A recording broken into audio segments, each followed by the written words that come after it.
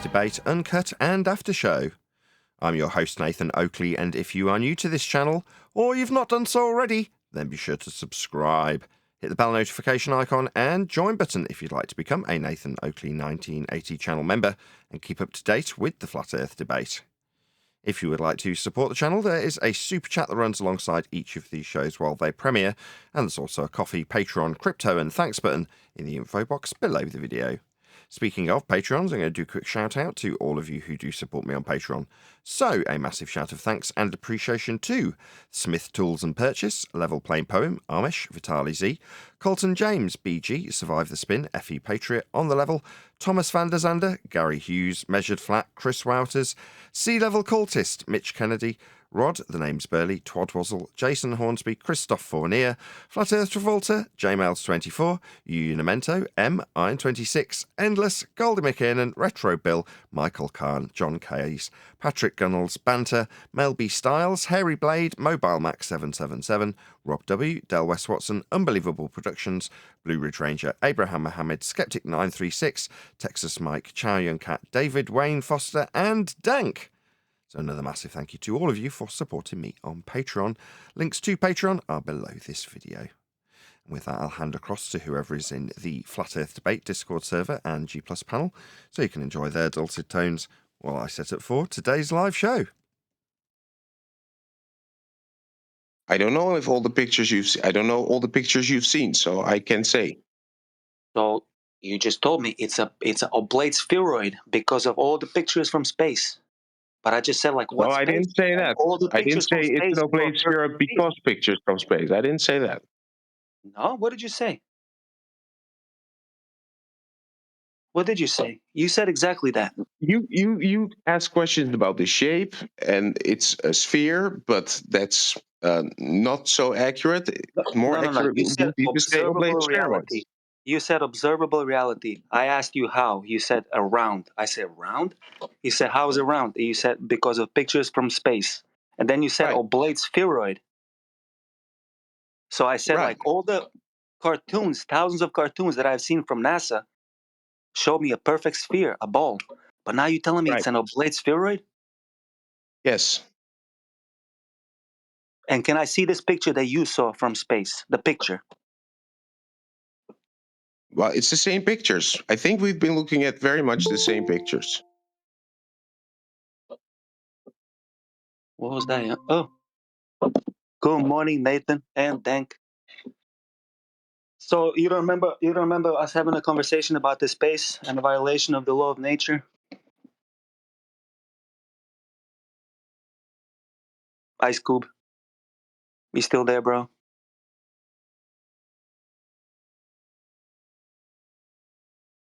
The violation of the second law of thermodynamics, you're probably referring to that. So you already know about it. So why are you telling me about pictures from space when we had this conversation at least 3 times, you and I? Because this argument is very often made by pseudoscientists to prove their point, and it's hogwash. I agree. bro. Okay, and we already also agreed there is no debate. So I'm gonna just wish you guys. I'm just gonna wish you guys a happy show. I really do.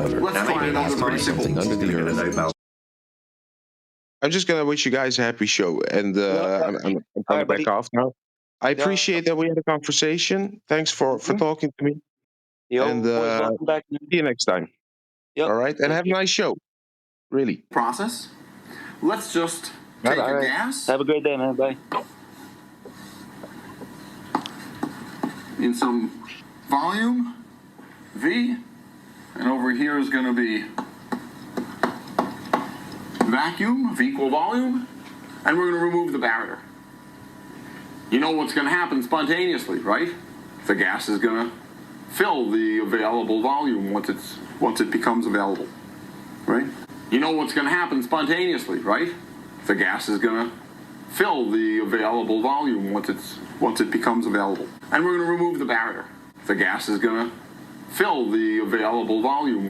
Take a gas, and over here is going to be vacuum, and we're going to remove the barrier. You know what's going to happen spontaneously, right? The gas is going to fill the available volume, fill the available volume, fill the available volume, fill MIT. The guy I squibbed before he ran away said that it was only pseudoscientists that make this claim. That's MIT. So he's lying. No, I agree with him. Thinking that this, well, I agree with him saying pseudoscientists are the ones who claim the space and all that shit. So he knows, man. We had this conversation quite a few times with him in the last couple of weeks. And yeah, just a low-level zealot, man. Like, I feel bad for the guy. He's a grown man, but he just can't handle it, man. And he just keeps coming back here and the same conversations over and over. And I kind of feel bad for him, man. I'm not going to lie. I'm not going to lie. You know, Let's see what Yale has to say about it. Just see if Yale suffices as pseudoscience. Whenever the gas has got a pressure and volume, feel free to use PV equals nRT. I take a box and I put some gas molecules on one side, and there's a partition holding them in that side. Then I remove this partition and I wait a little bit, then I know the gas fills up. Now that's like perfume leaking out of the bottle. Hot and cold, when mixed, will never separate back into hot and cold. A gas, that genie that got out of the bottle won't go back. This gas that came out won't go back. There's a whole lot of processes which we call irreversible. They never seem to happen backwards. They only happen forwards. And we cannot list all of them. I will take this opportunity to list one second law of thermodynamics violation, which would be the notion that we have a sky vacuum.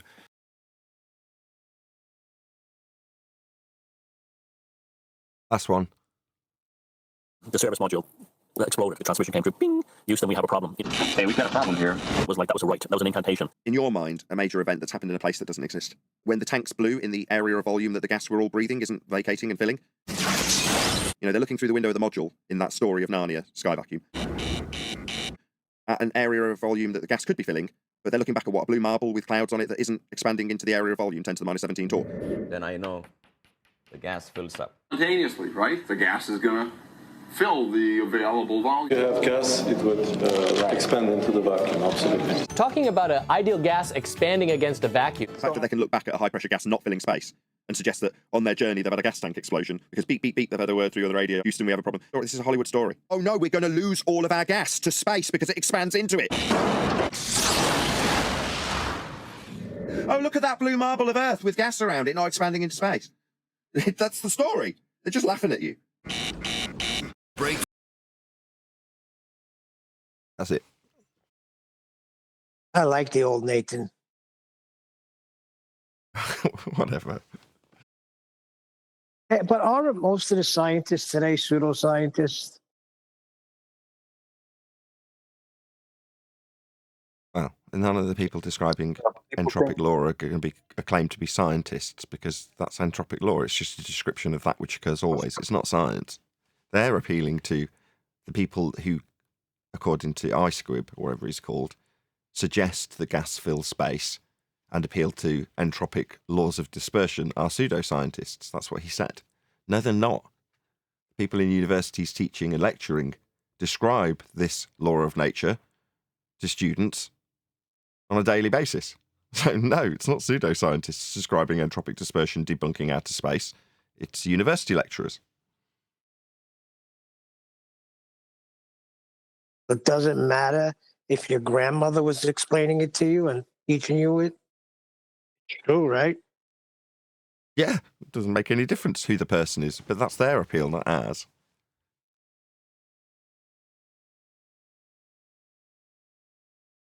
They believe the American flag is going to be planted on the Mars, bro. Yeah, Elon Musk is a scientist for them. Trump said that. Yeah. Space Force. Hey, did you see that thing that 10th sent to Master B? I sent it to you personally, Nathan. I think it had to do with yesterday with bacon. I didn't have a look, sorry.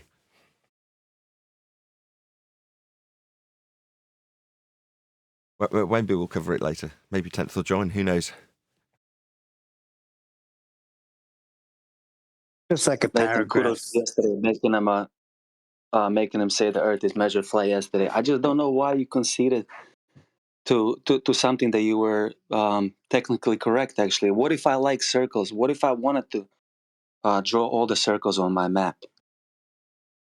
You weren't wrong. Why did you concede to a Bacon, bro? Just to give him a little like good feeling or something, or? No, Nathan conceded that he wasn't aware of it. That's all. Right, but technically he wasn't wrong. It's still a circle. What you're saying is, why would I allow him to be so slippery? Well, because in my mind, the way it's been taught to me is with circles. Now, it never occurred to me that you don't have to draw out the whole circle, because that's how it's structured. So when he brings it up, I didn't know that. Now, he's fishing for me to be wrong. And I'm like, okay, if that's what you want, I'll give it you. Because what I want is him to confess to Earth being measured flat. Now, in his mind, that bit doesn't matter anymore. It's more about making me look stupid. So at the point that I'm eating a bit of humble pie, he's much more willing to say, yeah, fine, Earth's measured flat. Sure, okay. Yeah, fair enough. I'm just saying, technically, you were not wrong. Because again, if I like circles, if I like finishing drawing the circle, I can do it. So technically, you weren't wrong. Earth is measured flat. Oh, sure. Let's go with it. Not sure. You just give it me in a yes. Yes, Nathan, Earth's measured flat for this process to work. Thought a sure was better than a yes, but let's go with yes then. Yes, what? Yes, Earth is measured flat. You can clip that and play in your server how many times you want. I absolutely, without question, will be doing that, Bacon. Thank you, Bacon. To quote Bacon, Earth is measured flat, end quote, Bacon. Globe believer. That's right. That's what you get from the Flat Earth debate panel when you deal with people like Bacon, a globe believer. He'll tell you in no uncertain terms how Earth is measured flat. Is that it? That was epic. That was epic, man. And this is the second time with Bacon. We already have one clip of him saying, Earth is measured flat. I'm a flat earther now. Let me read what 10th Man wrote. He says, remember that all globe navigation books, drawings depict the circles of equal altitude on a supposed planet. The intercept method, Sumner method, site reduction tables, etc., use the radius, 180 degree straight line, for this method, thus proving a flat Earth measurement. Maximum distance, 5,400 nautical miles. A flat distance. We owe a tremendous debt of gratitude to Bacon for his sizzling performance yesterday. I do remember 10th going through this stuff. Yeah, of course. He schooled us well.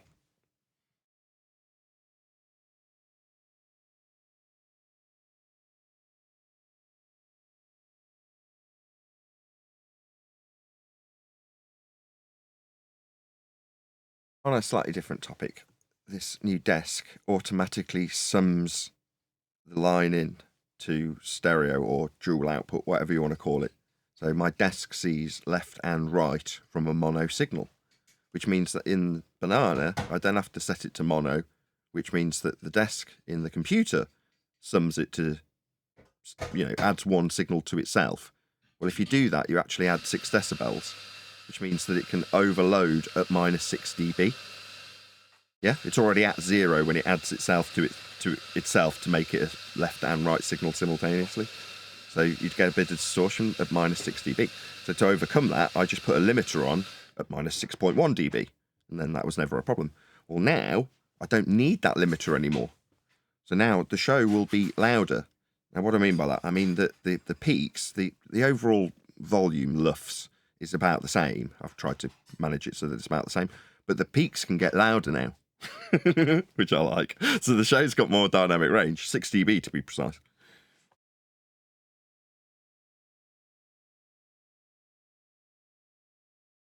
That is unless SSL ballsed up the summing it to mono, and they're causing... I doubt their output would distort at 0. Below 0, rather, -6 dB. I'm very sceptical that would be the case. They're a very good company, SSL, or Solid State Logic. They make good desks. So hopefully I've just got an extra 6 dB out of it. Very happy. You're all keen to congratulate me. Can we just say congratulations, brother? Thank you. Can we just say good morning? I want to thank my mother. Can we just say good morning to a special guest, Danny Faulkner? Not sure if he wants to speak up, but good morning, Mr. Danny Faulkner. Maybe not. I'll be right back. I've got to make, well, my wife's in the process of making coffee. I'm going to take over. Back in a minute. All good. Yeah, let me read this much. What'd you say, Neil? No, I thought Danny was talking. I had something to read. No. Yeah, I was wondering if, because didn't they say Danny Faulkner was also going to Antarctica? So it'd be nice to hear from him directly. So, Mr. Danny Faulkner, if you'd like to speak with us, please.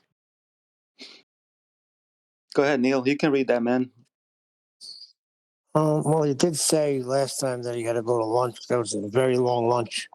The Sumner method in celestial navigation refers to the technique of determining a line of position by calculating a celestial body's altitude at different assumed latitudes, realizing that all calculated positions lie on a single line, thus allowing a navigator to pinpoint their position somewhere along that line. A discovery made by Captain Thomas Hubbard Sumner in 1837. Essentially, it allows a single observation to provide a line of possible positions rather than a precise fix. That was the Sumner formula that, or Sumner method that Tent taught us. That was years ago. But when Brian came in yesterday after the show, he was kind of like giving me and Nathan a hard time. Not a hard time, but he's saying that you guys should have known this. Tent went through it with us. But we're only paying attention to the part where we could say Earth is measured flat. So, but I tried to explain, look, Brian, that's why you have a panel. That's why it's important that you're on the panel. You know, as a bunch of people together, we work as one body at Flat Earth Debate. You couldn't just say, yeah, you're right, I didn't know that. I should do better. Yeah, I did. Blamed it on him. I see. I did at first, yes. But then I brought up the importance of having him on the panel. And, you know, we work as a bunch of parts working together. Yeah, that's true too. As long as you actually conceded to him and went, yes, you've got a good point, Brian. Yeah, I said, Brian, I didn't remember that, to be honest. And I listened. I would listen intently.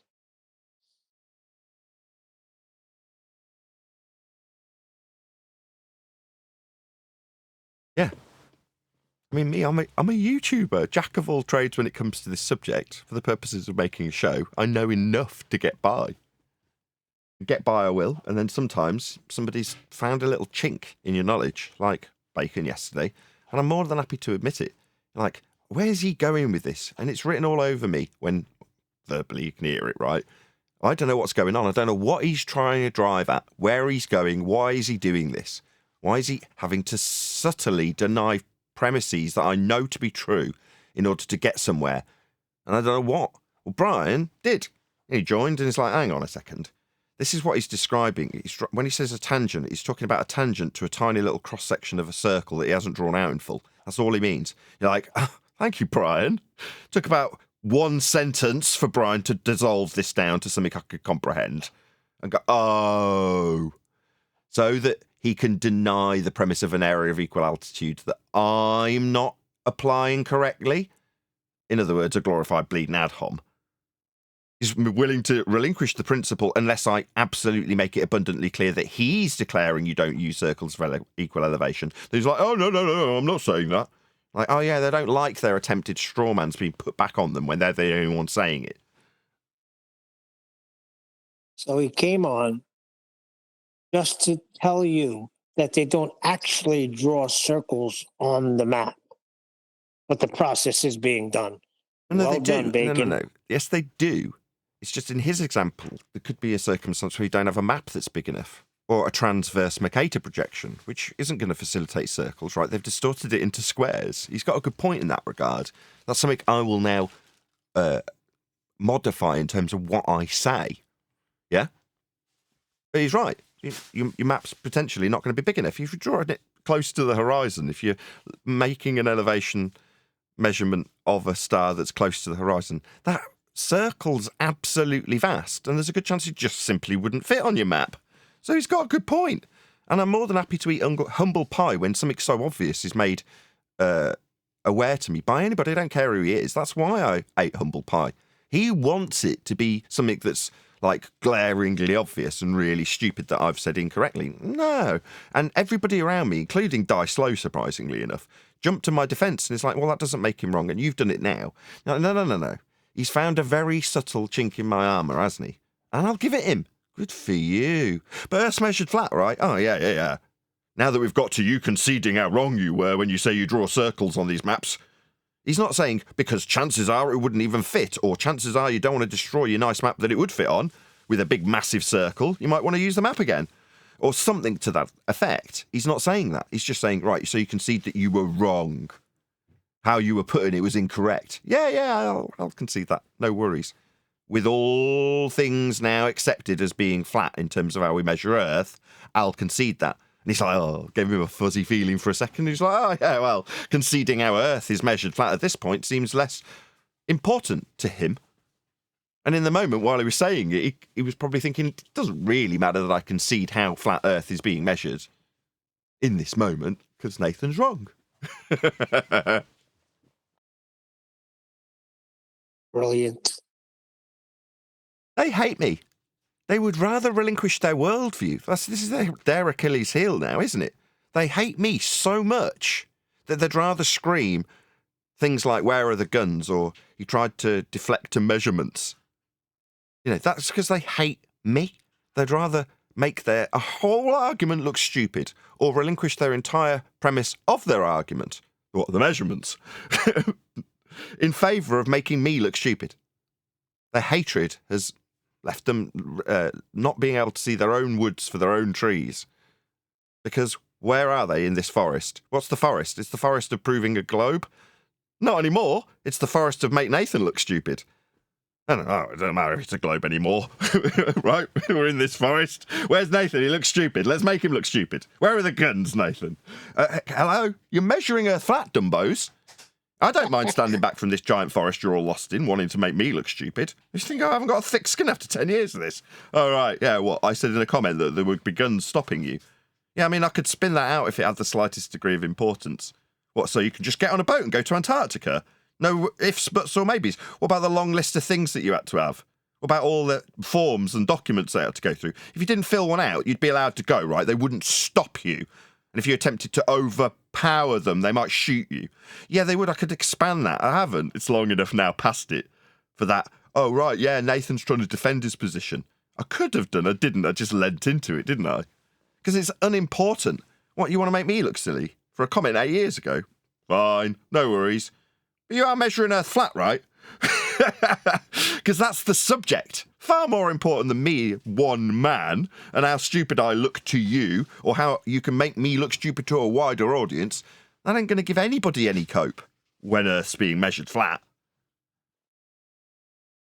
That's funny because that's the exact what do you call it? That's how exactly it went yesterday. First, the guy came in. I was telling you that you said that there is no 24-hour sun in Antarctica. Then Bacon came in. So what is it now? Nathan has no guns and no circles? That's the cry? That's what anti-flat earthers want. Yeah, that's what they want. It's unbelievable. I can't quite believe it myself, but that is the facts of the matter. They don't want to prove the Earth's a sphere. They don't want to relinquish the flat Earth that we actually claim anymore. They just want me to be wrong in something I've said. Look, Nathan said there would be guns. Okay. But Nathan, check this. Check this, bro. Given the fact that Bacon is a respected member of a globe community, right, and a zealot. Next time there was a glober here in the voice chat, and they don't understand the how the Earth is measured flat. Instead of wasting your time, you can just send them to Bacon and tell him, here, this is one of your own. He can explain to you how the Earth is measured flat. Go see right? Bacon. Why Why waste time with the people? Like, I understand telling somebody once or twice, but like, if somebody wants to waste your time, you can just send them to Bacon and tell him, here, this is one of yours. Waste his time. He'll explain to you how the Earth is measured flat. Simple. Yeah, exactly. I mean, that suggestion could have been for the guy that you were dealing with earlier, right? You can just put him in touch with one of his own. In this case, we've got conspiracy cats now back on the scene as culture cats, just cats, as we fondly refer to him. And he's in exactly the same position. You know, right, you think that there's a real picture of Earth from space. Now, you can't have gas pressure without a container. Go and ask conspiracy cats. Our assertion on. Now, what Nathan is saying is you can't have pressure without a container. Without the balloon, these air particles aren't going to be striking anything. Therefore, there is no pressure. So without something for the air particles to strike, there can be no pressure, right, cats? Yeah, well said. Yeah, just send them to cats if they don't understand how fake space is. TFE has made them bold, huh? They're all coming out of the woodworks, like at night. When the roaches come out at night, that's what happened. TFE made them bold. They want to come and pick up some crumbs. Neil, you know what's also interesting? All the flat earthers that were celebrating 24-hour sun and defending the trip down, they're just like, all of a sudden, they're not coming to the server anymore. I don't see them anymore. Who? Especially since they don't kill the vibe. Who are the people you're talking about? Go through that again. Sorry, say that slower. You talking to me, Nathan? Yeah, I didn't understand that. Go through it again. Who are these people? What was their position? All the flat earthers that were celebrating the 24-hour sun. Sorry, we're talking through each other. I just want you to clarify who they are, what was their position, and what's the implications of them not coming. Yeah, I'm not gonna name names, even though I do have names and the screenshots, the comments that they made and everything. No. I'm not looking for you to name names. I just mean, who are they? As in, are they anti-flat earthers, flurfs, Ethereans, Umis? No, supposed flurfs. Okay, flurfs. Okay. Carry on. Mm-hmm. What about them? And defending the 24-hour sun. I mean, the trip down there, like actually defending these people, celebrating, telling me don't kill the vibe. This would have this is going to have implications of the nature of the reality. All these things. You know what I mean? Like, and they're not coming anymore. I don't know what's going on. I don't want to be offensive and rude to anybody. I'm just like finding it pretty interesting. Did you ask him how it affects our reality? Pray tell. No. How exactly does it affect our reality? No. Flat earther from this server was claiming that this has implications of the nature of the reality. Which are? And telling me things like back to the drawing board. And they've known and expected this for months. Really, back to the drawing board. What did we have drawn before? Okay. What did we talk about before? What? Back to the drawing board isn't a consequence or an implication on reality. So saying that, okay, so you're saying the implication is you will go back to some metaphorical drawing board. That's not affecting my reality. That's a metaphor. I don't know. When man, they say go back to the drawing board, they mean go back. Yeah, which drawing board? What did we have? Hold on, Neil, go ahead. When they're saying going back to the drawing board, that's exactly what Jaron said too. Not in those words. Exactly, Neil. Thank you. Not in those words, but he's saying if somebody can figure this out. No. Those exact same words, and that's why I brought it up. I just didn't say that Jaron was the first one who said this first. These flat earthers are the ones who are saying back to the drawing board. And my question to them was, who drew anything before now that we have to go back to the drawing board? Where are these drawings? Did I draw this or did you guys draw this? The ones who expected this for months and were waiting for this for months. What are the implications? Why? Why are we waiting for this? What's going on here? Let's resolve this shit, man. The AE map don't work. That's their drawing board. The last one's the most important. What's the implications? So if the implications are we go back to the drawing board, no, that's what you as a flat earth believer can do. I don't give a toss what metaphorical drawing board you go back to. Thank you, sir. Thank you, Nathan. Right, we're bulletproof over here. We've always said that. It don't affect us. And we're getting slack. We're getting a lot of slack for that too. I got these people saying it doesn't matter. Yeah, did we ever mention the 24-hour sun? I mean, like whatever, Nathan, 10 years ago, I don't care, dude. Like, but in all these years that we're talking about, Yeah, that's one of the things that the housekeeping has served us very well for. Thanks. Shout out to QE, because he pointed this out like 2 or 3 days into where are the guns. It's like, my God, it's a good job we do housekeeping, because that keeps a track of the things that we do discuss, the things that we want to keep prevalent, the argument points that have been overcome. Whereas the guns, no, that ain't in housekeeping. 24-hour sun, that ain't in housekeeping. What's the sun? And another thing, man, how many times are these flat earthers are going to bring this opposite star rotation in the South, man? Half of the 24/7 server flat earthers are talking about opposite star rotation. What the hell is going on, man? Yep. What the hell is going on, man? I don't mind. Nathan, no offense, bro, but Okay. last time Endless brought it up, you said it's highly plausible too. Like, can we cut this bullshit, bro? There is no opposite star rotation in the South. It's just like, yeah, it's nonsense, man. It needs to stop, bro. And anybody who claims it, please present the evidence. Yeah. All you have to do is go to the South to see it, dude. What are you talking about? All I have to go to South, yeah, just like I have to go down to Antarctica to see the 24-hour sun circling me west to east around me, right? That's why I have to go. And that's another flat earther that told me the same thing. Actually, the same one told me that I should go down there to find out for myself, since I don't accept the bullshit, right? The same thing. Flat earthers are telling me this, that I You're should not go saying anything as right if now, this dude. is If you go to important. the equator, You go. see the counter Did road. you go? Yeah. Hold on, Mush. Where's the Two evidence? Hold on, cameras Mush. showing Okay, the time. Hold show on, me just a your time sec. lapse. For both poles. Mush, hold on. Go ahead, Fake Flurf. I'm just saying, you could definitely make the observation. I don't know why you would deny that. Tons What of people have observation? taken the photos of both poles at the equator. It's the same thing. What if I send you to space and I show you? Will you believe it then? Yeah, I'll believe it, bro. No, Did you it's go not there? the same thing. Did you go? Can you show me your time lapse, your observation? Independent people, not NASA. You can go to the equator and make the observation. What have you done? Show me what you have Dude, done. Show me your Hold on a evidence. second, Mush. Listen, dude. Chill for a I'm gonna second. tell you Hold this, on, and then I'm Fake done. Flurf. Okay? Hold on. I'm gonna make this. Guys, just stop a sec. I want a civil discussion between you, as much as it pains me to say it. I just want to get what your claim is, Fake Fluff. What are you saying? You can go to the equator and do what? Time lapse of the rotation of the stars and see the star trails. They're going to move in different directions relative to your observer. When you say different directions, what do you mean? Yeah, the stars in the south will rotate in one direction and the stars in the north will rotate in the other. Nonsense. Baseless assertion. Nonsense, dude. Wishful The baseless assertion is you saying that doesn't happen when there's tons of photography showing. Wishful thinking, cognitive bias, like nonsense. Okay, Nonsense. so if that's what you have to do, I'm not interested. You're just claiming shit, dude. Prove it. Show it. Demonstrate. Just blah, blah, blah, blah, blah. Won't cut You're the shit. ignoring all the photographic evidence of it. Problem is, you're not qualifying. I have a question. Do you mean in terms of relative direction? Because if you just turn around, they can be perceived to be going in the opposite direction. Yeah? But that opposite, it's like, where do they rise, where do they set?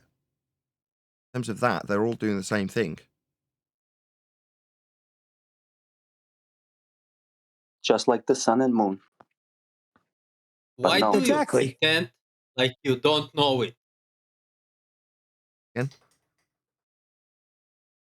Oh my God, this guy, dude. This is not gonna last with this guy. But Nathan, go ahead. No, he agrees with me. Like, it's a simple concept, dude. People have taken It's very important that a Glober agrees with you. That's very, very important. Thanks for being here. What's the simple concept? You're not explaining it. It doesn't. Again, It doesn't matter what anyone. Okay, all three stop. Right, let's hear Blueprint. Go ahead. What did you have to say, Blueprint? Go ahead. I'm sorry, Nathan. Can I speak? Why do we pretend like people in different places cannot get their cameras out and take a star trail footage? People do it all the time. They post pictures with star trails all the time. All you need to do is go to somebody that is located in two different places on the hemisphere and see the footage and the rotation in that peak, which is not complicated to see. Fine. Can you show us then? Just give us some and we'll have a look. Okay. You expect that people will do stuff for you, but you are too lazy and too dishonest about this thing because you have been presented. Why are you doing this? I haven't called you any names. So I'm explaining. You don't need to call me dishonest. Guy is presented. This guy presented a claim. I can present a claim.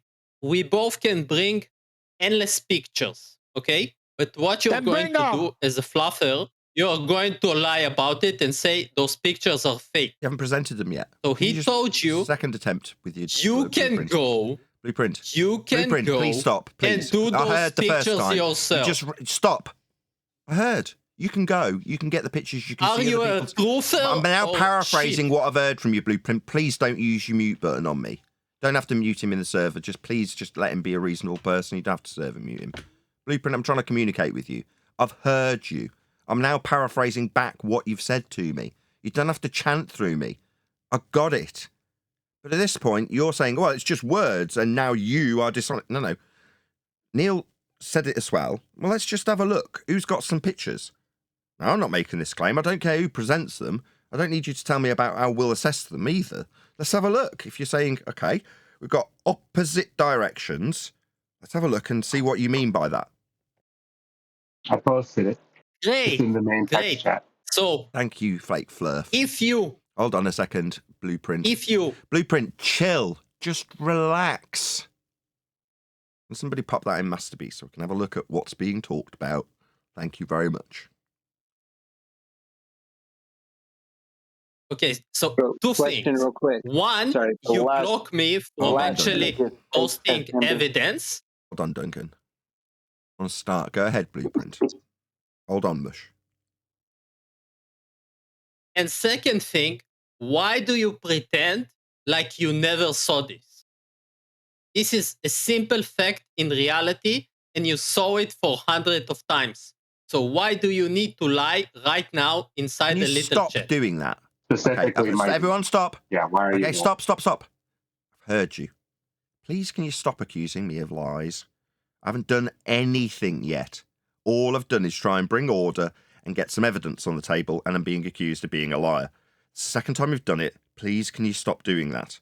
I haven't done anything yet to be accused of lies. You lied. I haven't finished my sentence either. I haven't finished my sentence, and you're yammering through me, Blueprint. You lied, Nathan. Blueprint, I'm not going to lose my temper with you. Liar, Blueprint, Nathan. I'm still talking, You and you're just using your mute button on me. It's just intolerable.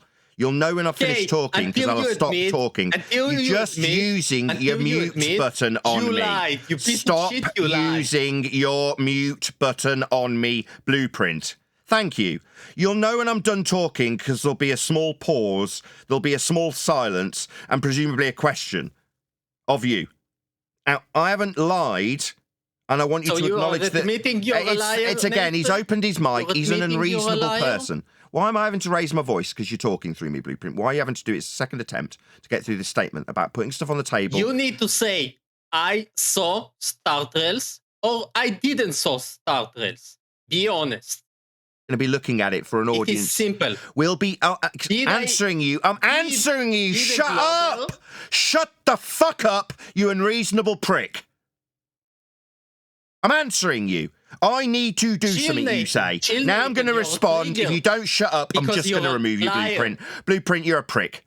You're an intolerable prick that's incapable of having a reasonable discussion. You're continually using your fundy mute button on me. That's to say, you're opening your mic in the middle of me talking. You've done it 2 times already in this sentence. Yeah, you're just waiting to yammer through me. Now, I'm not going to be accused of lies. Now, this is what I'm trying to communicate with you. You're not acknowledging it. You're just talking through me. Yeah, becoming more and more intolerant. So I'm going to try this a third time. I, as the host of a show, have an audience that may not have the slightest clue what we're talking about. But you want to hold me to task because I have to play dumb for an audience. Yeah, it might be the case that I've seen information that I'm asking you, the claimant in this case, to present. It doesn't make me a liar. Second time. I'd just like you to acknowledge that as I moved the show along by getting evidence onto the table. Okay. So you keep saying, I never saw Star Trails. I'm a I didn't say innocent that. host. Right, now I'm going to fucking remove you, you abject wanker. Pick this I prick did out. not. Shut up, Neil. Annoying me. Shut up, Neil. Am I still talking, dickhead? Yes, I am.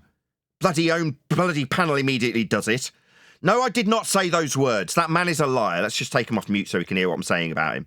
Or has he run away immediately? Of course he has. Man's a liar. I didn't say I haven't seen star trails in some high-pitched voice. Lying bastard. Blueprint, I didn't say those words. You're a liar. You also slapped your kid while doing that. So now I'm being accused of being a child abuser. So first you lie about things I haven't said, and then you accuse me of a crime. Okay, Nathan. Ask your buddy Mighty Moosh, okay?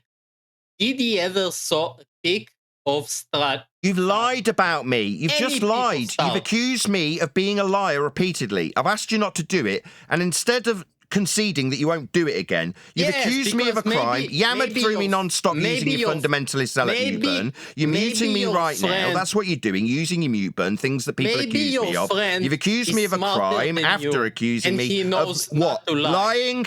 You've lied. You've made up a quote I didn't say. You lied about me, Blueprint. Now you're muting me. Permanent mute button when I'm talking, accusing you of what you've done to me, which is lie. I didn't say I haven't seen star trails. That's what you've just claimed I said. Now you're muting me again. Again, zealot with his mute button. Muting me, right? Only capable of muting me, right, bitch? You're going to mute me then? So you're going to mute me. So you're going to mute me. So this is what I get. Is it get muted when I get lied about? I just get muted, right? I have to raise my voice to a scumbag who's just lied about me. You're lying about me, Blueprint. Focus on the claim, okay? Focus on the claim. The claim was... Get lost. Get out of my server. Please, can someone permaban this liar? Permaban him. Yeah? Is there a moderator here that can permanently ban that wanker? Because I don't like it. Because someone comes in, you've said you've never seen star trails. End quote him. No, I haven't said that. Right? This guy is just a liar. Now, after telling me twice, you will lie, he then literally lied and made up a quote I hadn't said. So he's lying through his back teeth about things I haven't said, and then perma-muting me, permanently talking through me, levelling that fact that he's lied about me. After levelling it at my door twice that I'm a liar. No, he's a liar, and they will come and mute me to lie about me. This is what glurfs do. You ever seen people coming along saying, Nathan's got a mute button? No, they use the mute button after they lie egregiously about things I have not said. Yeah? You've said you've never seen Star Trek. When did I say that? No, he's a lying piece of crap. That glurf scum that just lied about me after saying, you will lie, you will lie, you... No, I won't. But when I point out how you've lied, what will you do? Chant through me and use your mute button on me? What have you got to say for yourself, Blueprint, before you get permanently banned from the server? Again, Fake Fluffer gave you 2 minutes ago pictures of star trails. You say I am lying. I can bring you audio recording of you slapping your kid while a stream. Okay? What do you want to claim about that I am lying while you lie all the time that you open your mouth? Shut up, you nigger, okay? Shut your... Now he's being racist. This is what glurfs do. Now he's calling people a nigger. Get rid of this man. This man is disgusting. This is what glurfs are. Disgusting human beings. Absolutely disgusting. Please, can someone permanently ban him from the server? Just ban him. So can I just say one thing? I tried to warn you, bro, but you unmuted him. Oh, why is he? Yes, you people afraid. Yeah, why is he still talking? Is there no moderation in here? Can nobody ban him? What's going on? Well, I did, nobody has a mute button. I'm so stupid. Sorry, I don't want him muted. I want him permanently banned, so he can't ever return. Don't come here and lie about the host. Regis is not there. Again? Just give me a minute, bro. I'm still curious why Mighty Mush lied. I'm not calling Nathan a liar, but Mighty Mush lied. I posted fake Flirth. Sorry, let me ask you something, fake Flirth. Sorry, fake Flirth. Sorry to talk through you. Sorry, you're a globe believer, right? Technically, no. No, I'm not. Okay. Sorry, I was just accused of a crime by that guy. Did you notice that? Is that reasonable, do you think? He's probably wanted to do that before this conversation. So that's unrelated to what I was talking about. No, well, on this very recording, I was talking about how people would rather attack me than go through the argument. And in this instance, being called a liar and a child abuser was what the road that man just took. Just asking for your opinion on that. Unhealthy to place for stimulating conversations. Right. I've spent 10 years dealing with that kind of shit from people that believe in a globe. How about that? Is that reasonable? I spent 10 years being abused and bullied by globe believers. Is that reasonable, would you say? I don't like Globers. I think that a lot of them are not even worth anybody's time. Do you think that legally... Sorry, go ahead. Nicer than others. I think legally there should be some recourse when this sort of egregious behaviour occurs in social settings like these. I mean, if you're an LGBTQ member, you can take criminal action when people do similar things to them as a group that are protected. Whereas this guy can come along and accuse me of a crime, accuse me of being a liar, and then make up things I haven't said. Yeah, basically just abuse and bully us as a community. And I don't think that's tolerable. I think something should be done about it. I think after 10 years of suffering it, something should be done. It's not fun believing Earth is a globe, man. These guys think they're spinning out of control on a rock and rocks are flying at them. They're paranoid. So they lash out. You got to move to America, Nathan. There's a new sheriff in town. His name is Donald J. Trump. If you say so, Neil. My God, false hope is beautiful, isn't it? He'll get something done Mighty about Mush that. definitely Trust is me. a liar. Mighty Mush, can you stand on what you said after seeing the video and the photos I posted? You're saying that it's a lie? If you think that's reality, what you just posted, that photograph, it is or reality. The image that, like, there's something wrong with your brain, my dude. CGI? There's something wrong with your brain, dude. You're not addressing the photo at all. They don't look real to me. What are we looking at? Someone post it. Hold on. Can we post it in Master B so I can have a look? That's denial. Just look at the last photo of that You can go compressed make observation nonsense. yourself. Oh my God, dude. Go ahead, talk, man. Keep talking. Well, you're lying, so I'm going to correct you when you lie. So you can go make the observation yourself. These people are independent. They took their camera, they went to the equator, and they took time-lapse photos of the star trails. They move in opposite directions depending on if you're looking at the south celestial pole or the north celestial pole. You saying that it's CGI or fake makes you look like Mighty Mush for brains. Okay. Tell me, what is your point in opposite star rotations? What is it proving? Why are you so You obsessed? denied it existed. That's my I didn't only deny it. contention. I didn't Yes, deny you did. anything. That's why Blueprint I called said you a it's liar. bullshit. There is no evidence of opposite star rotation, So you're because just if the stars are spinning in opposite direction, it would imply that the sun and moon are also spinning in opposite direction south of the equator. Can you comprehend that? I comprehend it better than you, dude. You're denying the existence Obviously of you the don't, observation. because you keep talking about these opposite rotations, dude. There's No, you're something just a wrong with your dishonest brain. person. You're a liar. I don't want to comprehend this. Hold on, I've got the image. Hold on a second, man. Sorry to interrupt. No sense. Just one sec. I showed you the Sorry photographic to interrupt, evidence. because I've only got a minute before we start. Hello, guys, please. Hello, please. I got the picture. Maybe I'm just blind. What do you mean opposite directions? When I look at these pictures, what do you mean by opposite? You've already said that in one you're turning around, right? Yeah, you're facing the other direction to see the south celestial pole. Good, but they're rising in the east and setting in the west still, right? Yeah, but they appear to rotate that's the same. Counterclockwise in the north and clockwise. Yeah, I got that. Yeah, but they're not. They're going in the same direction. Rising in the east, setting in the west. Same direction. But depending on where you are on Earth, dude, fake fluff. You just tore a new one off Mush for this. Rising in the east and setting in the west in both settings, correct? I already made my point. So is that a yes? Yeah. Okay, so that's the... Correct. Just stop. That's the same direction, isn't it? But when you're in the south, it's a yes or no. It's a yes or no statement. In the north, fake Flurf. in the north, Fake Flurf. We're not going to get on very well as friends if you don't just go along with the facts I state and agree with them when they're facts. They're going in the same direction, aren't they? East to west. That'd be the same direction then. So when Mush objects to you saying they're going in opposite directions, now we've got clarity. They're going in the same direction then, correct? Just need a yes. Just need a yes. Just need a yes, Fake Flurf. Thank you, Ned. I don't need any help. Just need a yes from Fake Flurf. He seemed to object to Mush because he disagreed with it. Now we're at the nub of the facts that they're going in the same direction.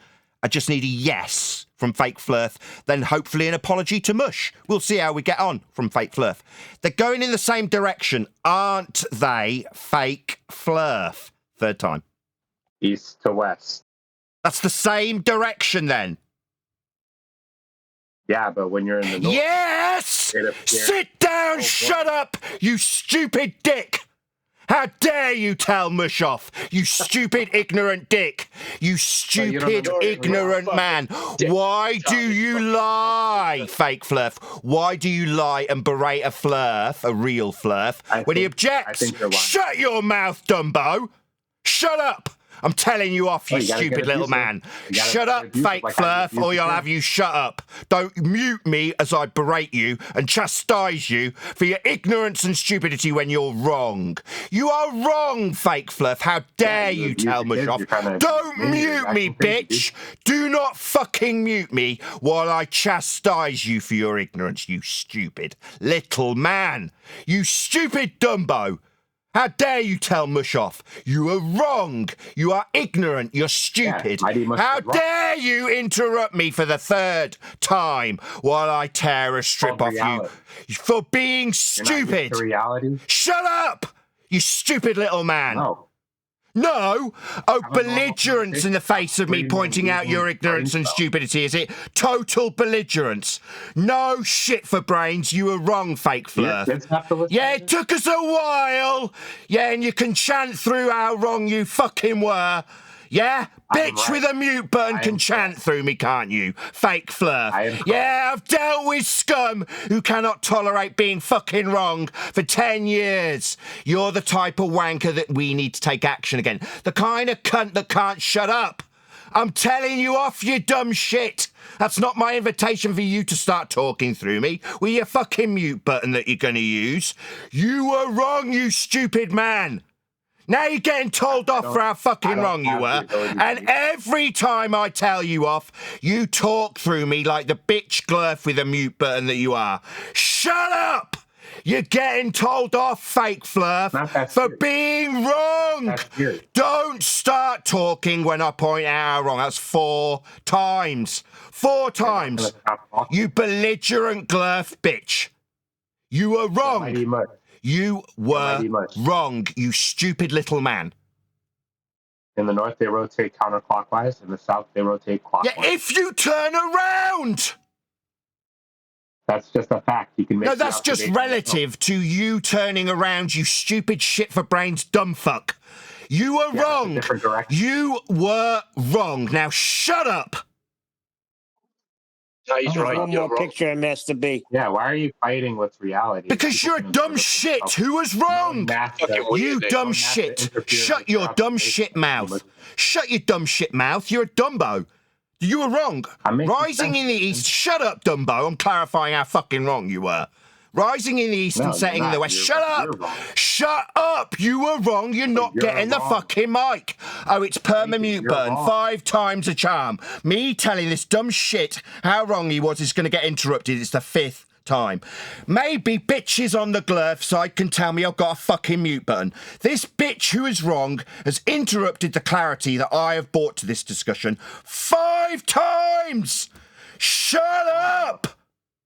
That's not an invitation to start talking when I tell you to shut up, Fake Flurf. Not asking, I'm telling you. Shut up with your mute button. Dumb shit that gets things wrong. What on earth makes you think you've got the right to talk at this moment? You haven't got any justification to talk. Shut up. That's me telling you because you're wrong. Not because I need clarity. I've gained clarity through discussion. And what do we get when we gain clarity through discussion? When we peg these things with actual directions. How they rise and set and what direction they're travelling is the same for both. He was wrong. He decided he was going to chastise a flurf, that's mush, with incorrect, ignorant assertions that are wrong. Now, are we going to get an apology for that dumb shit ignorant nonsense that fake Flurf spewed and felt he was at the right to tell a Flurf off for it? No. What we will get is this bitch who's wrong interrupting for the sixth fucking time. 6 times. Mute button much? Hey, fake Flurf, it's still the 6th time you're interrupting this. Fake Flurf, it's been 6 times. 6 times. 6 times. Mush isn't going to get an apology, but I will be perma-muted. Every time I summarise how wrong this dick was, he's going to use his mute button. He's been using it 6 times. Except tell him he lied because he did lie. No, he didn't. You were wrong. We can make the stuttering bitch. Shut your lying mouth, you stuttering bitch. Shut up. You can observe the stars rotate. No, they don't go in opposite directions. You were wrong. Shut up. You were wrong. Okay, dude. You're just denying reality. No, they go in the same direction. Why the hell do I have to put up with listening to people chanting through me when they're demonstrably wrong? Why is Danny Faulkner opening his bleeding mouth while I'm telling off this disgusting human being? Telling him off like a child, is it, Nathan? Like your children that can hear you fucking shouting and screaming. Shut up! Who are you? Why is this wanker now also accusing me of crimes? Because you're a fucking... Yeah? Is this what we get? Danny, you're off mute, sir. Why do I have to put up with people being wrong and then chanting through me? I'm only coming on for a minute. Let the record show that I'm agreeing with you no matter which side of the equator you're on. The daily motion of the stars is east to west. Thank you, Danny. That's calmed me down greatly. I do appreciate it. And here we have a fake flat earther here telling us in the southern hemisphere they're opposite rotations, okay? And he calls himself a flat earther. Fake flat earther, rightfully so.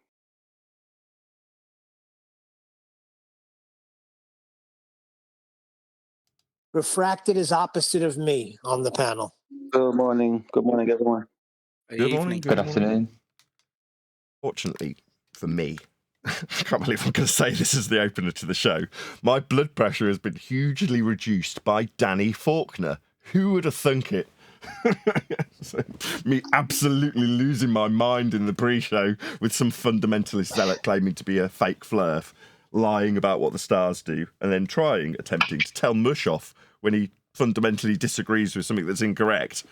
Unbelievable. That tailing off a subject of whether or not we should tolerate the absolutely egregious behaviour that we have to suffer as Flurfs. Yeah, it is terrible. Meanwhile, we do actually have something to cover today. So I picked up on this morning, and this is a guy who's not got a particularly massive channel. He's called Sky Story. And he's covering whether or not Flat Earth's a cult. Now, we covered some other guy, Cyber Waffle, who made similar claims that Flat Earth's a cult.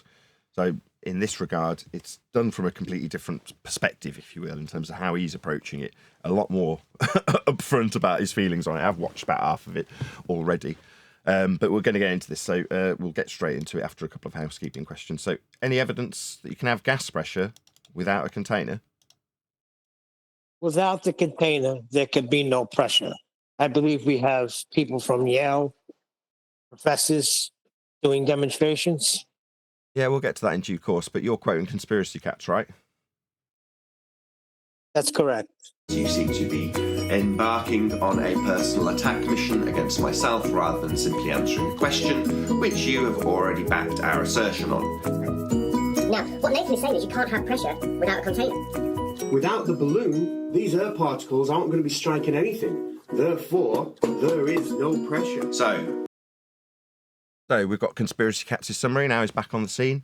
So we're at a high school level in terms of gas particles needing the walls of the container to create pressure. And without the walls of the container, there can be no pressure.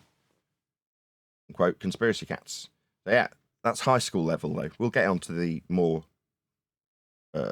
qualified, shall we say. Well, there's nothing particularly bad about Conspiracy Cat's description. And he's certainly qualified to teach high school kids this stuff. And he's correct. Without the container, there can be no pressure.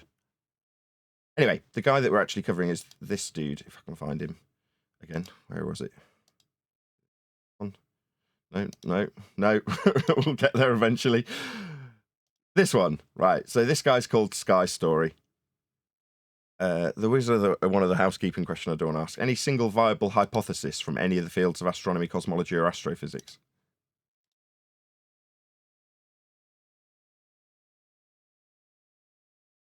Don't all go at once. No, it's not science, because you can't vary and manipulate anything. Fair enough. Right, there's the link to Sky Story. Now, he's a small-ish YouTuber. He's got 7,000 or 8,000 subscribers, which is definitely small, even compared to us. So please share the YouTube love. Go and give him a like and give him a comment. You know, make sure he's helped along in the YouTube algorithmic love that I'm sure he desperately wants, in the same way I would have wanted when I was at 7,000 or 8,000 subscribers. So yeah, so drop him some love. He's obviously picking up a bit of traction because he's covering the subject in light of TFE, I assume, because this came out 3 weeks ago. So he's picked up a fair degree of traction. 21,000 views from a 8,000 subscribed channel is exceptionally good. So good for him. But yeah, we'll get into it and hopefully cover some of the higher level academic citations in regards to gas pressure and space being fake. So without further ado, as I say, this is a Sky Story, and the video is called Flat Earthers and Space is Fake, : Cults who don't know they are cults.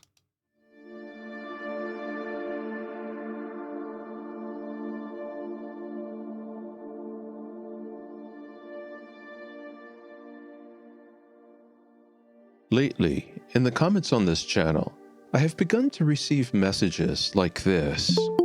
All you do is take pictures of the sky, space is fake, and it's all CGI. Now, I've been aware of the flat earth conspiracy nonsense now. I mean, it's a gross oversimplification of it, right? But you get in the sentiment, he's saying that people are coming along and the comments they leave is, look, it's all fake.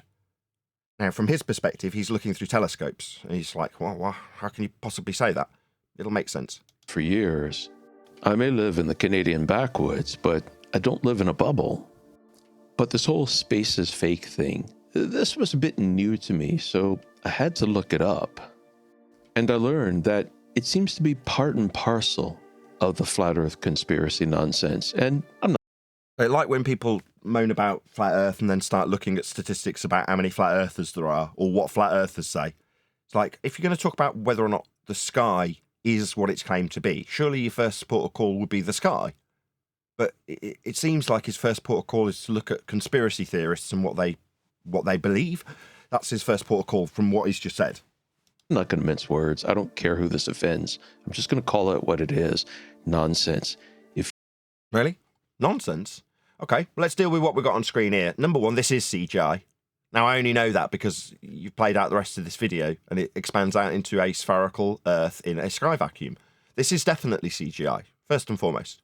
This area is claimed to be 10 to the minus 17 torr. It's a sky vacuum. What's this? Clouds? Like representing the high-pressure gas that we're all breathing on this area.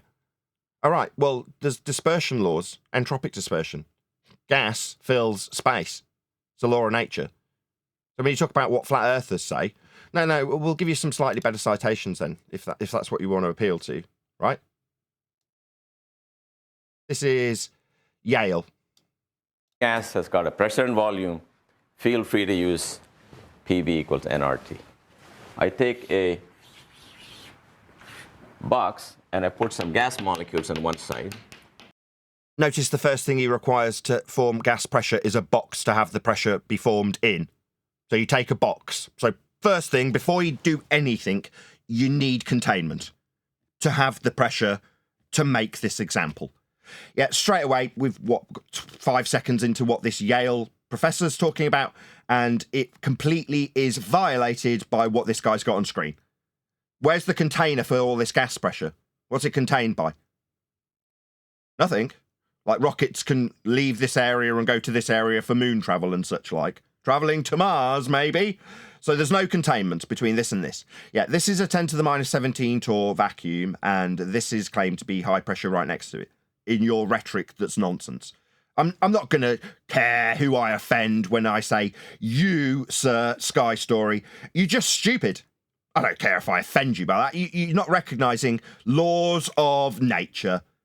Now, if it offends you, me calling you stupid, idiotic, retarded, because you put up a second law of thermodynamics violation on your very stream that you're claiming to debunk how flat earthers think. No, I'm a flat earther. My name's Nathan Oakley, and I'm definitely not appealing to what you would statistically say when I go to Yale and he describes how gas pressure's formed within containment, to example the second law of thermodynamics. Let's just see what else he's got to say. So far, we know that what you've got is definitely bunk because you've got no containment for the gas pressure you're showing. But let's see what else he's got to say. And there's a partition holding them in that side. Then I remove this partition. And I wait a little bit, then I know the gas fills up. Oh, I see. So if we had, beyond the fantasy CGI that you're presenting, contained gas, let's pretend this line's a container holding the gas in containment away from the 10 to the minus 17 torr skyback. I mean, that's not the case in the heliocentric rhetoric, though, is it? Their paradigm has rockets travelling between the two. No containment whatsoever. But let's pretend, like in his example, that this is a container. And we removed it. The gas instantly travels into the area of volume available to it. It's a law of nature. It's called the second law of thermodynamics, as detailed by Yale. Just so we're all clear, Sky Story, that makes you stupid. To believe this garbage! Yeah, this is a violation of the second law of thermodynamics as detailed by Yale. Now that's like perfume leaking out of the bottle. Hot and cold, when mixed, will never separate back into hot and cold. A gas, that genie that got out of the bottle won't go back. This gas that came out won't go back. There's a whole lot of processes which we call irreversible. So once the gas fills the space, it ain't coming back. So if we imagine the heliocentric bullshit world of sky vacuums and Earth forming gas pressure, the very first particle leaves the ground bazillion years ago and never returns. It enters the area of volume they think is the sky and just dissipates and never comes back again because it's got nothing to bounce off and form pressure with. So we'd never have formed pressure in the world of heliocentric sky vacuums. If you believe in the flat Earth conspiracy theory... Whoa. I don't believe in anything. Earth's measured flat. That's how Earth is measured. So I don't believe anything. I don't know what you're babbling about. Nonsense. That takes a special kind of stupid. Special kind of stupid to what? Violate laws of nature with this kind of crap? Like sky vacuums next to high pressure gas? Yeah, that's stupid. You are stupid. I'll be reiterating how stupid you are each and every time that you, I already know you will, point out how stupid we are with our beliefs in measured flat Earth. No, it's a flat Earth that's measured flat. The globe that you believe in, that they produce this CGI to back for stupid people, is based on flat Earth measurements. So your faith requires Earth to be measured flat. That's not a belief I hold. It's a demonstrable fact. Shout out for the super chat. Who was it? Essential Goat. Shout out to you, Mush. Smash the super chat to support this channel. Thank you very much indeed. That is you, isn't it, Mush? No. Well, say that again. Who's Sensual Goat? I've forgotten. Sensual Goat? No, man, that's not me, bro. Oh, it's Sensual Goat. Sensual Goat, dude. It's Liam. Yeah, sorry. Yes. I'm getting confused with who he is. Thank you very much for the super chat. I was returning the favour because you did it for QE last night. That was all, mate. All right. Yes, thank you. I do appreciate it. 100 people watching. Woo! Please share the show if you've not done so already. I've already done a little call to action. I'll do it again towards the end of his video. But in the meantime, please share this show. Stick it on your favourite MySpace or Bebo or whatever it is you use. Facebook, Twitter. Come back to that. So It turns out a number of content creators, authors, writers, and scientists have been getting messages like this over the last few years. This space is fake. And having dug deeper into it, it is, of course, rooted in flat earth cult nonsense. Is it? No. Immediately I've overcome that objection from you that you're now reiterating for the second time for some reason. Not that we didn't hear the first time. Actually, no, it's based on a law of nature. Laws of nature being that which occurs always, and gas dispersion occurs always. Imagine you passing gas. Does it form a sphere shape? No, it disperses throughout your home, doesn't it? Like any gas, that's how gas behaves. This is laws of nature, not cult belief. You're just wrong. And those who hold it have this idea that there's no space over Earth. Maybe there's... Sorry, what? No space over Earth? No. Outer space, the sky vacuum is fake. Space, what? Length, breadth and depth? Above the ground. I'm occupying space right now. That's not something that I would say. No, outer space, the sky vacuum, like this 10 to the minus 17 tour bit in your CGI that you're definitely using here. Yeah? That isn't a sky vacuum. This is not 10 to the minus 17 tour vacuum. It would violate a law of nature. Like the one that Yale just went through. We'll get some other examples up shortly. There's a dome or something, but beyond that, there's... No, there must be containment. Maybe we'll need to go back to Conspiracy Cats just to make that point clear to you, in case it wasn't clear. High school level we'll return to. Now, what Nathan is saying is you can't have pressure without a container. Without the container, there can be no pressure. Without the balloon, these air particles aren't going to be striking anything. Therefore, there is no pressure. So you're saying we say dome. No, we're saying without the container, there can be no pressure. It's high school level. That was a high school teacher explaining that if you don't have a balloon, you can't have pressure in a balloon. Like, air doesn't arbitrarily take sphere shapes and form high pressure for no reason in no containment. Without the container, there can be no pressure.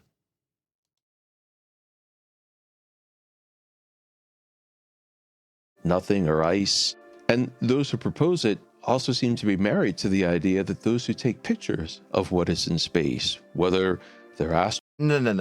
Those who take pictures of what is in space, there's two different categories. One is a believer in a sky vacuum that points his telescope upwards. That's you. The other is a dude or gal that claims to be in the 10 to the minus 17 tour vacuum, looking back at high pressure gas, violating natural law. They're called liars. Like actual liars. People who claim to be in an area that does not exist, spacemen and space women. They're liars. They are not residing in 10 to the minus 17 tour vacuums, looking back at high pressure gas not dispersing, because that violates natural law. Astronauts actually in space or orbiting observatories. Orbits, like derived from flat Earth measurements. Now, orbits is a Keplerian mathematical concept. You can't reify the actual mathematics that they use to better predict where the lights in the sky would be with this thing you call orbits. Because the orbital motion is derived from a base measurement that gives you a radial value to put a sphere Earth into a motion around the sun. But to make the Earth into a sphere, you require Earth to be measured flat. Ergo, the calculations, useful though they may be in heliocentric terms, to better predict where the stars will be, violates the base measurement. You can't be standing on a spherical surface moving around the sun. That's just maths. Maths that violates the measurements of Earth. So it definitely isn't the case that we're in an orbit. That's a reification fallacy that is dependent on Earth being measured flat to achieve it. Such as the Hubble, or those of us on the ground using astrophotography equipment, that were all part of some big conspiracy. No, notice how I separated the two. There's you looking up at what you believe is a sky vacuum. It isn't. You would be dead. You wouldn't be breathing. We'd have no gas. It would have never developed gas pressure in your CGI world of sky vacuums next to high pressure gas. That's just fake. This is CGI. It is fake. Because if it was real, and this was a vacuum, there'd be no gas here. Now, I'm going to give you a spoiler before I go deeper into this nonsense, but... Deeper into the nonsense. Oh, maybe we need a new citation. Yeah? Let's try a different one. Go ahead. Sorry. Notice how many times he's saying nonsense. Well, every time he does it, I'll just bring up a different university that describes the laws of thermodynamics, as opposed to it being just something flat earthers say and believe in. at ocw.mit.edu. All right, let's try another pretty simple process. Let's just take a gas in some volume. So, like the other guy, immediately we need the gas to be contained in a volume, like a box that he's drawn. Do we have any containment around his CGI blurf in a sky vacuum? There's no containment. So straight away, like the last guy, this violates the second law of thermodynamics then, doesn't it? V, and over here is going to be vacuum of equal volume. Okay.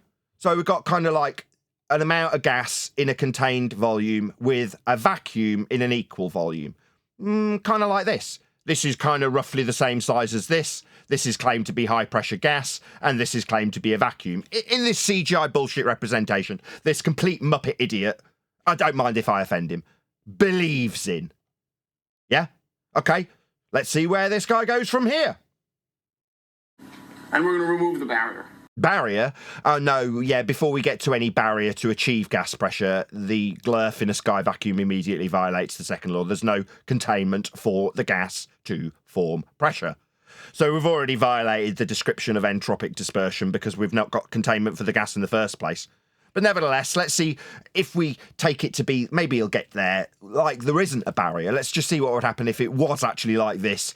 High pressure gas, vacuum, but without a barrier, exactly as described. Hopefully he'll get to that. Let's see what he says. You know what's going to happen spontaneously, right? The gas is going to fill the available volume once it becomes available, right?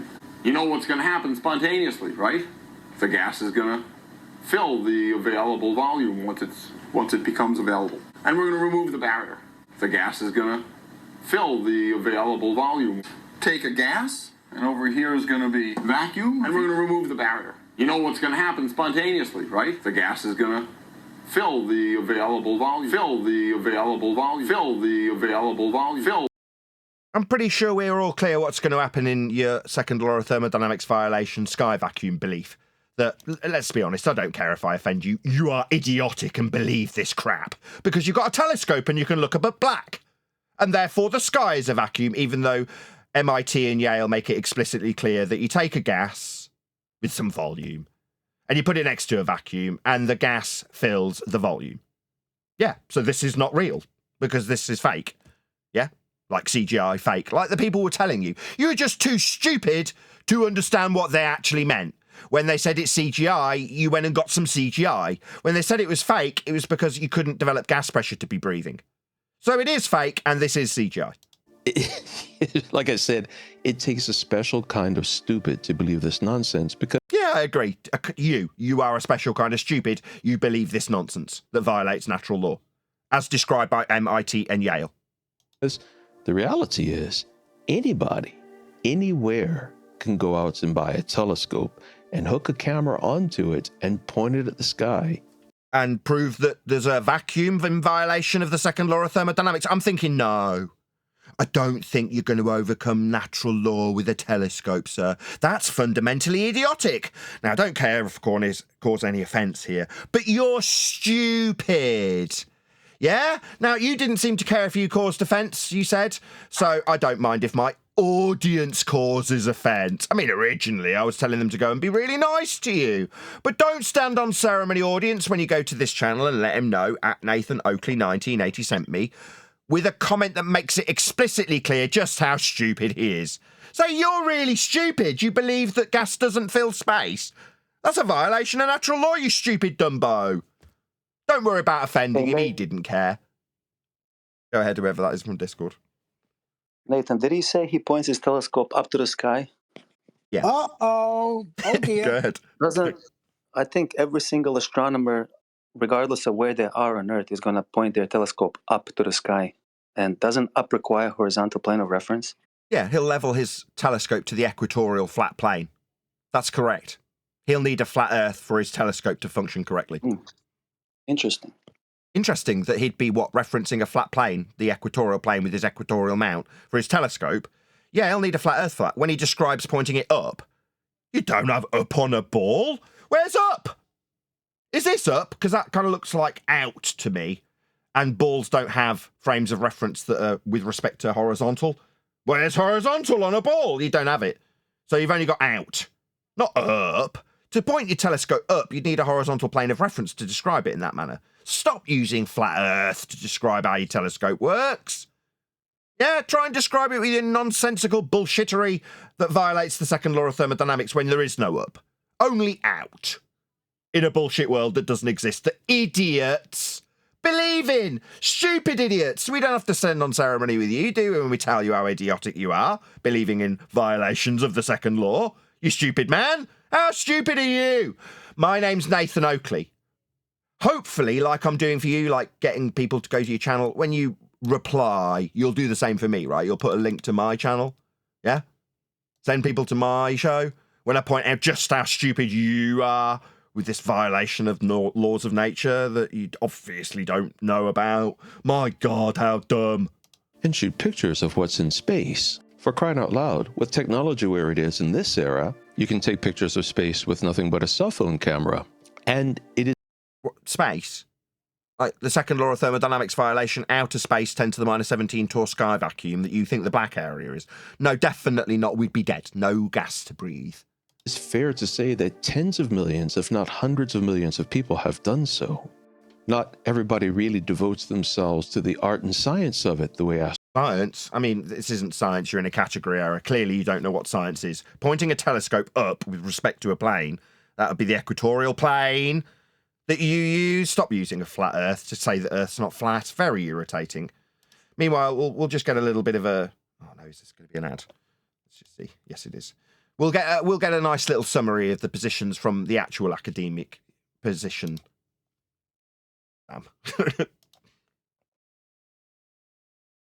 The service module exploded. The transmission came through. Bing! Houston, we have a problem. Hey, we've got a problem here. It was like that was a right. That was an incantation. In your mind, a major event that's happened in a place that doesn't exist. When the tanks blew in the area of volume that the gas we're all breathing isn't vacating and filling.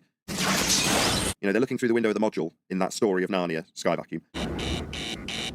At an area of volume that the gas could be filling, but they're looking back at what, a blue marble with clouds on it that isn't expanding into the area of volume 10 to the minus 17 Torr. Then I know the gas fills up. Spontaneously, right? The gas is going to fill the available volume. If you have gas, it would expand into the vacuum, absolutely. Talking about an ideal gas expanding against a vacuum. The fact that they can look back at a high-pressure gas not filling space and suggest that on their journey they've had a gas tank explosion because beep, beep, beep, they've had a word through on the radio. Houston, we have a problem. Oh, this is a Hollywood story. Oh no, we're going to lose all of our gas to space because it expands into it. Oh, look at that blue marble of Earth with gas around it not expanding into space. That's the story. They're just laughing at you. So yeah, I'm pretty sure that's a fairly concise summary of the gas pressure and how it would fill the area of volume you believe the black area you're photographing with your camera is. Photographers and astronomers do, but many people have done so, and anybody can do so. In many major cities, you're going to find stores that sell telescopes, cameras, and mounts, and you can order them online from any number of manufacturers. And 123 people watching. Please share the show if you've not done so already. Please smash the share button. In case you don't know, we're covering a channel called Sky Story. There has been a link go by to let him know at Nathan Oakley 1980 sent me. If you're going to go and leave a comment on him, please point out how stupid it is to believe in second law of thermodynamics violating sky vacuums. You can take these pictures yourself. So when I say it takes a special kind of... Sorry, you can take these pictures yourself. You're a liar. You cannot take this picture. Because this picture would be from the vantage point of the second law of thermodynamics violation sky vacuum, where the lying astronauts claim to be. No, you can't take this picture. Don't lie. You're stupid to believe this stuff. I mean... You believe. This is your belief that you could potentially get this vantage point. You can't. It's exceedingly hard to keep a conspiracy tight between just a very small group of people. Now imagine a conspiracy between the hundreds of millions of people who, at some time, took pictures of space. Now that's an idiotic suggestion, isn't it? To suggest that, what, you're part of a conspiracy because you've got a frickin' telescope. That's just stupid. That's hundreds of millions of potential leaks. No, that's hundreds of millions of people with telescopes. Literally impossible to contain. Every single person involved in a conspiracy. Yeah, not one of them are confirming a 10 to the minus 17 Tor sky vacuum when they're pointing their telescope up and level it with respect to an equatorial plane that's flat. That's merely measuring a flat Earth and leveling it, your tool, to it. That's what you're actually doing. You're proving Earth's flat. Is a potential leak. How do you stop her up? 100 million potential leaks. No, none of them are leaks, you stupid man. None of them are confirming this vantage point. The only people who pretend to be in the sky vacuum are the lying astronauts who violate the laws of nature to go out into Narnia. No, dum-dum. So with it said at the outset that this whole thing is nonsense, and it is, it's flat out nonsense. Yeah, this that you think exists in a sky vacuum is nonsense. There'd be no pressure. The gas would fill the space. So this is CGI nonsense that you're presenting. As a person with a fairly heavy background in the field of psychology, pseudoscience, I confess to having a curiosity regarding where does this come from? What this CGI image, a computer? That's where this image specifically came from. It's not going to be what you're talking about, though, is it? I mean, no doubt. What kind of thinking inspires people? So when it comes to Earth being flat and space being fake, you, as a pseudoscientist, practitioner of quackology, think that you need to assess how people think? Is that how your brain works? I wonder if that table's perfectly flat. Excuse me, sir, what is your opinion on this table? You don't think it would be down to the measurements? Or when looking at high-pressure gas? Not looking at gas behaviour? You don't think that would be the first place to start? No, this Dumbo thinks you need to look at people and how they think. Yeah, that's not going to answer how the Earth behaves. Or how gas behaviour is it? Getting opinions, maybe do a little survey. That's just stupid, isn't it? The first place you need to start looking is at the Earth. If you want to decide what Earth is, maybe figure out how it's been measured. Or measure it. That's what you could do. As for the sky, you could figure out how the gas pressure that we're actually breathing needs functional containment for it to be at pressure. That would be a decent place to start if you're going to look up at an empty void, the space, the length, breadth and depth that isn't the ground you're standing on. Yeah, it's not a vacuum. We're breathing high pressure gas. There must be containment.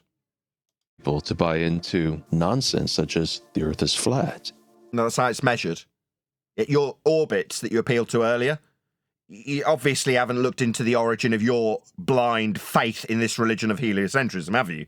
Or you'd know where orbits came from, what was measured to achieve that mathematical reification that you're engaging in. You obviously haven't got the slightest clue how heliocentrism works or its history or where orbits came from. You appeal to them, but you'll need a flat Earth for them. And space is fake. Let's take it. It is. Outer space, the sky vacuum, is fake. This on screen is fake. That's right. It violates natural law. I cited MIT. You cite how people think. Deeper look. We live both at the beginning of the 21st century and at the dawn of the third millennium. We live in an era where computers, which were mere science fiction only 2 generations ago, now fit in our back pockets. An era with spaceflight launches happening almost every single week. No, definitely not. When you say spaceflight launches, you mean trips to outer space, a sky vacuum. No, never will that ever occur because the sky is not a vacuum. You just believe that. An era where anybody can buy a very capable drone or a scientific balloon capable of high altitude. A what now? A scientific balloon? Oh my God, this man doesn't know what science is. There is no scientific balloons. Science is a method for establishing the cause of natural phenomena through systematic experimentation, based on scientific prediction, otherwise known as hypothesis. The method works by observing a natural phenomena, formulating a prediction of your supposed cause of that phenomena, and then actualizing that hypothesis, scientific prediction, by varying that which you suppose will cause the effect and seeing if it causes it or not. It's a method. A scientific balloon, dum-dum. Oh, wow, this complete idiot, Glurf, doesn't know what science is. He thinks balloons are science. Wow, well, you're very stupid. And I'll be sure to make sure my audience let you know. Nathan Oakley, 1980, the Flat Earther, instructed them to come and tell you just how stupid you are. I mean, you weren't worried about standing on ceremony when you decided incorrectly to call us stupid, right? Based on what you went out and found thoughts of people had their brains going with your pseudoscience quackery in psychology. Yet meanwhile, Earth's measured flat and the sky's definitely not a vacuum. I think his big thing is he's confusing measurement with science. But if he cared so much about measurement, what are the measurements of Earth? That's the end of this question. Yeah, he's too stupid to have done that, though. Fairly typical glurf, standard fare, glurf belief. Glurf belief. Flight, or sit down in front of a computer and connect to a computer on the other side of the world by way of... So your justification for sphere Earth not being flat is you can connect via computers and scientific balloons. You're an idiot. There's no other words to describe you, sir. Stupid is the word I would use, and it would be accurate. Shout out to Matthew Eastman.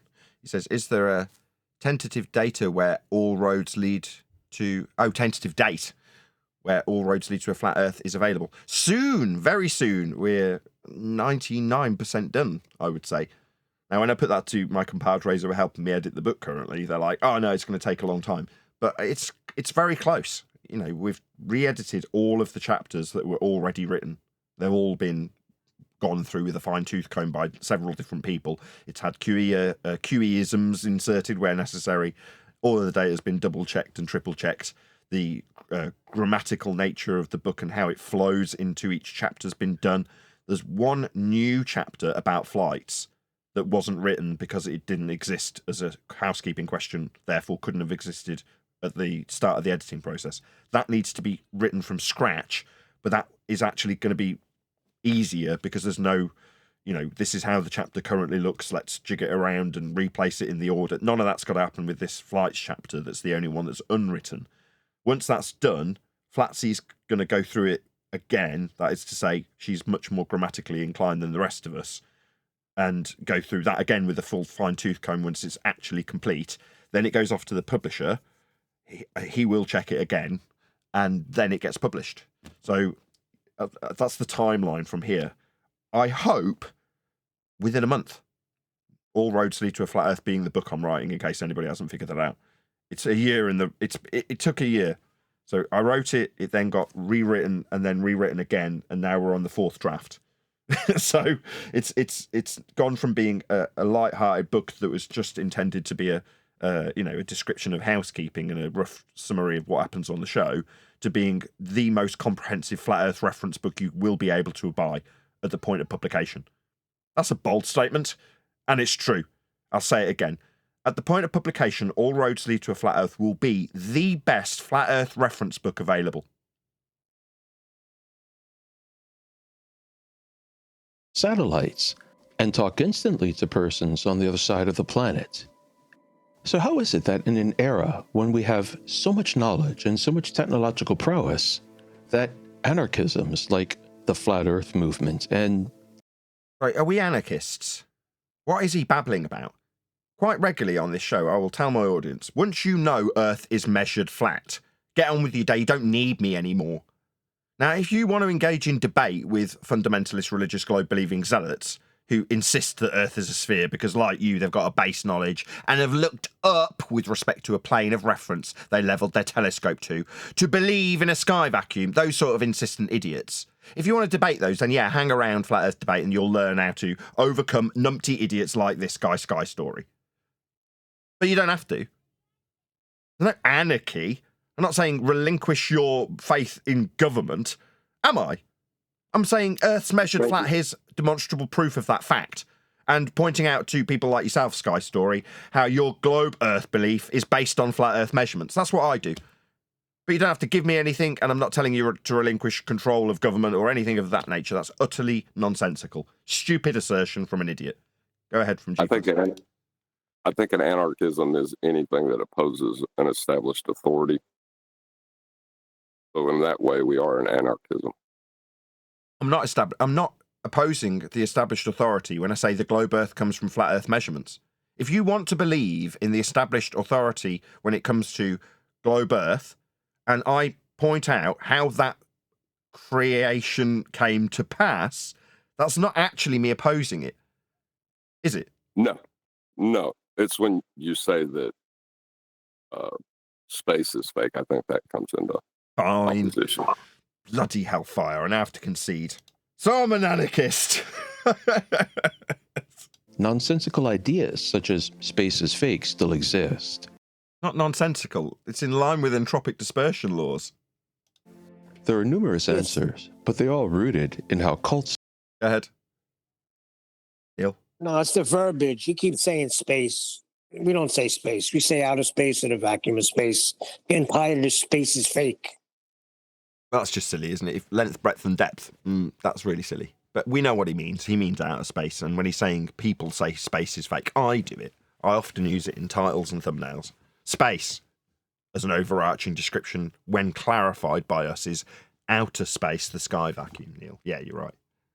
But we know what he means. Develop.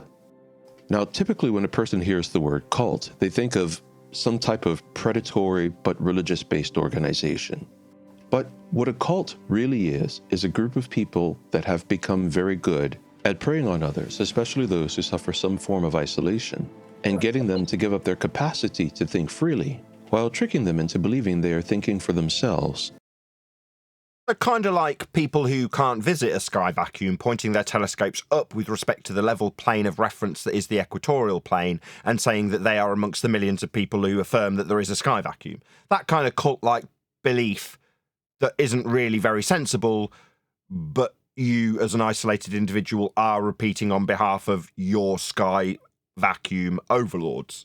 Okay, we're all clear so far how your faith ties into cult-like behaviour for a globe. The globe cult and its ludicrous belief in a sky vacuum. That you think you've confirmed this stupid belief by looking up? No, mate. No, it's just you in a cult.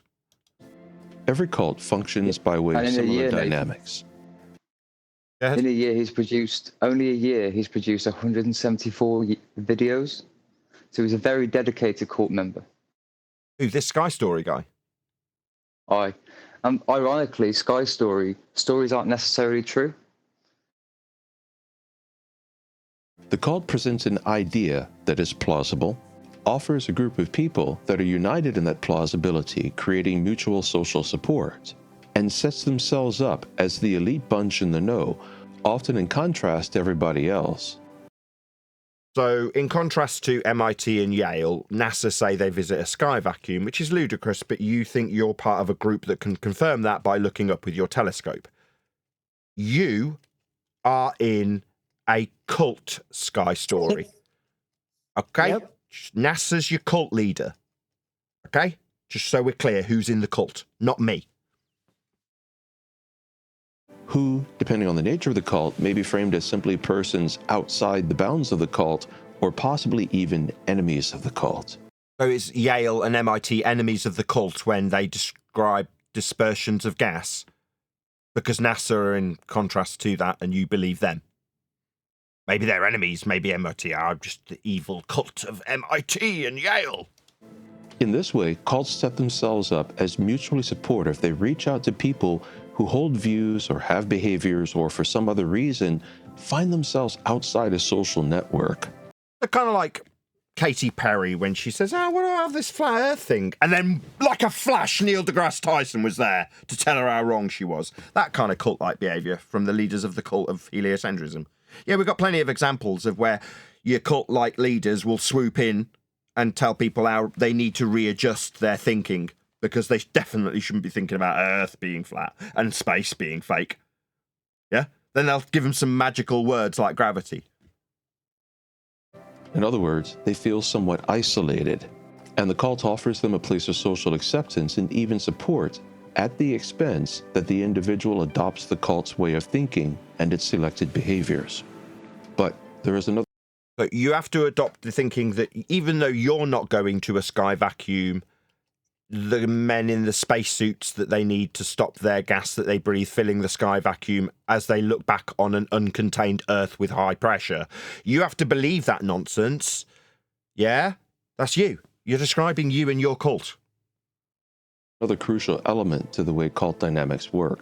Within that selected group of beliefs that every cult will require, many of them seem to make You'll be required to believe in gravity, a non-force force that you can think of as a force that's a conceptual fourth-dimensional space-time bending, formerly a force that held gas here, overridden 110 years ago by Einstein, bending space-time in a conceptual geometry known as pseudo-Riemannian fourth-dimensional space-time.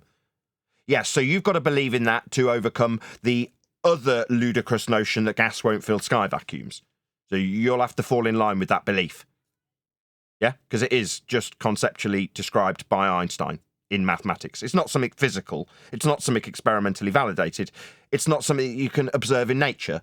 It's a geometry invented by a man called Einstein that overcame the nonsensical force of down when gases disperse into volumes away from Earth. Not down, not 9.8 meters per second squared, but spent space-time maybe. Yeah, just non-stop overcomes for the garbage that you have to believe in when you look up and think it's a sky vacuum in your cult that you belong to. A Sky Stories cult that he's defending. Shout out to Unitox Femi for the super chat. Elevation, angle, and sea level cult is interesting. No, it's not a cult. If I talk about an elevation angle, I like your sarcasm though, that's just a measurement of Earth being flat. Like those elevation angles that went on to create heliocentrism and orbital motion, necessitating sky vacuums and beliefs in pseudo-bent spacetime. perfect sense, but some of them will not. In fact, some of them might be quite contrary to reality in some way or another. When a person first considers entering such a cult, they may be in doubt of those beliefs, but the cult is embracing and accepting and draws them in. As they are drawn in further, there is more social pressure put upon the person to accept those strange beliefs. So, the longer a person is associated with the cult and the further they go into it, they will experience that initial open acceptance transforming into social pressure saying, you must believe this way. And eventually the person will be confronted with a choice. Yeah. Sounds like the globe. That's exactly what the globe does. You're told not to believe in flat Earth. It's like, what happened to you can believe whatever you like? That's what I say. If you want to believe you're on a globe, you're entitled to your belief. I'm not a cult leader. Believe whatever the bloody hell you like. Meanwhile, laws of nature, entropic dispersion, they're not going to be thwarted by your belief in a globe. They're just fact. I'm not a cult leader when I say these things. Go ahead, Neil. Yeah, we don't have a belief. We know Earth is measured flat, but they have a belief that they live on a sphere. Adopt the bizarre belief or be rejected by the cult itself. This forces the person into a psychological... Yeah. Accept heliocentrism, sky vacuums, and violations of the measurements of Earth being flat, or you get condemned as a flat earther, and then you're opening yourself up to the most horrendous ridicule imaginable, and perfectly tolerated by society. So it's perfectly acceptable to mock and ridicule and even accuse flat earthers of crimes, as is the case in the pre-show for this very recording. That's what you can get away with, if you don't buy your cult of heliocentrism. That's what you get. State known as cognitive dissonance, in which they must hold two opposing beliefs at the same time. So, for example, this on the little thumbnail, that'd be your belief that you can have a 10 to the minus 17 torr sky vacuum next to high pressure gas. That's your belief. You have to hold that in contradiction to Yale describing entropic gas dispersion. They never seem to happen backwards. They only happen forwards. And we cannot list all of them. I will take this opportunity to list one second law of thermodynamics violation, which would be the notion that we have a sky vacuum. That handsome man is absolutely correct. Frequently one of which they know to align with reality, and one of which they doubt. As the social pressure of the cult. Yeah. Reality, gas fills space. Garbage, high pressure gas not filling space. So you, sir, are in cognitive dissonance. You hold two positions that cannot be simultaneously correct at the same time. One, gas doesn't fill sky vacuums, and the other, as per Yale and MIT's description of exactly that, you've got gas filling space. Even high school teachers will explain it in no uncertain terms. You need containment.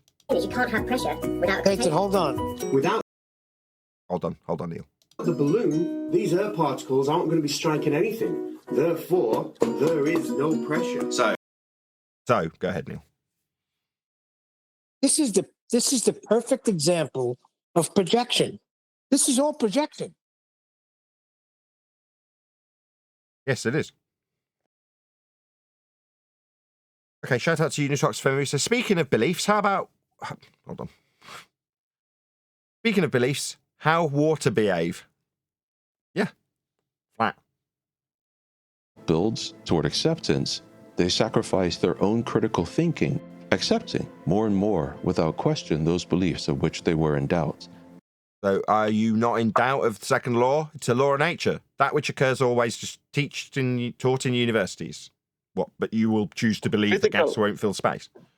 Good. Critical thinking, like how water behave. Yeah, I read out your super chat. Yeah, I'm saying, but he said that like a critical thinking, and I know critical thinking, how water behave. He can also critical thinking how water behave. He believes that water is curving and water does not want to curve. That's critical thinking. Yeah, you can extrapolate that from his diagrammatical CGI example at the beginning of the video. So yes, although he didn't say that, yes, you can only come to that conclusion based on what he put on screen. I'm still objecting to the whole belief category he's put physical existence into. Yes, because he's going around assessing what people think as a psychologist. Going about it all wrong. He's not. You said it already. He's not looking at the measurements, right? Yes, and measurements aren't beliefs. Right. Every cult in history functions by these dynamics, whether it's relatively tame modern religious cults or Heliocentrism is a religious cult. You're in it. It came from the Roman Catholic Church, reified into existence based on flat Earth measurements. Sociopolitical cults like Marxism, and in particular the charisma cults around Hitler during the World War II era.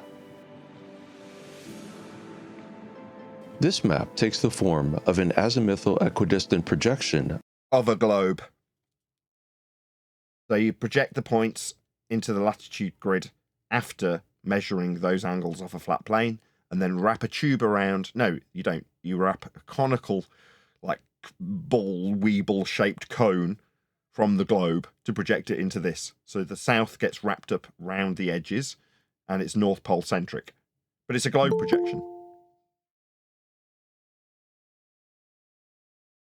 Of the entire Earth. And it's the map the Flat Earth cult has co-opted to try to represent their model of what the Flat Earth would look like. The map presents the Arctic as the center of the Earth, and the Antarctic as the white circle encompassing the outside of the Earth.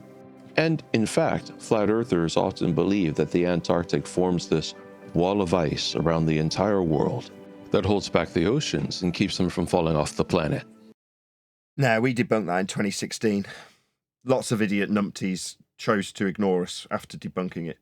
But we absolutely wouldn't ascribe ourselves to this azimuthal, North Pole-centric globe projection. No, we don't. And when people come to us in the past and say, no, we've got an ice wall, what ice wall is our response? Prove it is our rebuttal. Go ahead from Discord. G+, rather. Just want to say good morning. Hey, Chocolate.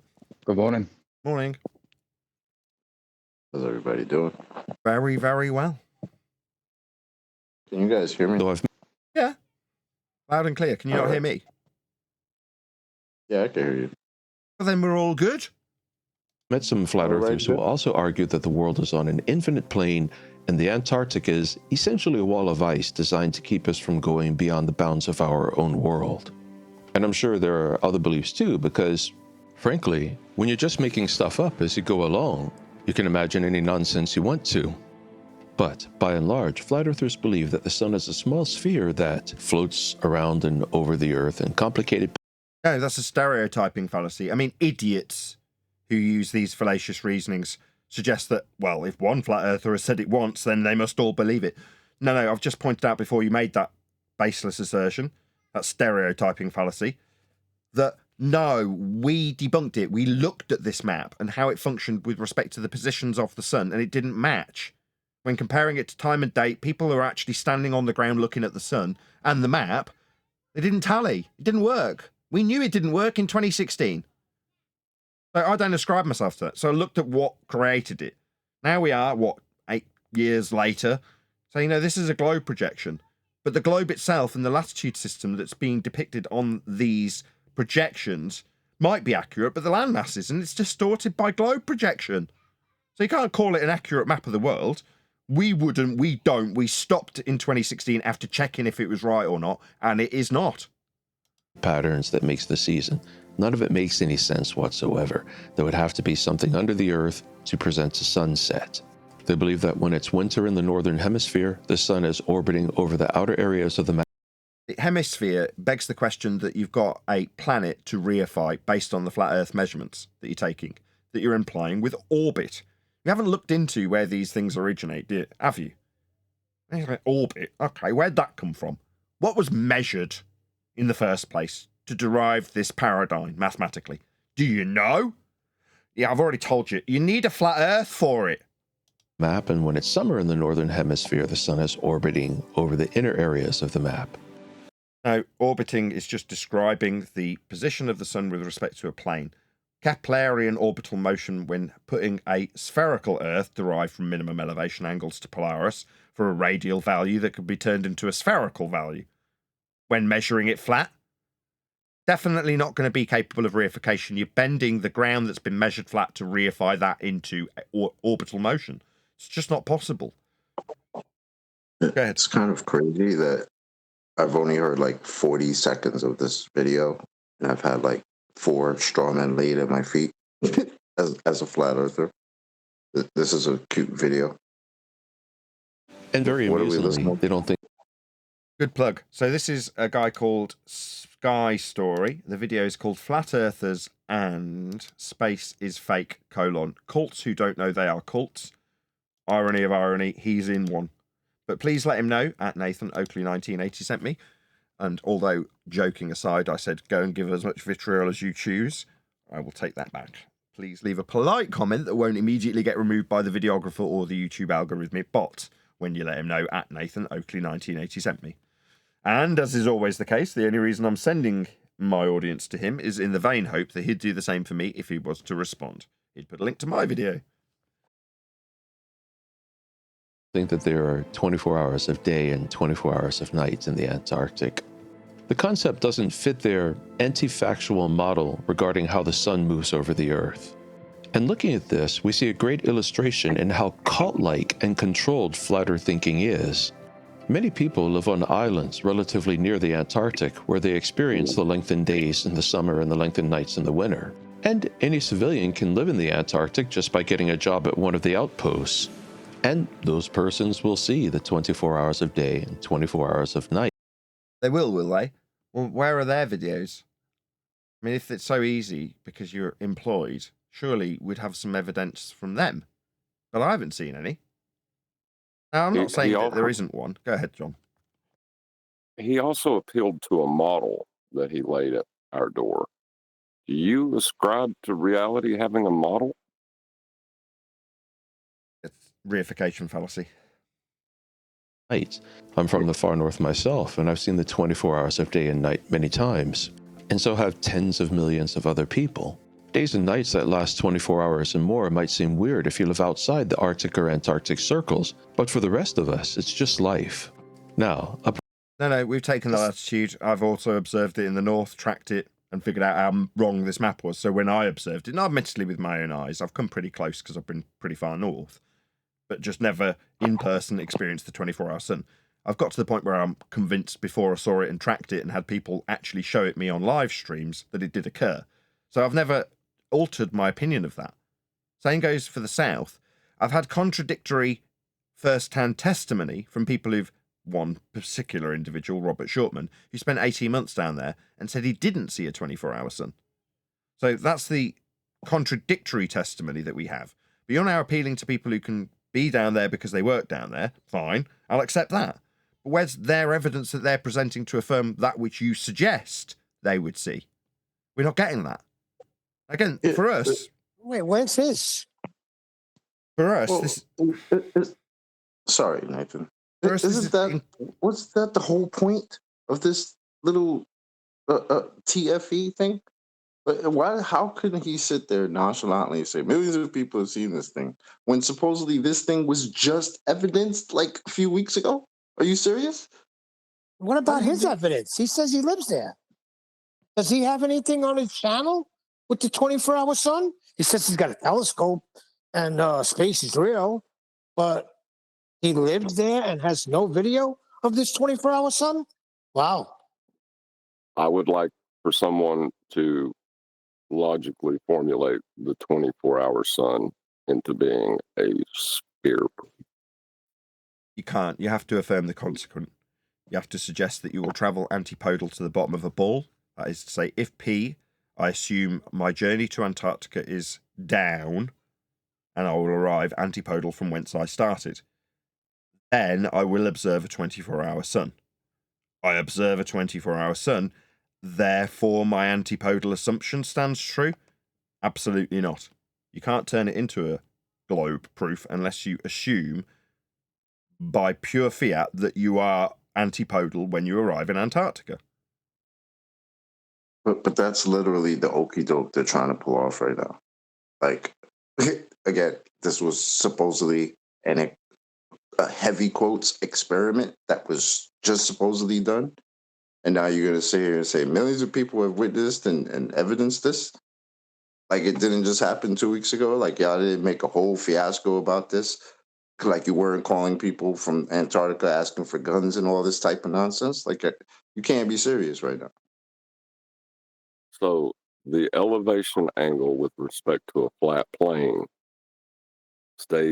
of the sun stays above the horizontal plane of reference for 24 hours. That's what we have as an observation.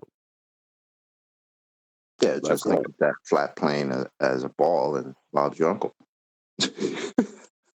Don't worry that you measured it flat. Don't worry about that. A person on another YouTube channel recently spent $35,000 to fly an ardent flat earther down to Antarctica so he could see the 24 hours of day for himself. But did that make a difference to the flat earth cult? Not in the slightest, when he shared his accounts in video of what he had seen with his own eyes.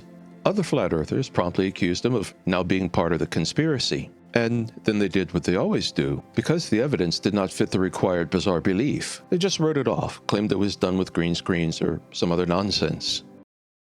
No, that's not what we did. I mean, what we did was point out that Earth is measured flat.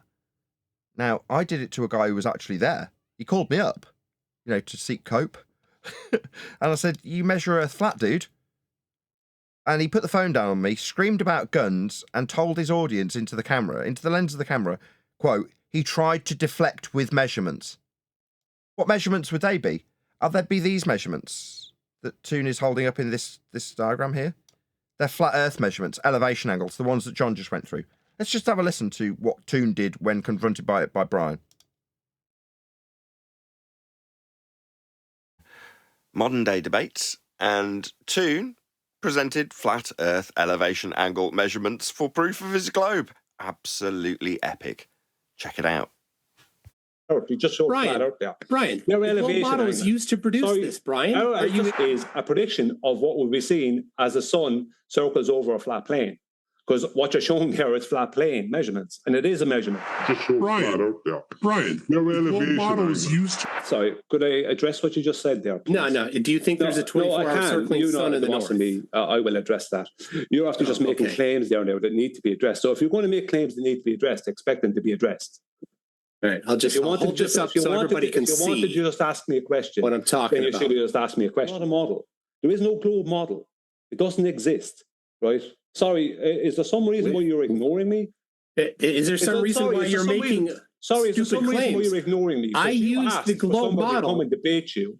The globe model was used to produce this. You asked. That's a flat Earth. You just showed flat Earth there. Brian, the globe model was used to produce this. Brian, are you ignorant of this? Is there some reason that's not a scientific model? Whatever you're showing. I don't care what you say about it, Brian. I use the globe model to produce this. You don't know what a scientific model is, then. Brian, I don't care what your stupid opinion is about. Excuse me. Is there some reason? Is there some reason? I hate to do this. I just muted you guys because I do need to have order. So, reminder beforehand, everybody agreed we're going to talk about whether or not flat Earth is still tenable after the final experiment. So we'll just go with Toon's flat Earth elevation angle measurements to the sun then.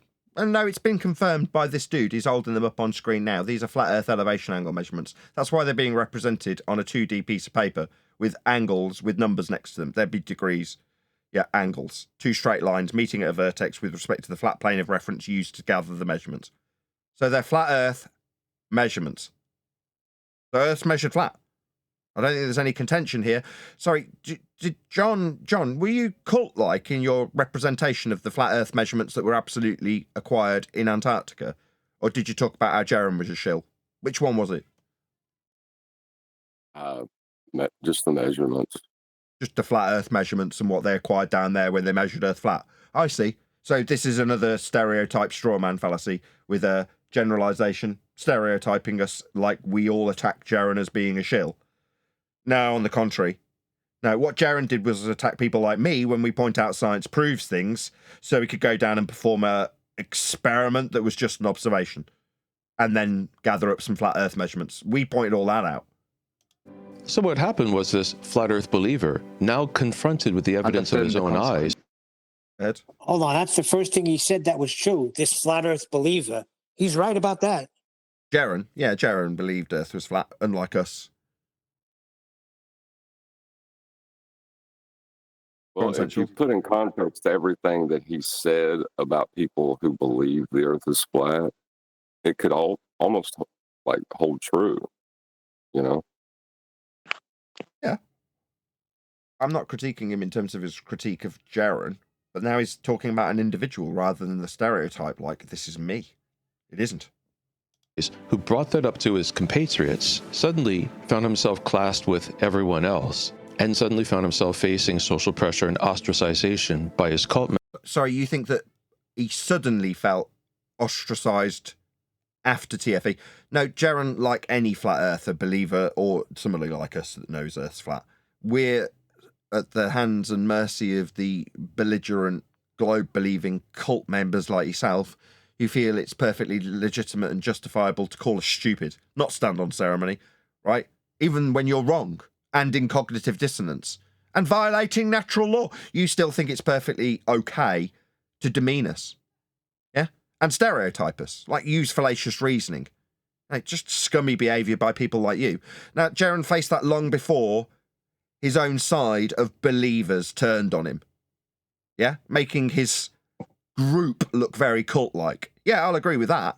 But that's not me. I'm a flat earther. My name's Nathan Oakley. I don't follow in some ether-believing true earth cult that has nothing to do with Earth being flat. Now, they've defiled flat earth with their true earthism and Ethereanism and bullshit about maps that have been debunked. That's Jaron as an individual. And when I say they, I mean him and his cohorts like Witsit and Dave Weiss, who have sold this app for money. They've made monetary gain at being wrong, in spite of us telling them how wrong they are. Now, they, you could perceive as gathering up cult members with beliefs about flat earth that are wrong.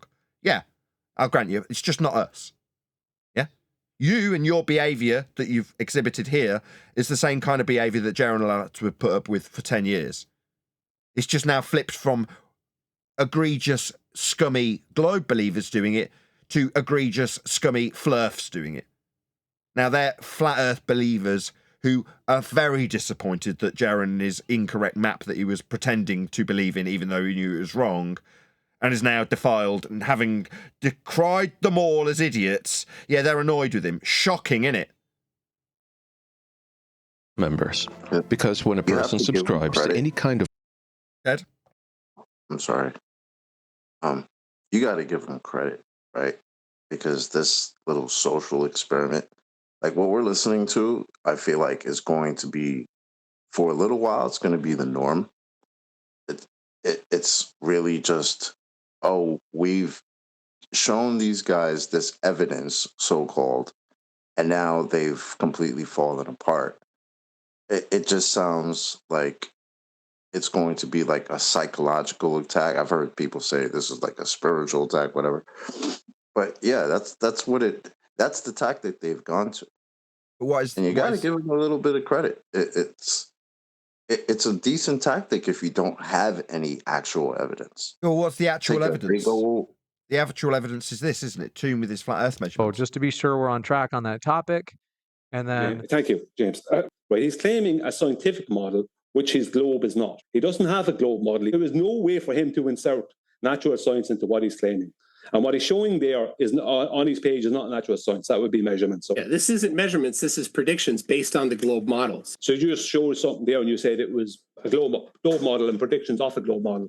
No, there is no globe model. What that is a prediction of what will be seen as the sun circles over a flat plane. Because what you're showing there is flat plane measurements. And it is a measurement of what will be seen as the sun circles over a flat plane. Because what you're showing there is flat plane measurements of 360 degrees over time. The sun the shadow will be at this angle. Has it been seen and before? The shadow will be this length. Right. Yeah. So just so we all heard that. The shadow will be at this angle. Earth is measured flat. That's what we got from Antarctica. Measured flat Earth. Good. No, I'm saying, we heard it. See, those people, the people that know the Earth is flat, we hear things like angle and measurement and flat plane. People that believe, they don't hear anything. They get tricked by a 24-hour sun and a map that they held as a model. What's bugged out to me is that Toon could literally just tell Brian just there, oh, these aren't measurements. These are predictions made by the globe. Like, they've allowed these people to convince themselves that their predictions have more status than actual measurements. Like, how psychotic is that? Can you believe that? I don't think what Toon was displaying was actually a prediction. It was just like if you take measurements over time and you notice a pattern within it. Yeah. But that's not prediction, though. It's pattern recognition. Noticing a pattern. Don't interrupt him. Yes, that's right, John. It's pattern recognition as opposed to predictions. Correct. Yeah, we know that.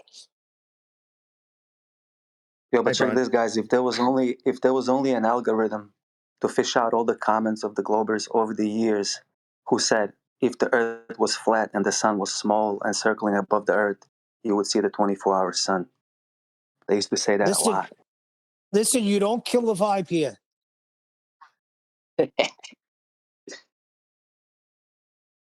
Of cult, they must swallow the nonsense to be part of the cult, and anyone who stops swallowing it is now just everyone else. But if a flat earther could get past the cult-like thinking, they would have to face some very difficult questions with this model. If the No, you presented an azimuthal equidistant globe projection. Go ahead, whoever that was. So that was me, yeah. So you brought up cult-like behaviour. Hey, Nathan, hey, everyone. Hey, Chocolate. Toon and other people can't stop talking about these flat Earth measurements that they made, right, in Antarctica, supposedly, with the shadows, right? But none of them want to address the 3.5 kilometre long Mount Rossman shadow that should have been there, that wasn't. They're coming up with everything they can come up with to try and make that shadow not exist. But they want to talk about these shadows of little snowballs. Not that they're not flat Earth, not that you wouldn't need a flat Earth to measure these shadows. The point being is that when it comes to, your man just said cult, it's like, well, if the globe is not a cult, then how come you can only address these shadows and claim that they're not measured on a flat Earth when they are, but you can't address the other shadow that should be there and isn't? You know what I mean? Like, how can you say that we're a cult when you can't address that? You know, a shadow that should be there in reality is not there. How come you can't address that? I'm what are you intrigued by talking this, about? Brian. Right, you're. I know you're adding fuel to the fire, but it's another thing in a list of things that will maybe become a gate. But along the similar lines, there was an alleged removal of certain material that had what looked like the corner of screens meeting. That was shown. And then somebody else came out and showed that the mountain matched a different photograph with all the same snow caps on it in their footage. Like, literally, it was an absolutely perfect match. You're like, okay.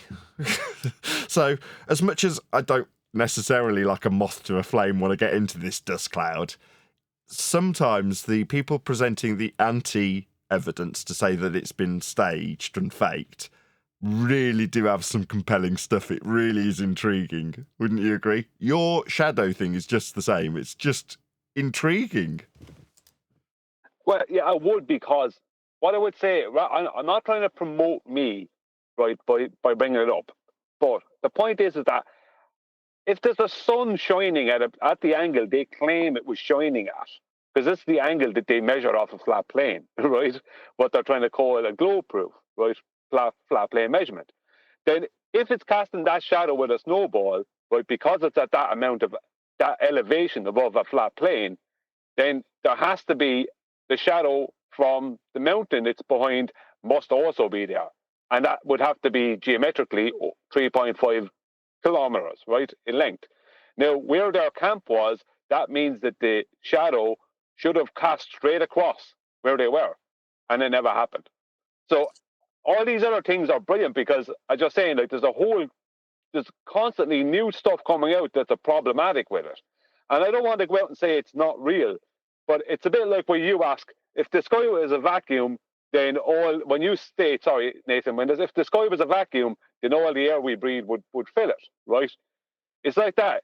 If the sun was behind the mountain, then the shadow would be there. Do you know what I mean? It has to be.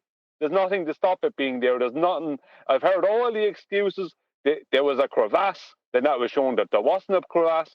There's a massive hill between the camp and the shadow. I showed that there was no hill. Do you know what I mean? That the camp was actually slightly downslope from the base of the mountain. No matter what, they can't. So it got to the point of just personal attack eventually. Well, right? yeah, well, you've approached this. I've seen your videos, right, in a way that I really like, in the respect that you're not necessarily drawing a conclusion. You're just pointing out an anomaly. Now, the mistake that all of the rest of the flat earthers in the dust cloud make is they want to make a conclusion desperately, because the conclusion is where they seek their cope. It's in a studio, therefore there is no 24-hour sun. Like, hang on, don't jump to too many conclusions. Now, let's say for the sake of argument, I take both stances at the same time. I say, okay, it's beyond all doubt, it's faked. It was done in a studio. However, there is a 24-hour sun in Antarctica anyway. People would lose their minds, wouldn't they? You're like, no, what you're doing, Brian, is showing an anomaly with what they're presenting. You're not making the conclusion that it's therefore in a studio or that they faked it. You're just saying, here's a question. What gives with the shadow? That's it, right, Brian? Yeah, exactly. I mean, I made some videos before that, and I just debunked the whole claim, all their claims, by debunking the rotation of their globe via the very cameras they were mounts they were solar mounts they were using. Right, so I debunked their globe, their claim that the Earth was moving with that. So I stayed away from all the. I avoided all the controversy and the conspiracy. But it's like I couldn't avoid that. It's like, no, there should be a shadow there. So where is it? It's like, I'm not making, as you said, I'm not making any claims of it not being a 24-hour sun. I'm just stating that if everything is as it's supposed to be, then in reality the shadow must be there. So where is it? Right. Where is it? Can I just say one thing? Personal attacks. Yeah, no, not at all. Go ahead, whoever that was. Yes, feel free. Yeah, it was me, man. Can I just say one thing, Brian? I thought this is something Brian noticed too right away. What I noticed right away, and to me, well, that's why the whole thing is instantly fake. I just don't believe it. Was when I saw the west to east sun going in the circles around him. Sun simply doesn't go west to east anywhere on Earth. It does. Yeah, it does. West, yeah, east. but see, Yeah. See, the thing about it is that within that paradigm, Hold on. I noticed that Like, first. wait a second. I did notice that much. Sorry. What's that? I did notice that, and I ran at that That's first. Like I was instantly wrong. when Mush. Hold on. I've done I time just lapse need to address photography of the Mush. sun. Mush. Okay, I'm sorry. Go You've ahead. got to accept this is the case. You can have them over a barrel with the stars, right? Which you did. Kudos. Right. I'll fall on that. I can't think of the terminology. I'll back you up on that to the nth degree. I yelled at that guy in the pre-show to defend your honour. You can't deny what the sun does, right? If you just check the footage from 2016 in the north, it does. Wait, it does what?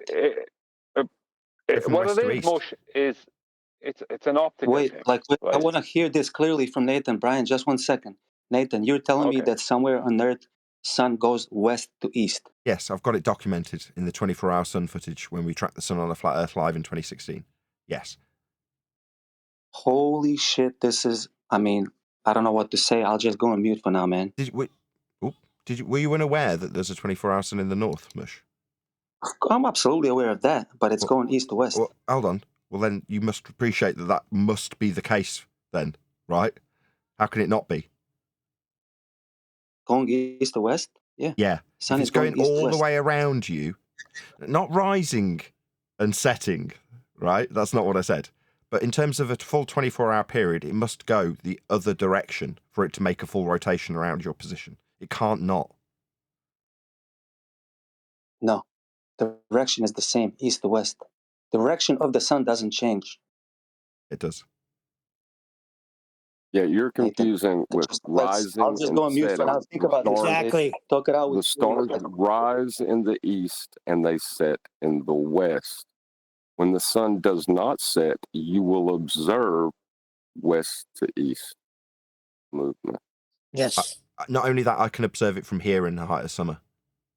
When it goes on its widest arc, the vector I observe goes the other direction for a small amount of based time. on your relative, how are you facing, like, right? Like you can turn around and say left to right, right to left, whatever, but the sun itself doesn't change the direction. Doesn't matter. It doesn't matter. West and east aren't changing. But the sun goes beyond. I can even point at it as I stand where the tree line that it has to go past at that point in summer. Then it's going the other way, in literal terms, with absolute directions in mind. Sorry, I can't. I'm stuttering around because I wanna agree with you like I did when it came to the stars. I just can't. No. You'll see. There's some kind of misunderstanding here, bro. You'll see. The sun doesn't change the direction of the way it's going. It's always going east to west. Now, relative to you, it can be anyhow you turn around. You're wrong. You're both right. Right. What Mush is saying is the movement of the sun, right, is going in the same rotation, right? Exactly. Now, as a rising and a setting throughout the world, that is east, rising in east and setting in west. But when you take in, this is where I made a mistake, Mush, because I was thinking more from a logical point of view. When you take in the fact that it has to go around you, then at that point, you will have a point when in its rotation, if you were let's say you were 90 degrees north, it's going to at some point appear to do, if you're trying to use east and west and east, it's going to appear like as if it's going west to east. It's not. It's still going in the same rotation as it was going in. It's not going it's not after reversing. But the problem is east to west and west to east don't really come into it after that. And Adam pointed that out to me, and that's what really woke me up to the mistake I made. There is no east to west and west to east when you have that situation happening. You just have the direction of rotation, and that depends on what the way you're looking. So if you can see it coming left to right, just like you then said, turn around, it's you still see it coming left to right or whatever. You still see it coming left to right or whatever. But the point is that I'm just talking to. Okay, sorry. I'm trying to point out something. This is the mistake I made. Right, I had to eat humble pie in front of all the borders at the worst time in history within this debate, which is at the TFE moment. There was never a worse time to have to eat humble pie, but I had to do it. I was wrong because east and west don't come into it at that point because you don't have a rising and a setting. With the stars, it always does. With the sun, because the sun can do a 24-hour thing, doesn't matter whether it does or doesn't happen in Antarctica. If it's doing it in the Arctic, then no matter what, you can't really bring east and west into it. Because what's your reference? It's going around so confused. I don't know. You don't need to be. The sun is always going the same direction. No. It's always moving in the same rotation. It's not going backwards. I don't care where you are on Earth, and where you understand what I'm saying. The sun is doing its own thing, independent of where you are and how you observe it. And the same was true in the Antarctic. What they were showing from the footage from the Antarctic, the same was true, except for at one point in that, because of it, because this is the thing about their globe, right? Because it was matching what they were trying to claim on their globe, that's why they come up with the clockwise and anti-clockwise movement. Because when I was looking at it, that's where they screwed up. That's where they screwed up, bro. That's why they wanted to make it look like it's going opposite direction in the southern hemisphere. That's the whole. That's how they screwed up. I can't state they screwed up yet. I can just point out things like the shadow of the mountain is not there. But that doesn't. I can't state right now that they absolutely screwed up, because I don't have. I can just point out the shadow of the mountain is not there. I can't state that they have absolutely screwed up on this. You know what I mean? The point is, I know it matches what they would need it to match on a globe, but the point being is that they were showing it going east to west at the back of the mountain. But the problem is that's daytime at the other side of their globe, which would be east to west, or sorry, they were showing it going west to east at the back of the mountain, but that's daytime side of their globe on the other side of their globe, which would be east to west. So the whole thing is convoluted. It's not possible to make any correct sense out of it at present until we know more. Do you know what I mean? I don't even know if it's a second sun. I don't know what it is. But the point is that when it comes to that, if that is a 24-hour sun and it is doing that in Antarctica, then it is going west to east at some point for the observer. But east and west to east don't matter at that point, because but it does that it's here. just a rotation. I just want to do it on camera, just so people can visually. Yes, please. It's not going to be the best depiction. It's just going to be me pointing in various different directions, but I'll have a bash at it, and then I'm going to ask people to stay tuned. So with a rough idea of what I see out from my vantage point, east is that direction and west is that direction. And currently in the winter, the sun doesn't actually come up over that side. It comes up behind me and then goes down again. So east to west. But at the height of summer, it's coming up out of that window, almost due east. And then it goes up in a vector, but then it reaches a point where it comes back down again. Now, at that point, it's reached the west and it's coming back down. Yeah? Well, at that point, the direction is most literally described as going from west to east from how I view it. In terms of the direction that you describe as a rotation, it's not changing the way it turns, but it's reaching its apex of the vector that I see and then coming back down again from west to east at the height of summer. Anyway, with that, I'll say if you are watching this on either Nathan Oakley 1980 or Nathan Oakley Premiering Stream, then stay tuned, as there will be an after show to follow. Moving to the south, that's the way it looks. But is Mush there again? Yeah, I've connected Discord back up. Yeah. 160 people are watching that stream. Wow. So again, what Nathan explained again is how he sees it. And again, all I'm saying is like the way sun travels east to west is independent of how you perceive it. Even though you're always going to perceive it somewhat from east and somewhat, obviously with different angles, different seasons, but it's always going to be generally coming from the east and going west. Because the sun doesn't change the direction of travel based on your perspective, based on where you are on Earth. So now all you can tell me is how you see what happens in the sky. Whatever happens, it generally came from the east, regardless of where you are on Earth, and went west. The sun never changes direction, and that's why they made a mistake in the video. They wanted to portray it as a southern hemisphere, and they made a mistake. They thought if it's going like this in the north, it's going to go opposite on the bottom of the globe, and that's where they made a mistake. Once I saw the west view, I've done so that's much. Not where they made the mistake. Sun. And in different seasons, all you get is different angles. Sun is always coming from the east, man. And ask people who live South America or down there, like I'm sorry, I said down there, past the equator. Ask them if the sun comes from the east. Who was that? What? Was somebody talking?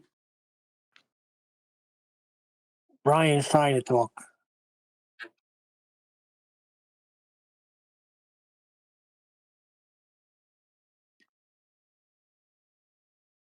Okay, I now stop talking. Like he's back. He's back. He just joined again.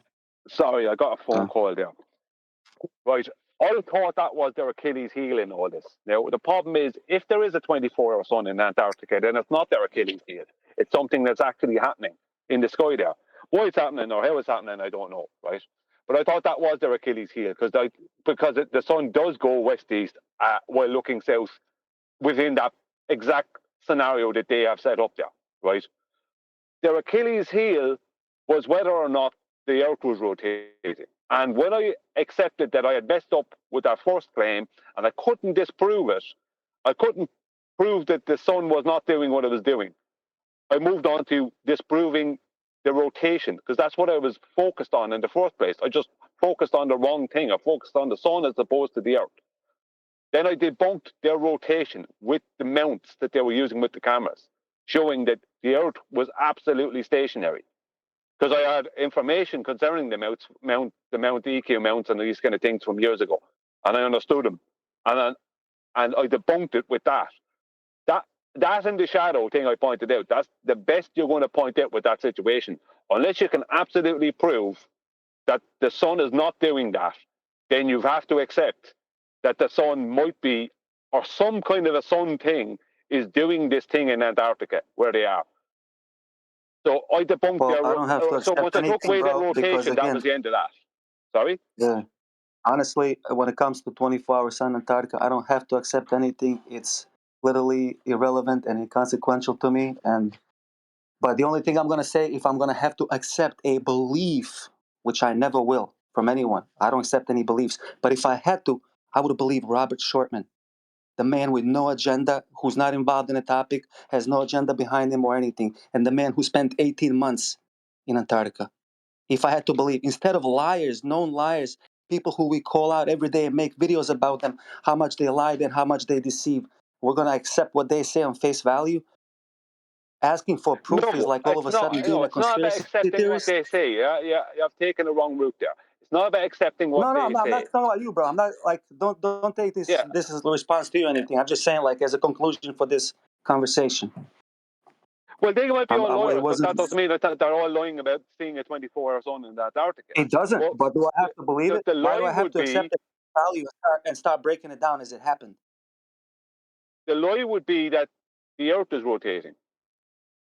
That would be the and lie. they have things called sun trackers. Doesn't that give it away anyway? Like, I mean, the whole thing is retarded, bro. If they're tracking the sun, how's the globe moving?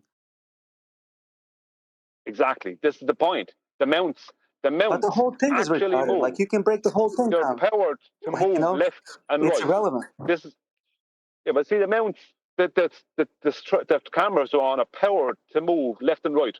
They don't just hold a position in the inertial reference frame, which would be the sun, and the sun would be in the inertial reference frame within their paradigm.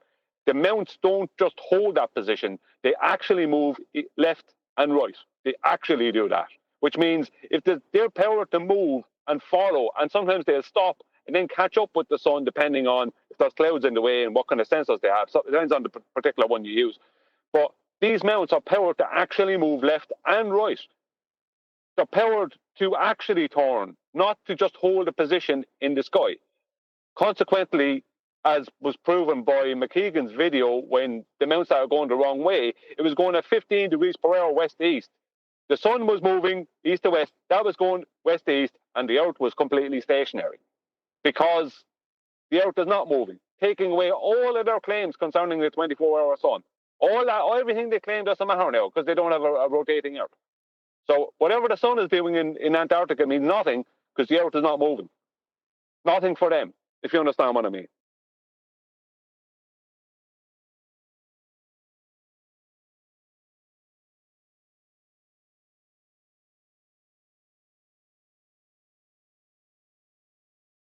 Fish? Yes, absolutely, brother. Yeah, I understand.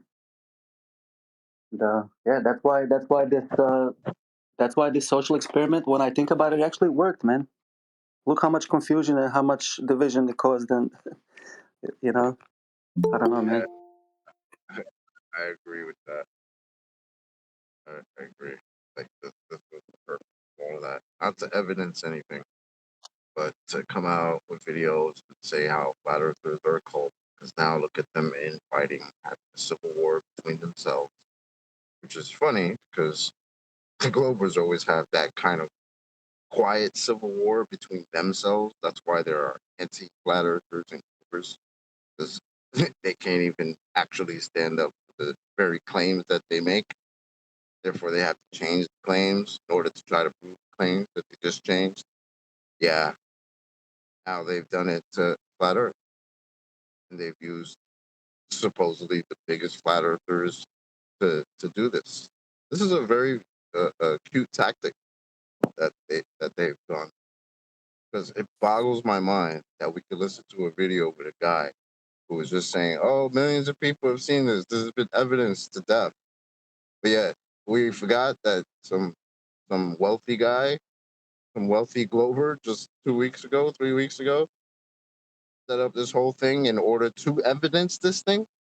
It was still a question 4 weeks ago whether this thing was there or not. But oh no, we've seen it millions of times. Everybody's seen it. Okay, that doesn't make any sense. Well, that's the job they set out to do, and they did it well. The whole thing stinks to me, though. I'm giving them a little props for that. Go ahead. Yeah, but Doesn't it, Neil? Doesn't the whole thing stink to you, though? There's something really off.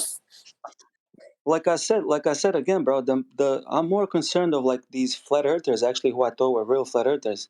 Why are they so invested into defending and celebrating this and saying there's implications to it? These are the questions that I want to know. You know, these are the conversations that I want to have. Hey, tell me, why are you so invested into this? Why does it mean for you to so much to fight for these guys that they went there and they proved this, and telling me to go, if I don't believe it, you go there for yourself and see it. Don't kill the vibe. This is what I want to know, go back to the drawing board. Go back to the drawing board. Which drawing board, man? So these are the questions we need to be talking to flat earthers, like QE says. You know, not Globers come out to play. Flat earthers come out to play. The numpty flat earthers. It just sounds like more people went the route of Jared, right? Of accepting a different model, right? They lost one model or gave up on one and immediately jumped into another one. Somebody took their teddy bear and handed them another teddy bear and said, "This is the teddy bear that you rock now," right? Because when I hear Jared say, "Well, yeah, we were handed a map," I still keep thinking, wait a minute, was I there that day? Did I miss map handing day in Flat Earth, where I was told this map is where I live now? What? How do you figure that? I wasn't handed a map and told this is my reality. And if I was, I'd have been like, how you figure that's my reality? That's a map. You gotta listen. You gotta listen. You gotta listen to when Whitsitt came on that morning, asking to work together. I think he clearly states who handed them the map. I think he was talking about the king of UK. I gotta go back and listen. By the way, hey Neil. By the way, Whitsitt also said the sun goes opposite direction there. And remember them to proclaim the sun does exactly what they say it does. Both saying the same scripted sentence. Like I say, the whole thing stinks like dead fish. You smell it, it's in the air. And if the sun did go west to east, what would that prove? Absolutely. What kiss? That Earth's flat. Well, if don't prove anything, right? What we're standing on. So it would almost seem to be drawn into the argument over it would play into the idea that there is an argument to be had, right? Yeah. No. But there isn't an argument to be had. I'm laughing at the psychology of them trying to place an argument where there is no argument. Right. Because that's what's been accomplished here. Right. That's why, again, we're a problem. Because we're like, and what are you talking about? The sun is in the sky somewhere. Okay, great. Earth still measured flat, guy. What do you mean? Oh, you deflected to measurements. Ha ha. Shut your channel. Shut your channel shut. Yeah, but I think this may be their undoing. If this thing turns out to be a fraud, it is going to be their undoing publicly. The flat earthers? They're gonna ride the wave. They're gonna have all the clowns that make all the videos like, oh, look at flat earth. They're fighting between themselves and blah blah blah. And some of them just can't accept something that we just said wasn't evidence, and then we just got it, but then it has been evidence for hundreds of thousands of years and blah blah blah and predictions, blah blah blah. Right? All of that. Like Mush said, like this is what we're supposed to be fighting about now. And we're over here like, what do you mean? Well, how does that prove I'm on the outside of a magical spinning water ball now? Nope. I refuse to believe that Jiren is the only flat earther that they acknowledge. You can't tell me they've never heard a flat earth debate. So they know where we stand. I refuse to believe that. They will not talk about what we talk about here because it ain't going to fit their narrative. They need Jiren. They need Witsit. They don't need us. We're a threat to them.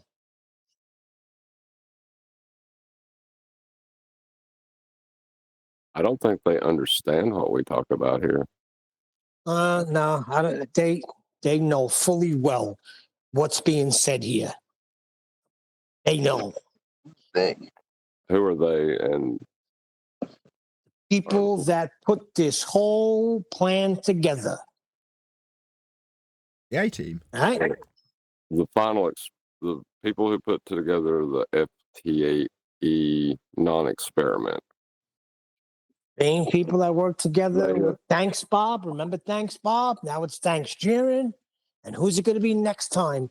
If Flat Earth, if this channel is still going on, that book hits and it's still going on, they're going to come up with something else. This has to be stopped. We have to be stopped. Not them, we.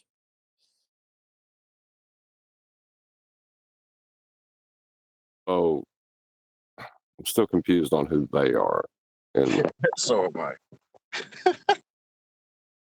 Everybody's going to be ignorant now. Everybody's going to be ignorant to what's going on now, right? Like the whole world's on a stage. Like the whole world didn't work together to shut everything down, right? Like the whole world, whoever the powers that be are, have us on a ball for a reason.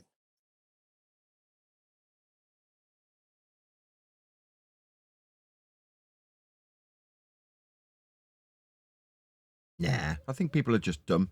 This is just seeing people's reactions. Come on, seems like there's a Nathan. greater power at work, but no. Duffy went to Antarctica. Lots of people have sought cope from that and made videos about it. It's not as grandiose as you think, Neil. Okay, you'll see. Nathan, you're just jealous because America's gonna plant the flag on the Mars. Exactly. You got some. They set our sights above to reach the heights where no other human being has reached. America will plant its flag on Mars. Wait. Don't we have like 6 rovers on Mars already? and like a helicopter? That is before Space Force has been ignited, and we will land on Mars and plant our flag. Chocolate. They got the rovers over there, but they forgot the flag. So this time they're gonna bring the flag. Yeah, that's what I'm saying. You brought 6 rovers and a helicopter. But you forgot the flag? Oh, shit. We can always hope, we right? want a man to plant it. There might be some important discoveries. Maybe, just maybe, they'll find out if there's water up there on Mars or not. Because we just don't know. Nathan, hasn't TFE significantly increased your channel size? So therefore, it's quite significant to you, I'd say. Oh, you sound like Brian Leakey now. Nah, I mean, yes, it has increased. I wouldn't go as far as to say significantly, but the uptick is no different to anybody else's uptick. There's just an increased interest in the subject. So even though we're heavily censored and at the bottom of the lists, it still had a knock-on effect. But like the guy we covered today, right? That guy has made a video saying Flat Earth is a cult, and therefore he's got 21,000 views from a channel that's only got 8,000 subscribers. So that is going to pour over the sides if there's that much increased interest, and I'm going to see some moderate benefit. Not like this guy, where suddenly he's getting 21,000 views. Just out of curiosity, if that guy would have, instead of saying flat Earth, would have said twoo Earth, would we have disagreed with much of what he said in that video? Yeah, there'd be 50% more that we'd agree with, but there'd still be a fair chunk we disagreed with. But I'll see where you're going with it. You mean there's a lot of points we could have aligned easier with him if he was just like, look at Jaron's true true Earth cult. We'd be like, yeah. Right. Yeah, that's basically what I'm saying is, like, there is a cult with believers that has been set amongst people who know something, and that is a bit of a problem.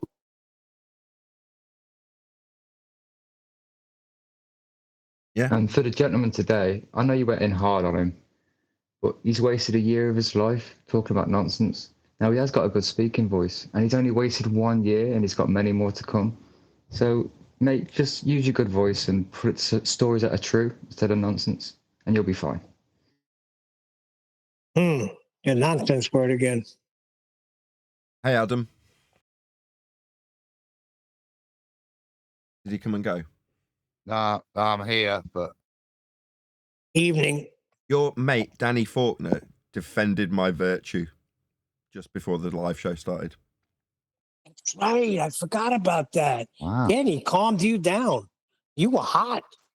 Yeah, I heard him. It shocked me. Like, that was when I come in. So, I guys, thought they were playing a video. So, guys, next time they bring opposite star rotations, just send them to Danny Faulkner. And when they bring up the hot Earth is measured flat, send them to Bacon.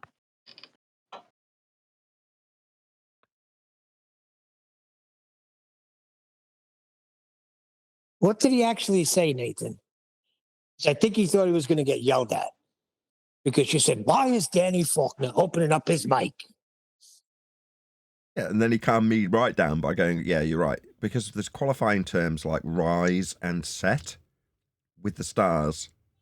And the example that the guy gave was really specific with photos. I've still got them up in Skype, right?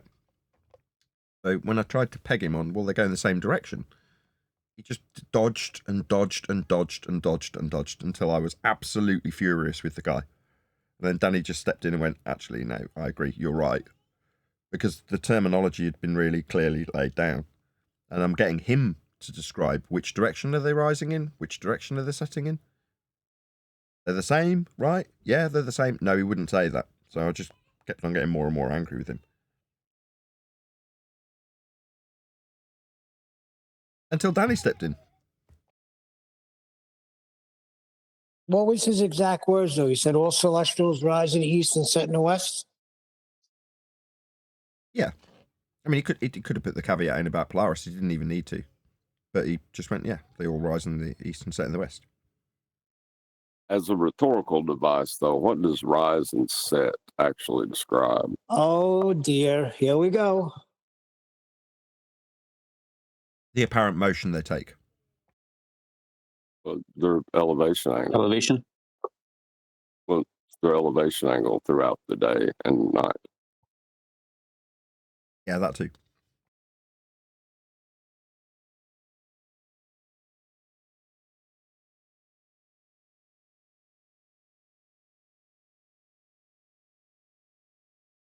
Yeah. Interesting turn of events today.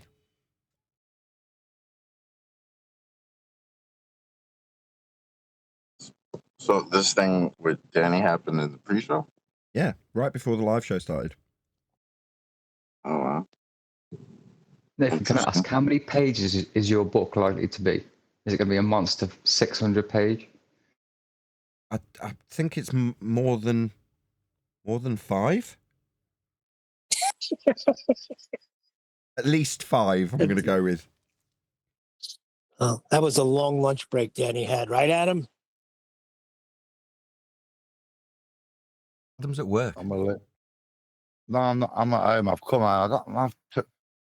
Filling's come out. I got really bad toothaches. I'm in the dentist in the morning, but I'm a bit groggy.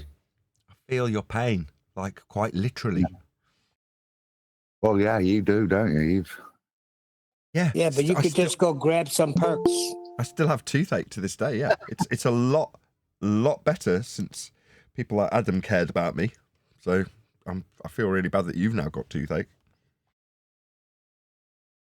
I got a load of toffee fees for Christmas, and I was eating one the other week. I thought, oh bloody hell, that's a really hard hazelnut in that, and just spat it out. And about an hour later, I realised it was my filling.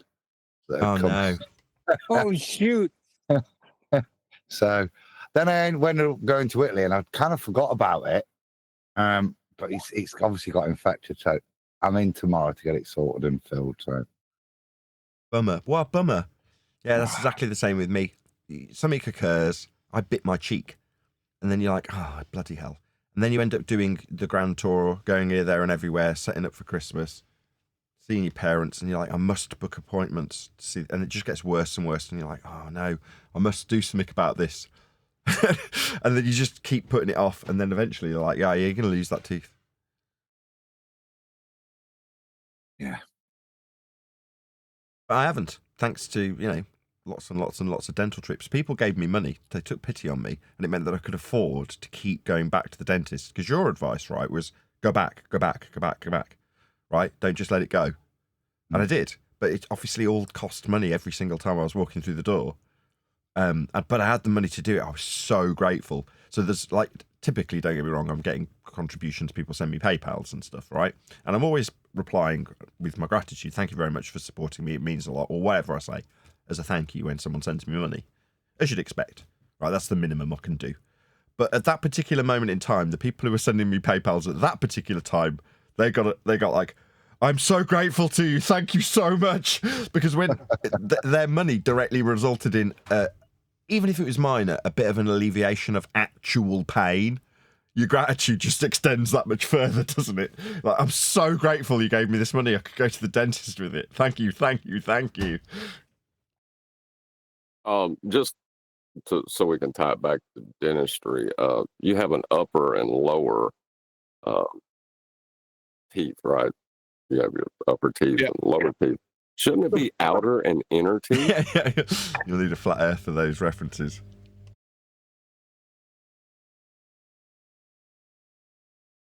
I just caught the last part of this. Does that mean no book today? We lost a filling? Oh, I'm here. I'm just a bit slower. Just have the day off, Adam. I know how you would feel at this moment. You don't want to be sad. Unless you do want the distraction, that's different. Yeah, I'm not crying off. He's just trying to get out of Ballbuster Saturday.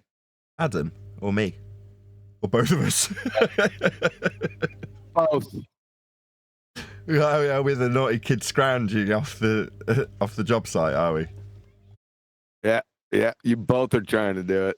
Come on, boss, look, I've obviously broken my ankle. Look, it's all swollen and that. Tape it up and get your ass in here. You've got no compassion. Exactly. Tell him, QE. I tried to do that and they sent me home. Oh, yeah, that's a good point. That's why I was thinking about it. It's obviously on my mind. How is your ankle? It hurts. Did you break it? Yeah. Thought you had, from what you described. Yeah, I don't know if it's a break. It's a fracture. Same thing. So we're all like the wounded warriors here. My back is shot. He's got a broken ankle. You and Adam, mouths are destroyed. I got an attitude problem. But what you described, I'd seen. So a girl I went out with, I was actually engaged to her, but she was on stage and someone stamped on her And what you described was the same as what I saw. And she had a broken ankle and a broken toe. And a couple of other bits of her foot were broken. But that's what happens, right? It all goes minging pretty quickly and is extremely painful. But you can walk on it. That's the weird thing about certain breaks. You can still function. So I don't know if anyone's seen this, but I think it's like mid to late 80s. Some gymnast broke her leg and continued and did a vault and full on landed on there might have been a broken ankle as well, but she landed like her vault on a broken ankle, and she knew she'd broken it.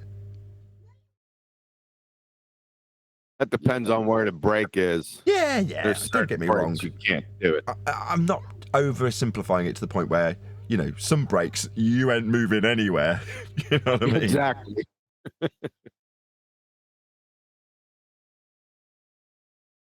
Yeah, unless you're a hockey player. Hockey players play through everything. That reminds me of Ali G, the movie. Ali G in the house or whatever it's called. Or the movie. I'm not aware of it. Don't describe the movie, please. He's on painful. The social. It'll take 10 seconds to just get through this very small anecdote. He's getting the dole benefits, and someone asks him, "Well, why are you on benefits?" And he's like, "I've got an injury." It's like, "What happened?" He says, "I've got a very severe repetitive strain injury. My mixing finger stops me from DJing."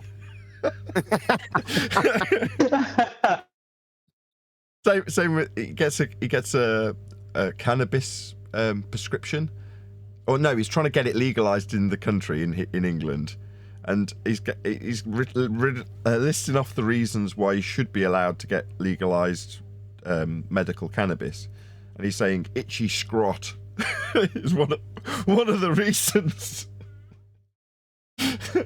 What the hell? It's funny enough, my doctor told me I couldn't get high without marijuana. What, you can't get high without marijuana? What? Yeah, of course you can. Surely marijuana, Adam would be able to know, right? It's just operating on stopping something being absorbed or something like that, right? In other words, the chemical's already there, right? No. Don't do that to me. I was making a joke. Damn it. Yeah, I thought you were, but... Go ahead, let's listen to what Adam has to say about that. Go ahead, Adam. In the case of the psychoactive side, you still have specific cannabinoid receptors in the brain. So you're not blocking in this case, you're stimulating. Okay, fine, but you're stimulating a receptor that's already present. Yes. Yeah. But uniquely present. Fine, so you can't self-induce a receptor to be reacting to something that isn't present. Yeah, so a good example. No, exactly. You can't do that. No, but what you can do is something similar to like heroin abuse. So they act on opioid receptors. So when you do exercise and stuff, that's why people get hooked on exercise, because you're stimulating the same receptors there as you would with, well, similar, as you would with heroin or opiate use. So it's unique in that sense, because you're not able to stimulate those receptors via normal means. It's ingestion. Oh, that's something else I've been meaning to talk about on a similar subject. So I've been getting in TikTok and Shorts videos people moaning about others who are taking a certain tablet that makes them skinny. It stops them from wanting to eat. I can't remember the name of it though. Have you heard anything about this? Especially in the States. There's the injections. Tablets tend to be amphetamine based, which are very limited now. No. I'm not talking about that. Not like in the, what would it be, the 50s? I think it's called Ozempic. Yeah, I think there's an oral form due soon, isn't there? I don't know if it's out yet. But yeah, Neil's right. The semaglutide injections. It's an appetite suppressant, right? No, that's a side effect of it. Yeah. Oh, so it's off-label that they're prescribing this stuff then? No. So it's regulating within your insulin system. So it's forcing a metabolic pathway. So you burn fat stores and use that for energy as a consequence, it also suppresses appetite. So it's a keto. Go keto. Yeah, a little bit like that. I'm not fully sure of the full mechanisms, but yeah, but put simply, yeah, it's forcing that sort of ketoacidosis metabolic pathway so that you burn your stores. And like how I say, do you as a maintain your? consequence, If you're doing that, that's why they're all looking like skeletons then, because you're not maintaining your metabolic rate. So when I was fat, or when I've been I won't say when I was fat, when I've been overweight, the way I've lost weight is by maintaining about 1,000, 1,200 there or so calories, so that throughout the day, even if it's small amounts of food, my metabolism maintains itself, and you just have to burn your fat stores, right, to burn the weight, no matter what you do. Oh boy, sounds like amateur night. I'm just saying that means that you're not going to suddenly go into starvation mode, though, doesn't it? Because you're still getting food. Amateur night at Weight Watchers. I just want to know when they're going to have the suppository form out.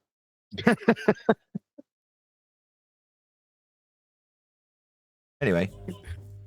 Anyway, didn't stop your story. Go ahead, badass. Shut up, fatty. I was just going to say, did Nathan confess to being a fatty? Yes. That's yes, like I've been a fat Mr. person. McHugh giving a keynote address to the metabolic pathway.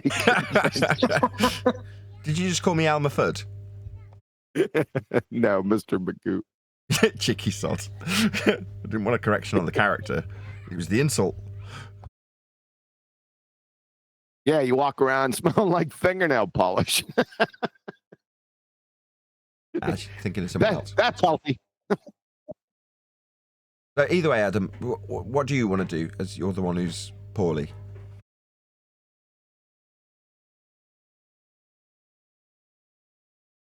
I'm fine.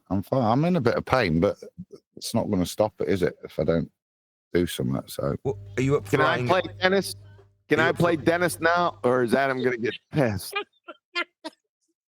Amateur night, might as well play dentist. You're keeping it clean, right? In QA's defense, he slept in a Holiday Inn Express last night. Exactly. No, hold on. This is going to make good stories after the book is out and famous. How Adam, with a toothache and in pain, stood right in position and continued on with the book. Given that I've just spent a good solid 2 or 3 months in pain with toothache, the only thing I would suggest, Adam, from my own personal experience, is that when it hurts the most is when you don't want to be poking things in and cleaning it, and that's when you really should be doing it more. So that's kind of the catch-22. Oh, it hurts. I don't want to stick floss between it because it hurts. So what happened? His filling fell out? Yeah. Mm-hmm. Well, can't you make an appointment to get another filling? Yep, I'm there tomorrow morning. Oh, there you go. You'll be hooked up. I'm saying, why don't we wait till he's at least got his filling sorted out? We could do that. I'm wondering why he's in pain. Shut up. This is just literally explained it like 10 minutes ago. He's a freaking pharmacist. We explained this last time. He's still got to go to the dentist to get a prescription. Oh, geez, they're going to start this crap again. He's a pharmacist. It's not a They never learn it. Oh, hold on a second. Chocolate had something to say. His mic is terrible, so everyone overtalks him. Chocolate, go ahead. I said Adam is a pharmacist, but he's not a street pharmacist. Oh, give me a break. Well, break. Well. Oh, shoot. I just caught that. That's bad, QE. Go ahead, Brian. Dog Neil out. Get it, Brian. He can't because he knows No, I damn agree well with if he you. was a I agree with pharmacist. you. Oh, thank you, Brian. Thank you. Thank so you you're very a much. Neil simp now. What do you guys take turns? No. That's not the point. The point is everybody knows fully well that if we had a store where we could just grab something to relieve our pain, we would do it. You would do it. Speak for yourself. Yeah, you Speak would for do yourself. that. Shit. Yeah. Now, if you were talking to Elijah, yeah, you'd figure Bunch that of out. lying sack of shits. If your tooth is throbbing and you got a freaking Vike, a perk, a law, whatever there, You're full of get shit. rid of the freaking pain. I don't take pill medication. I don't take any of that shit. I'm saying if you're in pain and you knew that that's going to take it away. I've had chronic headaches for the last, apparently, according to my good friend who really made me blush yesterday. I was like, I've been having headaches on and off for the past 2-3 weeks. She was like, 26 days exactly. Okay. But anyway, 26 days I've been dealing with these headaches. I took Tylenol maybe 3 times. Tylenol? That's the best I'm gonna do. That's what I'm saying. And I don't even like doing that. That's what I'm saying. I'd rather drink some water and sleep it off. I'm exactly the same. Even when I had toothache and it was really painful, you're like, well, then that'll stop me from chomping on things that will make it worse. And I was really reluctant to take any painkillers, even when it was really painful. I just don't like taking pills generally. I find them difficult to swallow for one thing.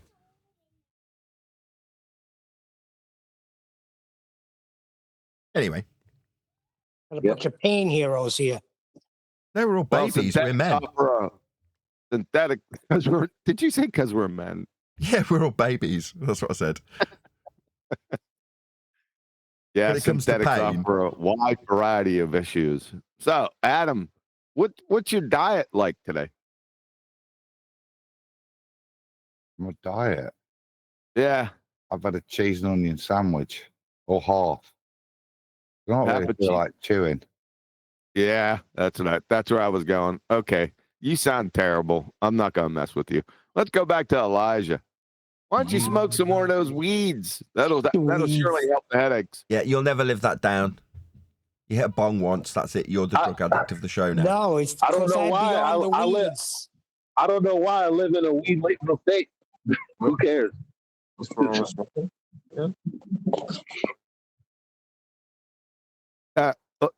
Chocolate, when you want to talk, just scream into your mic, and it'll be okay. No. Everybody should hear the mic coming off mute, and just everybody shut up. That ain't gonna happen.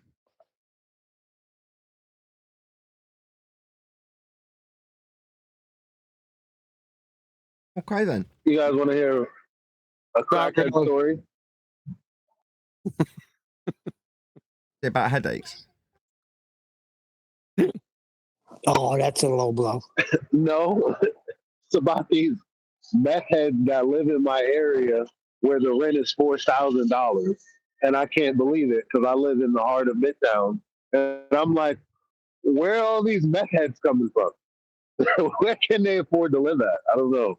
Wait a second. How they getting into Midtown Manhattan for $4,000 a month? You tell me.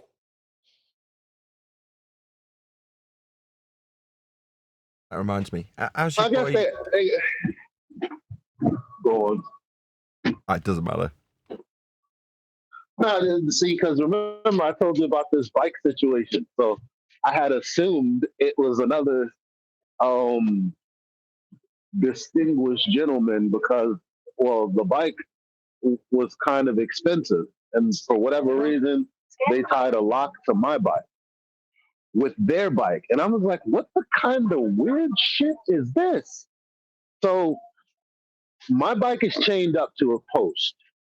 Their bike is chained up to my bike. And I'm like, but this isn't a bum ass bike. I mean, my bike is a few thousand, but their bike is probably a couple grand too.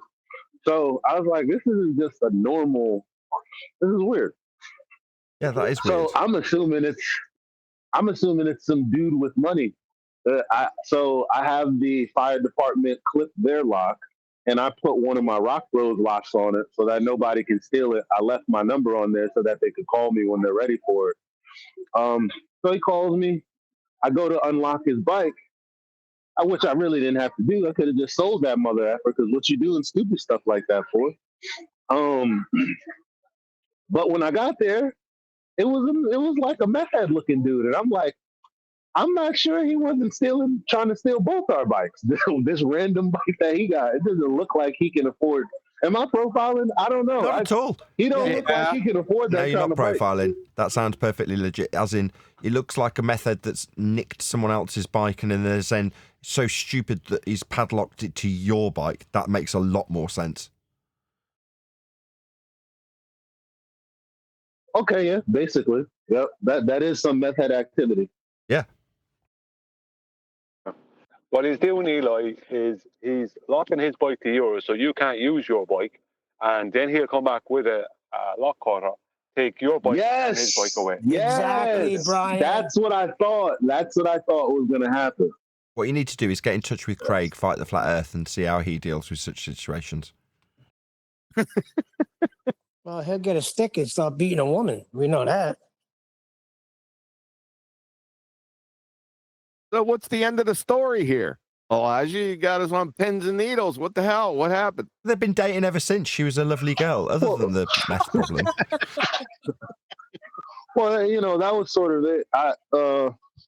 When I saw the guy, I was like, "That's a freaking meth head." I wouldn't have been mad either way. If it was like some hippie dude that was like smoking weed, like me, I'd have been like, all right, whatever. I'd have been like, okay, whatever. Stupid mistake, I guess, or something. I've done that on occasion. I got you. Him being a meth head, I'm still like, well, what am I gonna do? Beat a meth head's ass out here in Midtown? I just let him go, man. I didn't even ask him any questions. He said sorry. I was like, all is forgiven. Did you tell him Sorry his about- measured flat? No. Oh boy. I mean, he did lose an $80 lock in the process, so sucks to be him.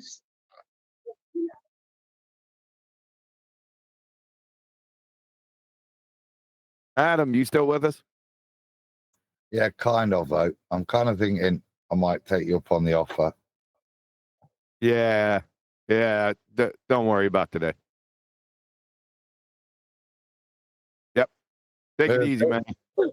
Maybe early start tomorrow because I'm at the dentist. Just before midday. So I should be back then. It's Thursday, you should be good to go. Thursday tomorrow, isn't it? So it's half day. So I assume it's still freezing where you are tomorrow, so no shooting. Oh, there ain't gonna be any shooting. Yeah. How long is this cold front supposed to last? Because I got snow and it's cold in Alabama. It's not even cold. Y'all are pansies. Nah, it's a different cold in Alabama. I'm telling you, I can handle a New York cold. This Alabama cold, something strange about it. Is it like a wet cold or something? Wet cold, isn't it? Yeah. I don't know, but it goes Like right into your 80% freaking humidity. bones. That's what she said. I've got snow in Georgia for the second time this season. So that's global warming, man. Global warming, baby. Climate emergency. Oh my lord. It wasn't as bad as last time though. It's not enough to make a snowman out here. I mean, listen. I mean, I feel you can only have like global warming that affects the sea levels. Boy. On Somebody post contained Earth. Somebody post some pics of snow in New Orleans yesterday. Who was that? Was that That was heavy duty snow. Yeah, DD got hit with some heavy snow. 8 inches in Louisiana is a record. Actually, 10 inches. Where? Where'd they get 10? They didn't get 10 inches in New Orleans. Yeah, Louisiana. It hasn't happened since 1895. That New Orleans. That Louisiana. You want to get a bit more specific? You mean all of Louisiana, really?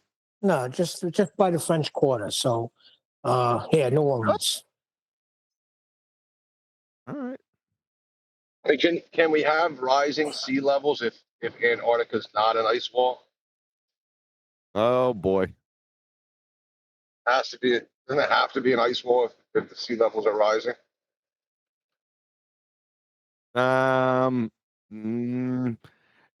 You're missing a couple points with your syllogism there. Well, I don't know if they are rising. I don't think they are. Sea level is rising? Right. Yeah, like the level of the sea.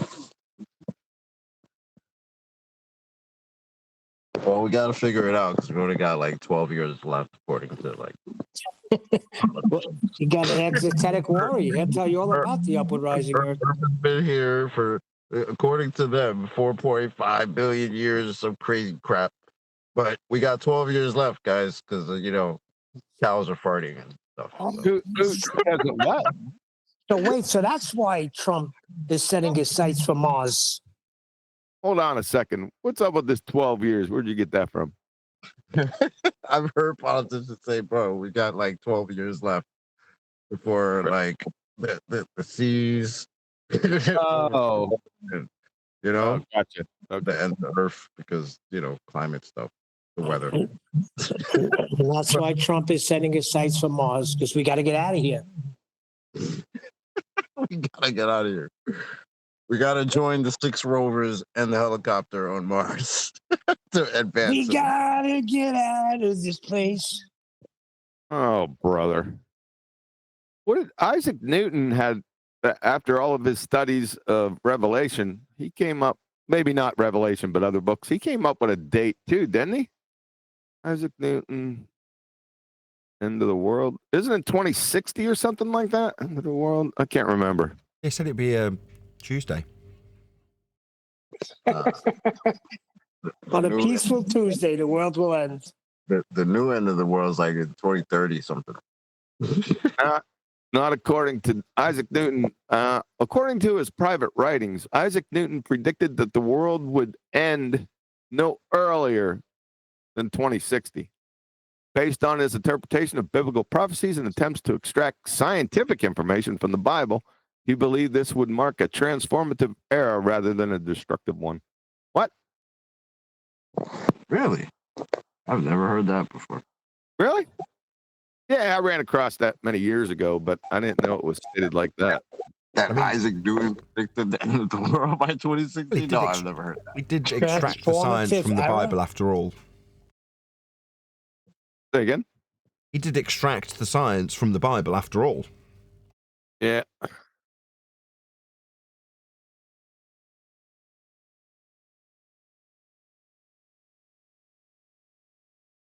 Make any sense, the last statements.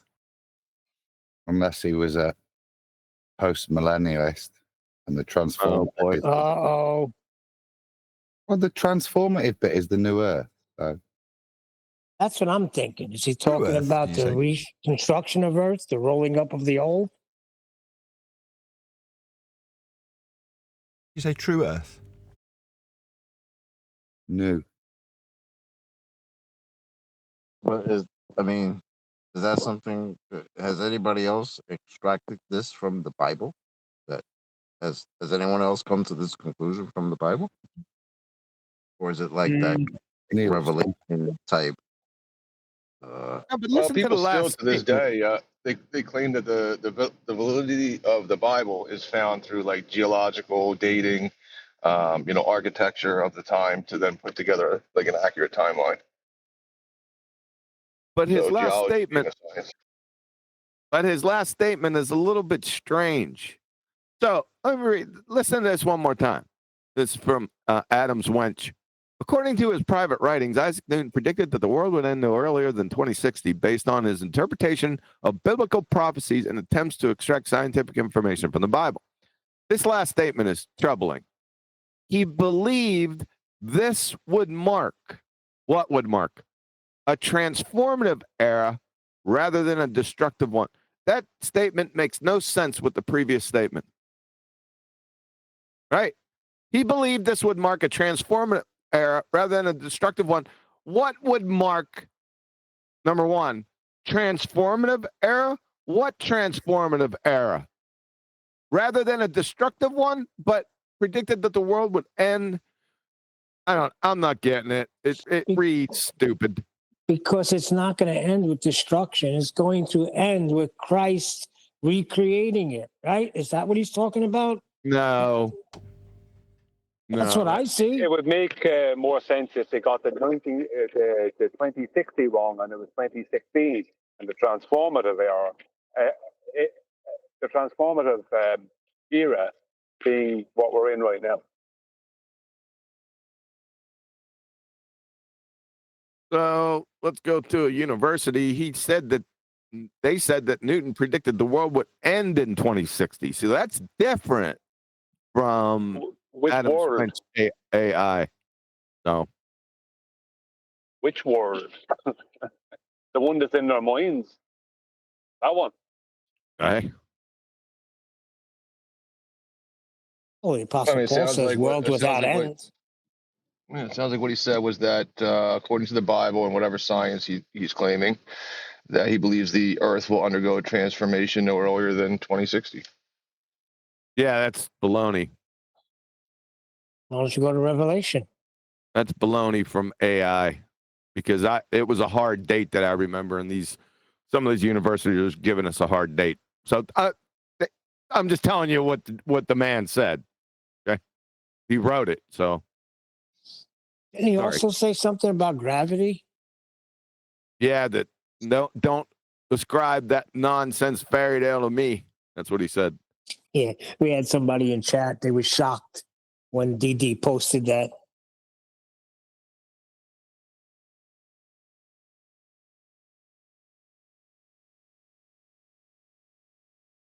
Yeah, Math Powerland said the funniest thing about Newton and gravity. He says if we highlight the word "if" in the Principia, that book would glow in the dark. Principia. Principia.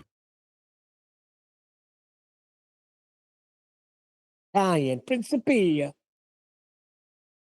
Latin. Principia. Principia. Forget about it. Forget about it. It's a Principia. It does sound Italian. It's fucked up. I'm pretty sure it's Irish. Most things are. Get the freak out of here. That's a good one, Brian. Do that again. No, I just once at a time. What was he? What was Newton? Was he Irish? He was English. He was an Englishman. You sure? Well, Newton, as far as I know, yeah. Did the Sir give it away, Sir Isaac Newton? Well, that wouldn't make him, like, I mean, there's people who were Irish who got knighted. Not that I agree with them getting knighted, but they took the knight, like Sir Bob Geldof and Sir Bono, right? But the point is that Sir Isaac Newton was an Englishman. So if you got a Sir in front of your name, that means you've been knighted? I was just thinking of asking that question. I don't know that. So that makes you a knight. Yes, Sir Paul McCartney. He was knighted. Sir Jimmy Savile. Huh. Interesting. Okay. It makes you a knight of the realm, which it means you swear your allegiance, which is why it's contentious for Republican Irishmen to accept it. Allegiance to what? The UK or? Well, in this case, Her Majesty, or His Majesty, as it would be now. The King. Oh, it's the King that knights you. So, you're being knighted a knight of the realm. Well, last time I checked, the Republic wasn't part of the realm. Hence why I agree, Brian. We shouldn't even be offering it to non-nationals. At best, you've got to be in the Commonwealth. I mean, at the minimum. Yeah, sorry. Is the Commonwealth the realm? Are those two synonymous? It was, wasn't it? It's more of a Freemasonry thing now, to be honest with you. I would view it as, at this stage, Freemasonry, kind of the way they try to hijack everything. Was Isaac a Freemason? Commonwealth I don't know. Is a bit more like marriage. Like what yours is mine and what's mine is mine.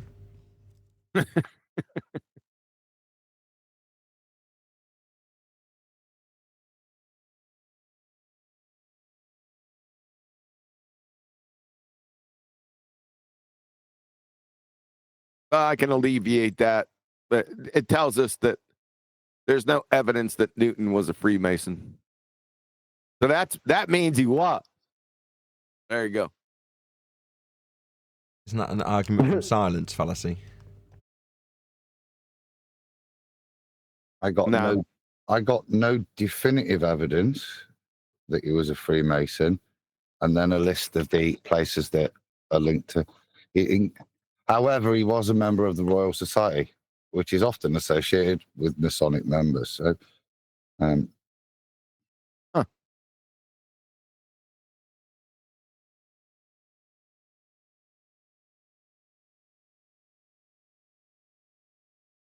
post-Enlightenment, isn't it? So you're coming out of the Illuminati and Masonry becoming more prominent at this point, aren't you?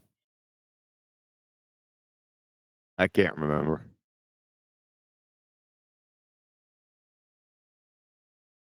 Bono's father was a Freemason. Father? Whose father? Who can you spell that for everyone? Bono's. B-O-N-O. Bono. No, father. F-A-D-E-R. First Grand Lodge in London is formed in 1717. Newton dies in 1727. So it's not the much that he wasn't one. It's kind of like it's not really existing. Like I said, you've got more different secret societies, haven't you, in them days? They're a bit more fluid and not formed into this unified Masonry as it becomes, isn't it? And then Freemasonry. When did the secret societies hit their stride? What time frame? Well, previously you've got things like I say, the societies that are referred to now as the Illuminati. I forgot who formed those, and there's the Elizabethan ones, but they've all got the same underlying use of occult knowledge, Egyptian theology and stuff on it. It becomes the others fade away and Masonry becomes the prominent one, like I say, with the forming of the first Grand Lodge in 1717. So their formations coming towards the end of Newton's life. It's not to say that they're being formed from the societies that Newton would have been part of. Like I said, the Royal Society. They're all going to be dibble-dabbling in that, aren't they? It's all very much... Sure. It's not got the negative connotations yet, either. Right. Yep. Sir Patrick Moore is part of the Royal Society, isn't he? Yeah. It's very much a gentleman's thing to do, isn't it? It's a very inquisitive, scientific, philanthropic place to be. Even in America, that's what Masons paint themselves as. Nobody joins it to get naked in a coffin, and you know what I mean? It's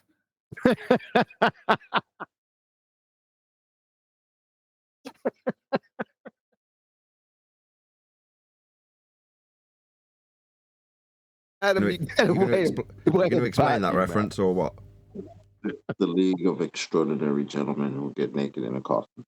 That's awesome.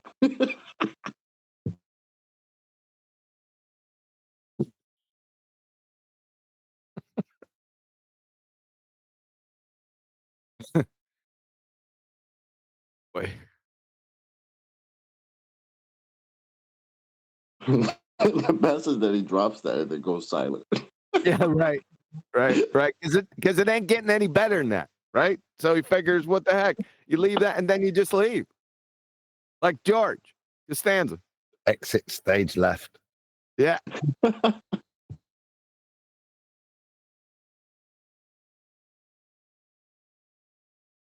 You look at the history of Masons in America, they're fighting for good initially, then they're converted against. I think the image of them today is very different, isn't it? Because of who or what they're doing in other regions. But for the majority of Masons, it's generally good Christian people that join it to try and help the community. That's their selling point, isn't it? It's only the past 30, 40 years that it's linked, I think, with some of the heavier, more satanic stuff. Masons have to believe in God, most fundamentally. Yes.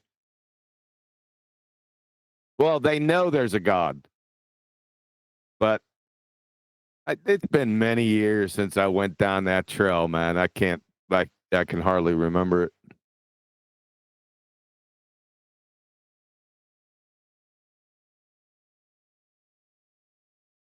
Didn't it start when who was that group that went to and they were digging under Solomon's temple?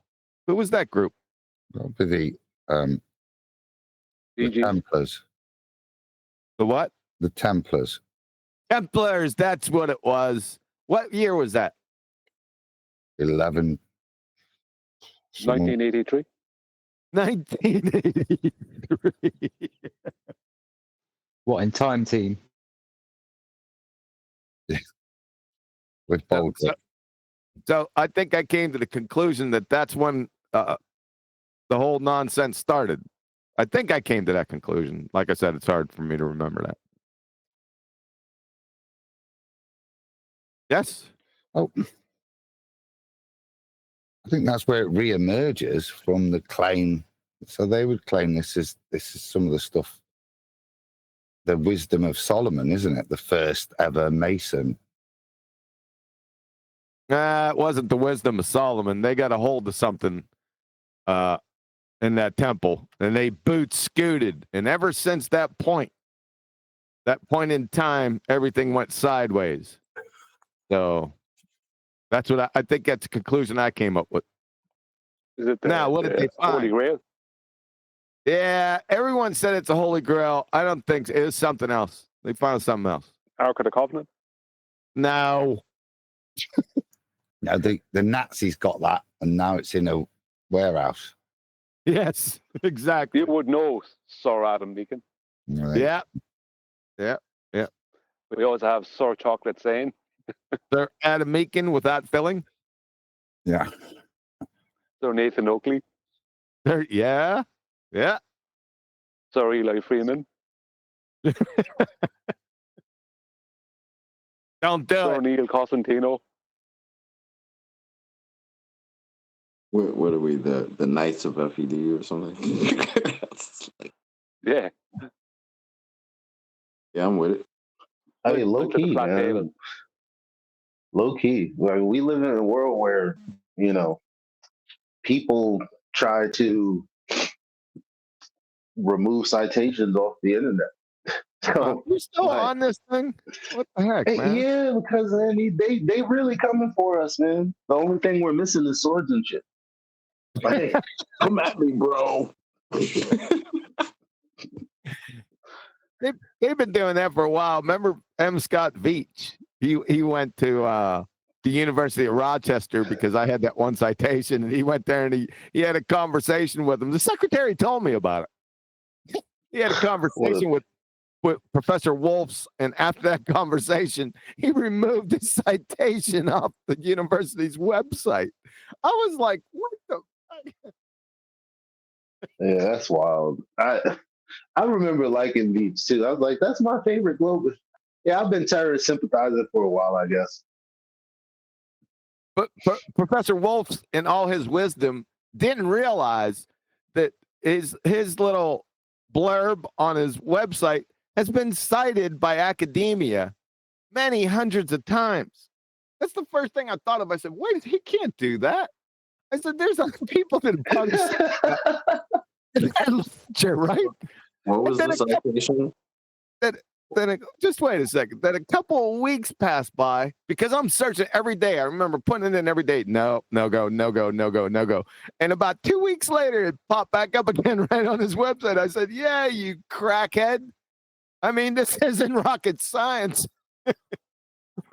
The citation, that's a good one. See if I can find exactly which one it was. That was some years ago. I remember them doing something like that with the definition of the scientific method or something like that. They removed Yes, it was. or Yeah, It was observation involving scientific experiments. Yep. Yeah. And then we had to use the Wayback Machine or something to find it. It's like, guys, man, what are you doing? Yeah, for 2 weeks we had to use the Wayback Machine before Professor Wolf felt the wrath. What a clown, man. His secretary was really nice, man. I'm telling you. She was really nice to me. Professor Wolf. Thorough QE. Say again? Thorough quantum eraser. I figured you'd bring that up. I told you not to do it. Hey, let's see what he said.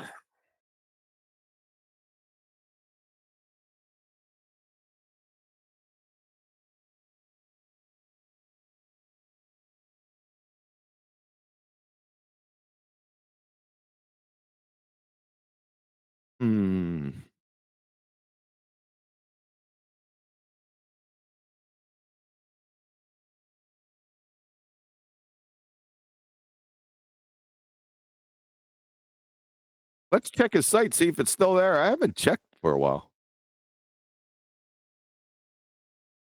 Yep.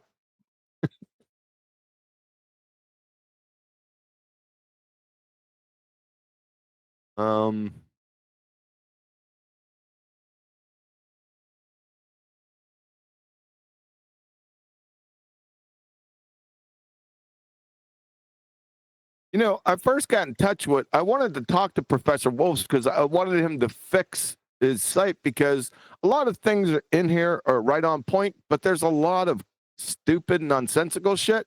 And I was going to, for the lack of a better word, challenge him on some of the things he said in here. That's what my first contact. See, I'd already contacted him before Veach, which is crazy. So what I was going to do was contact him to correct some of the stuff on here.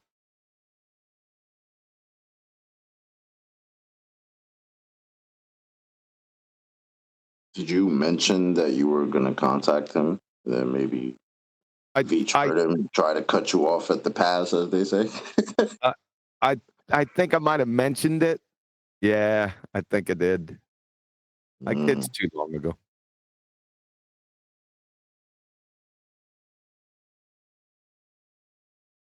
So I could see them doing that.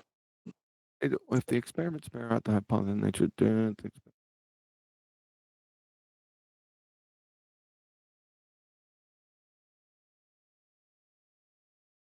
I remember Rumpus saying something just like that, along those lines. Like, we have to stop we have to go to the universities and tell the physicists that they have to stop referring to gravity as not being a force.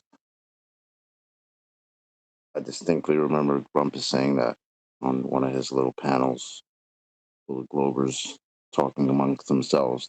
What did you call it? Something about circus? Erectile dysfunction.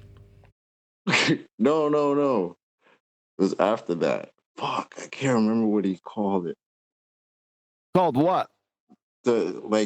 The Globers had like a little powwow between themselves. It was like Bob the Science Guy, not Professor Dave, Rumpus. Oh, what did you call them? Yeah. The Globe-Tard Brain Trust. Brain Trust. There you go. That was a lot of fun. Remember those idiots all got together? It was Soundly, Mr. Elliptoid. Yep. There you go. Yep. Yeah. I think this was one of the things that was deleted. So from Professor Wolfs at the University of Rochester, as just stated above, experimental tests may lead either to confirmation of the hypothesis or to ruling out of the hypothesis. The scientific method requires that a hypothesis be ruled out or modified if its predictions are clearly and repeatedly incompatible with experimental tests. Further, no matter how elegant a theory is, its predictions must agree with experimental results if we are to believe it is a valid description of nature. In physics, as in every experimental science, experiment is supreme. and experimental verification of hypothetical predictions is absolutely necessary. I think that was one of the ones that had to go. Although I could tweak some things in that too. I had a whole list. I went through the website and I marked down in red the things that were contradictory and problematic. I had it all listed out. Yeah, remember, I used to be that way. Yeah. As you can see, his scientific method has 4 steps. Now, listen, this is one of the biggest ones that I was going to talk to him about. So, first step, observation and description of a phenomena or group of phenomena. Now, that's no problem. Number 2, there's big problems right here. Formulation of an hypothesis. He also doesn't know how to use a or an. It should be a hypothesis. Formulation, I'll say it correctly. Formulation of a hypothesis to explain the phenomena. I was going to check him on that. And then this one. In physics, the hypothesis often takes the form of a causal mechanism. I was like, all right, this guy's got his act together. Then he just screwed the pooch. Or a mathematical relation. That just pissed me off. So it was that statement right there that led me to contact him. I'm like, come on, dude. You moron. He was like, you almost had it. You were right there. Yeah.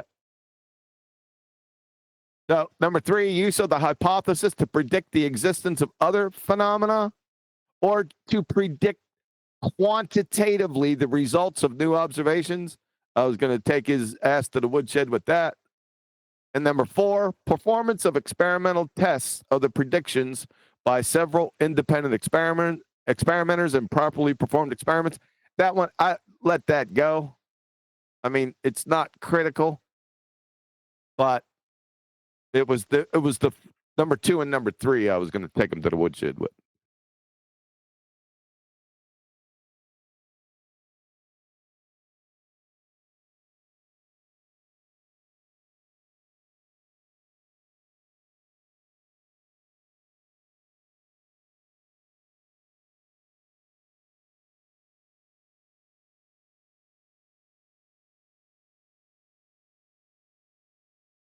Check this out. We are familiar with theories which had to be discarded in the face of experimental evidence. That's a contradiction right there. In the field of astronomy, the Earth-centered description of planetary orbits was overthrown by the Copernican system. See, Professor Wolfs, you're outside natural science, you glue sniffer. So let me go on. In the field of astronomy, the Earth-centered description of the planetary orbits was overthrown by the Copernican system, in which the sun was placed at the center of the concentric circular planetary orbits. Later, this theory was modified. It was never a theory to begin with, you glue sniffer. As measurements of planet motions were found to be compatible with elliptical, not circular orbits, and later planetary motion was found to be derivable from Newton's laws. I had all this marked.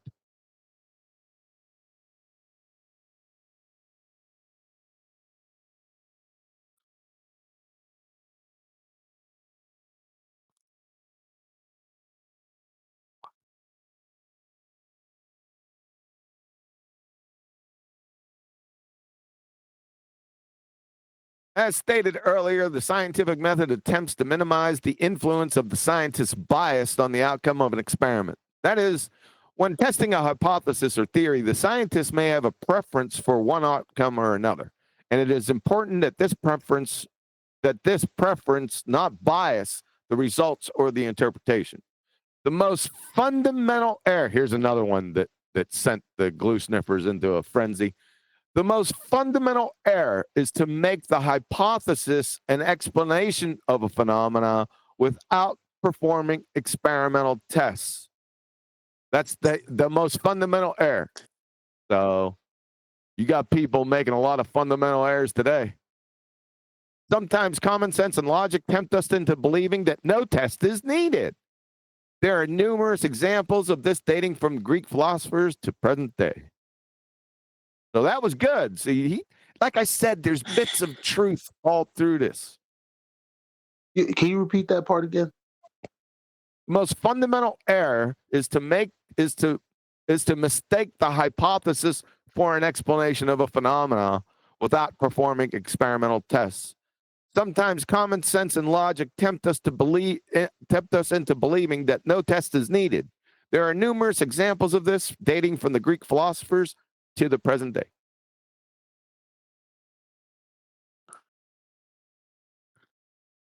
They're doing it all over the place currently. That's not even a secondhand thought now. People just make hypotheses and just think that explains something. Literally. Almost all of the big name heliocentrists, that's what they do. Make up some non-viable hypothesis. They're not viable. Let's see if these are correct. He keeps on doing this. An hypothesis. That's wrong, Professor Wolf's. My God, sir. That drives me crazy, man. Oh, it drives me. It reads. It's all clustered. It gets your tongue in the wrong spot. So I'll correct it. So hypothesis, models, theories, and laws.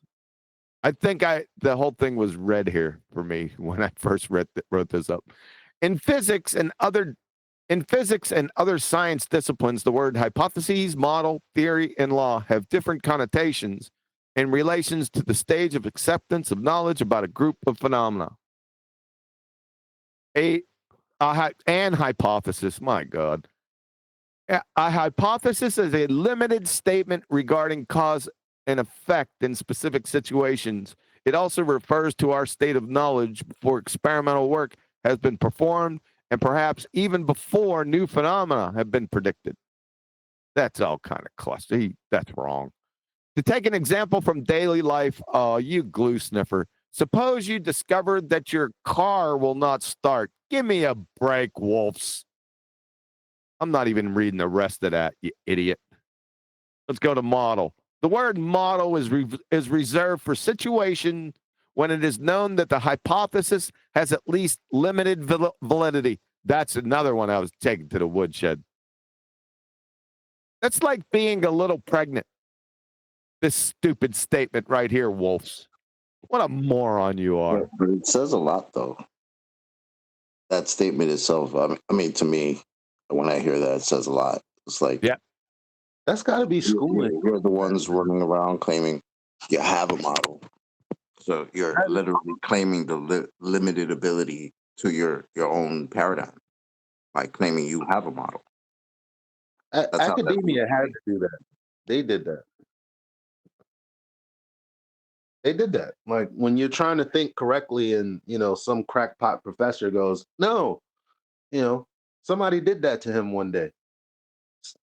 I think this is why these guys have a really tough time because it's kind of been beaten into them by people that they look up to, right? Oftentimes, okay, I'm sorry. I don't fucking know because I've never been to university, but, I watch movies. I have friends, and oftentimes they complete university, but through immense amount of pressure, strain, and they're just doing what they're told to do, supposed to do. And so I think a lot of emotion goes into that. You're not really thinking clearly. You're just trying to pass so that you could go on with life and provide for your family, whatever family you want. And I'm just saying, like a loner like you was. Are you like Ann Landers or somebody? Who's Ann Landers? They're not going to know who Ann Landers is. I don't know who that is. The word model is reserved for. Let me continue. The word model is reserved for situations when it is known that the hypothesis has at least limited validity. That's stupid, like I said.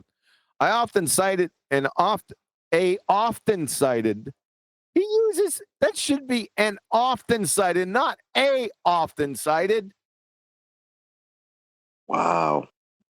What a moron this guy is. And that's what it's a often cited, he's got him flip-flop. Often cited example of this is the Bohr model of the atom, in which, in an analogy to the solar system, the electrons are described as moving. He needs an English lesson. The electrons are described as moving in circular orbits around the nucleus. This is not accurate. This is not an accurate depiction of what an atom looks like, but the model succeeds in mathematically representing the energies, but not the angular momenta of quantum states of the electron, in the simple case, the hydrogen atom.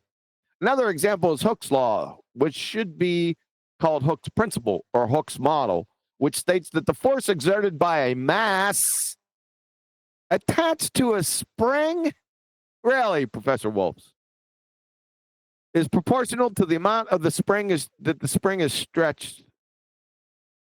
We know that this principle is only valid for small amounts of stretching. My God. The law fails. It was never a law to begin with, Wolfs. When the spring, I'm just going to stop it right there. A scientific theory or law represents an hypothesis. Oh, boy. Or a group of related hypotheses that have been repeated through experimental tests. This is wrong. Their laws don't go through the scientific method. That's why I had this all redlined. That guy is not a professor. Yeah. It is annoying him and N and A because he didn't just get it wrong on one side. He mixed it up. He got it wrong across the board. Yeah, I know. That's why the whole thing was red. What I did, I copy and pasted this and put everything was wrong that was in red. It looked like I friggin' cut my arm off after I was done. That much red, huh? While the scientific method is necessary in developing scientific knowledge, it is also useful in everyday problem solving.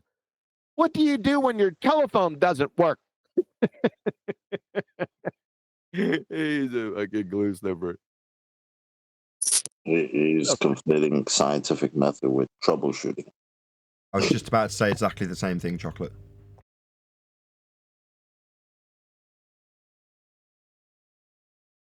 Changes in scientific thought and theories occur. Really?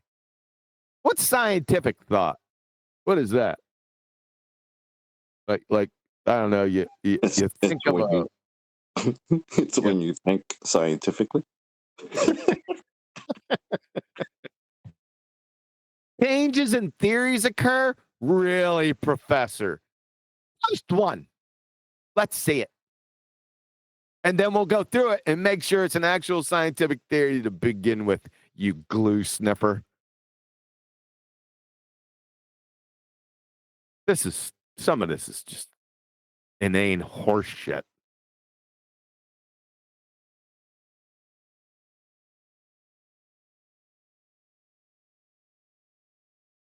I like this one. See, little gems. In this introduction, we have emphasized that the scientific method distinguishes science from other forms of explanation because of its requirement of systematic experimentation. That was one where Beach went after that one. That was definitely one. Because that sends them over the friggin' edge. Of all the ones to go after that one. Yeah. Says a lot. Son of an astronaut. Son of a beach. So that's why he doesn't like you. Didn't I have a song?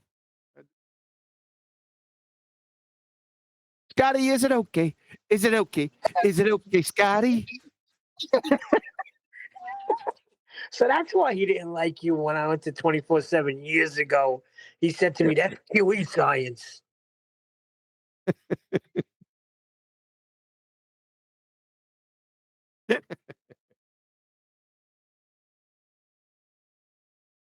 Yeah, that was the hustle back then. That was the tagline to try to get everybody off. Oh, QE made up his own scientific method and is now teaching it to everyone. You mean the one that you got taken down off of? Let me quote him correctly. Let me quote him correctly. He said that's QE's 6th grade science. Oh, they got it. Yeah, they said, well, that's just 5th grade. They got Jedi mind trick when I said you guys would fail 5th grade intro to general science. So they thought it was the 5th grade version of the scientific method. That there was other ones. So they couldn't even understand the insult. No, they didn't get the exactly. That's crazy. No. That's crazy. We haven't from Beach in a while. Would you like to play some with Beach in it? We should play that. Hell Absolutely. Yeah. Hell yeah. Hold on a second. As long as you can dig them out. Yeah, I'll dig it out. Hold on a second. Gotta use it. Only if the line curves in a straight way.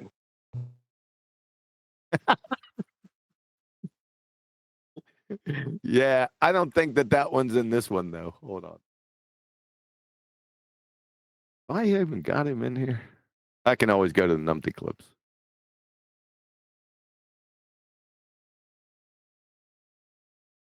I put M. Vrot Screech, the booger eating schmuck.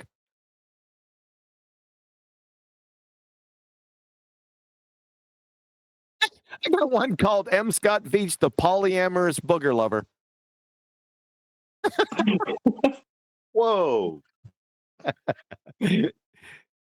Yeah, it's when one of his compadres, Branch, caught Scotty bullshitting.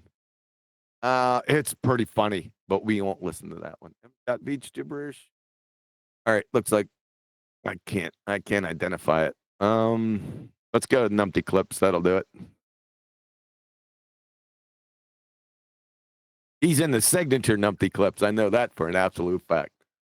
Dashboard content. Playlist. We should do a review of numpty clips at some point. I think people have forgotten the absolute ridiculousness of these idiot ball-tard spinning space monkeys. I think they're a couple steps away from it. Good. That might be a good idea.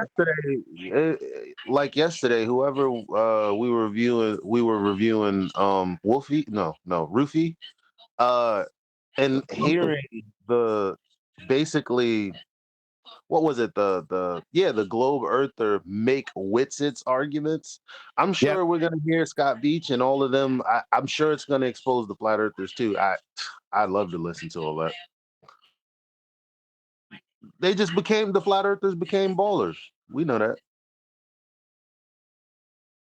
You want me to put it in Skype?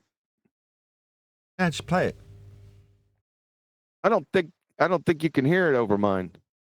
Really? Okay, yeah, stick it in Skype then.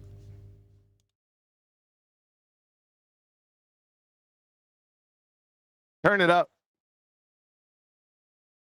You haven't posted it yet. Yes, I have. Turn it up anyway. Have you sent it? Have you sent it in Skype? Master B. I don't see anything from you, I'm afraid. Oh, here we go. Yeah, I got it.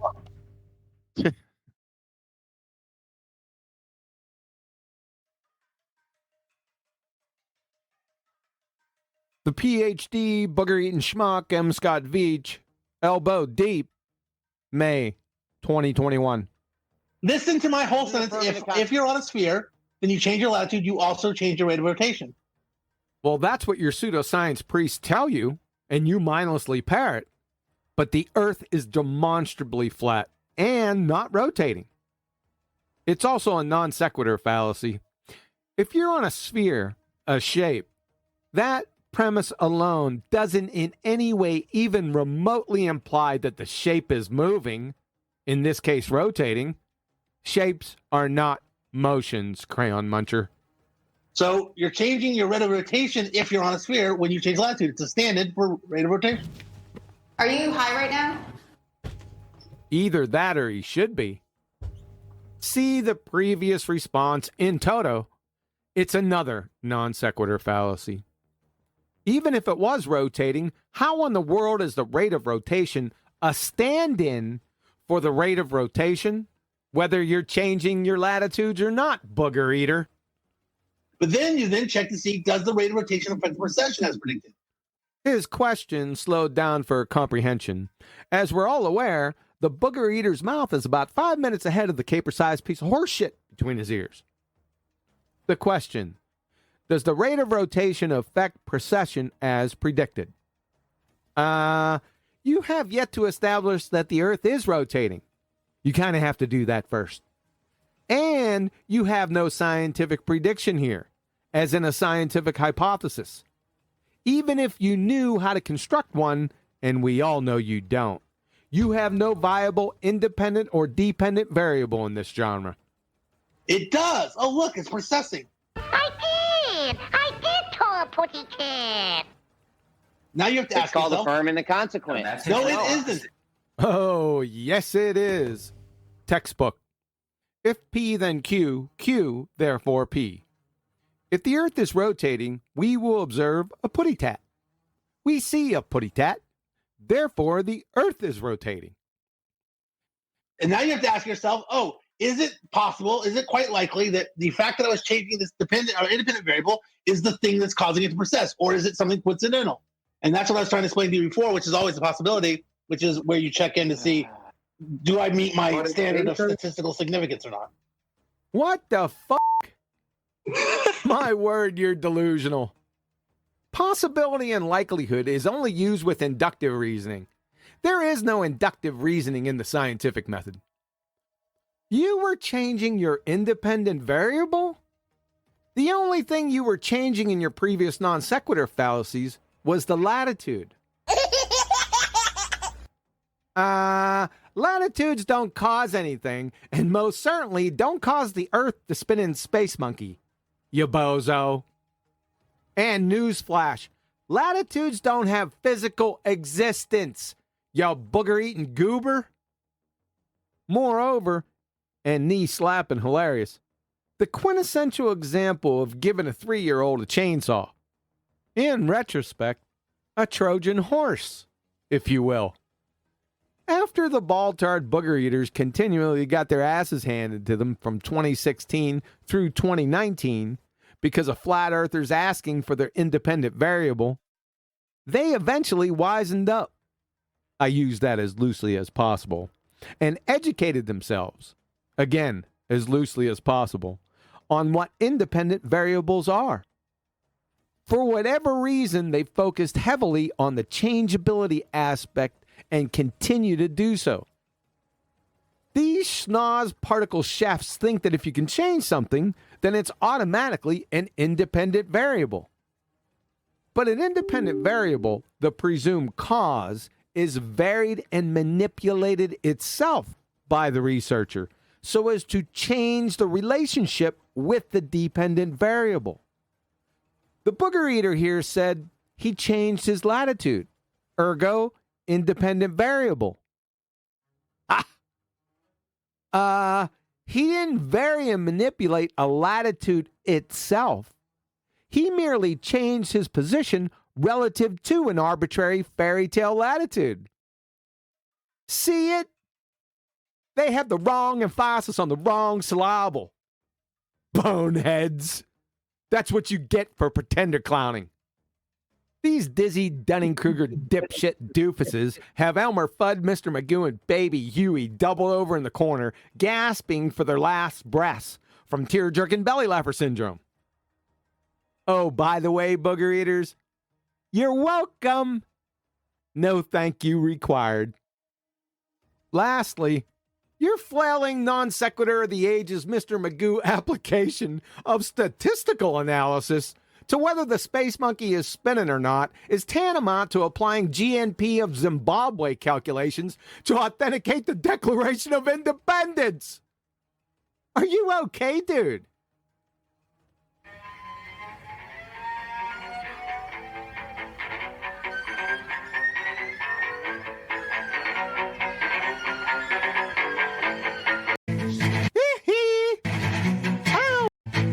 You're okay. Engineering is not science. Duh. From Professor Henry Petrosky, Professor of Engineering and History at Duke University. Title of the paper: Engineering is not science, and confusing the two keeps us from solving the problems of the world. Ladies and gentlemen of the jury, the PhD booger-eating schmuck here and his ilk keeps us from solving the problems of the world. What they're essentially saying is, you say you're doing science, but you're doing something that doesn't actually test hypotheses. What the hell did you just say? Anytime you're using something that is going to help you test hypotheses.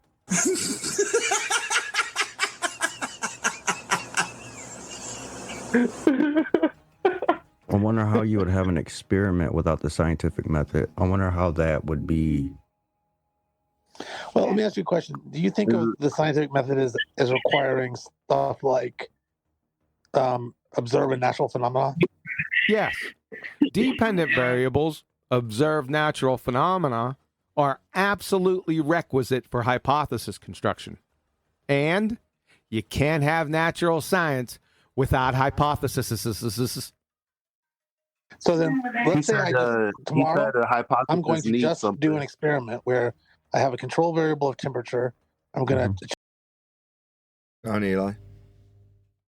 I was gonna say he said the hypothesis needs something. Is it A, a donut, B, an orange, C, a lion glober, or D, all of the above? Hypothesis. Just it.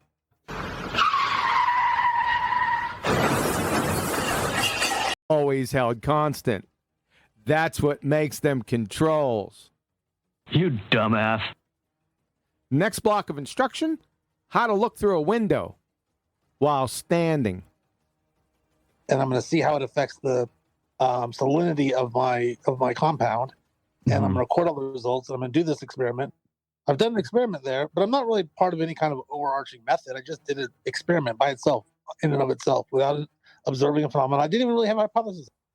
Ay, caramba. So you conducted a scientific experiment without a hypothesis? How can you do that when experiments are hypothesis tests? From pennstate.edu, the scientist applies his or her present knowledge to predict the effect of the independent variable on the dependent variable. The prediction is a statement of the expected results of the experiment based on the hypothesis. What's next? Run the Brickyard 400 without a car. Curvature, in and of itself, is a constant elevation.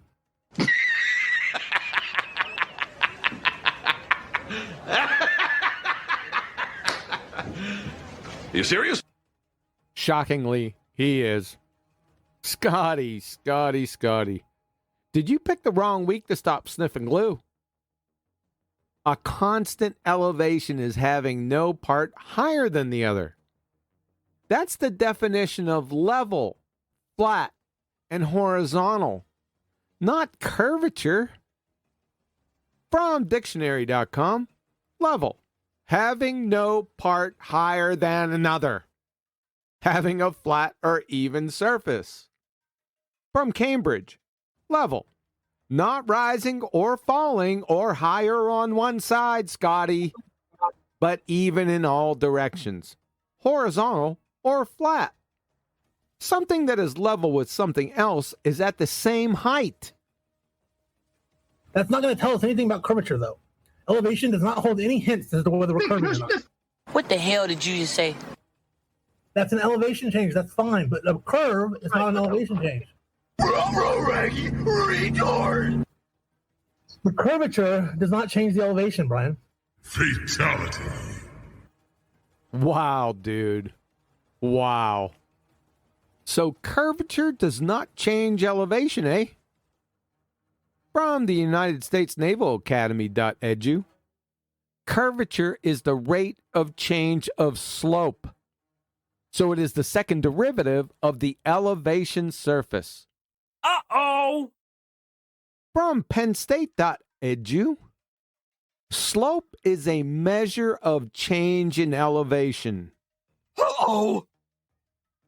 So, Booger Eater, if curvature is the rate of change of a slope, and a slope is the measure of change in elevation, then curvature must necessarily involve a change in elevation.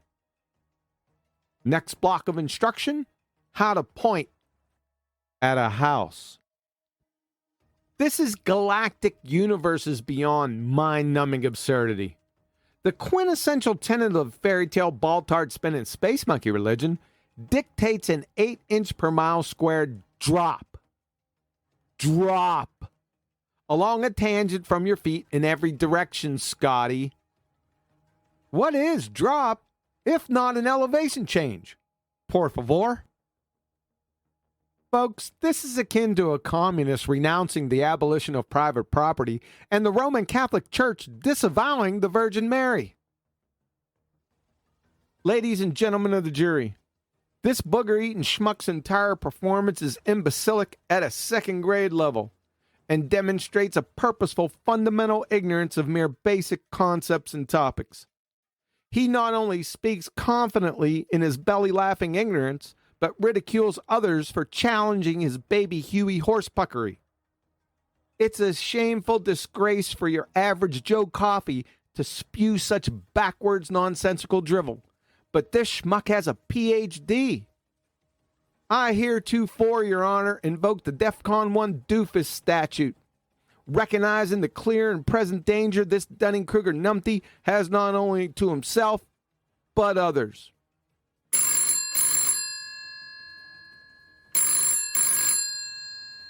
Put a cork in it, Your Eminency. Yep, got it. Your Worshipfulness. That was society on the line. They want an emergency restraining order against this booger eater. No less than 1,000 light years. Your splendiferousness. I move to strike jury deliberation, have them retired to their respective residences with the court's deepest apologies and a counseling voucher for tear-jerking belly laugher syndrome. An immediate subpoena issued from the bench with an attached indictment for Captain Kangaroo U, mail order diploma section, where this numpty clearly obtained his degree from. The PhD booger eater here straitjacketed, shackled, horse and elephant tranquilized, without cessation, in place, with a 24-hour sword-drawn guard while we await Mr. Green Jeans, Mr. Bunny Rabbit, and Mr. Moose Stamp Lickers to give account. Turn out the lights, the party's over. They say that all good things must end. Call it a night. The party's over. Hey, you can stop it. Why aren't you playing? Why can't we hear all of it through your friggin' audio system? Dead. Because,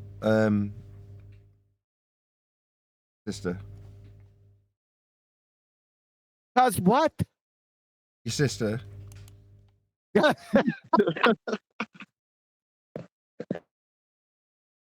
Dude, that one was surgical, bro. I loved it. I was feeling it back in the day, boy. I can hear it. I was like, oh man, he's in his zone. With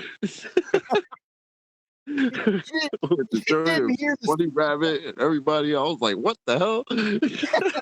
He's going all in.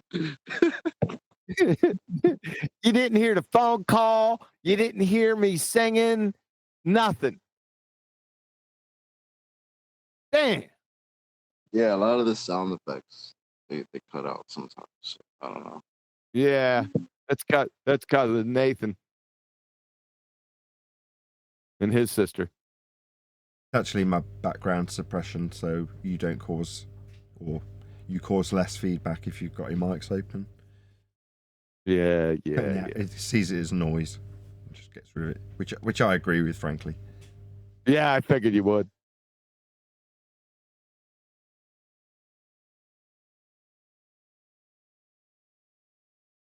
So we're good for Ballbuster Saturday. But my gammy leg, I forgot to mention. Your gammy's leg? My gammy leg. Your gammy leg. What's wrong with your leg? You got a bum leg.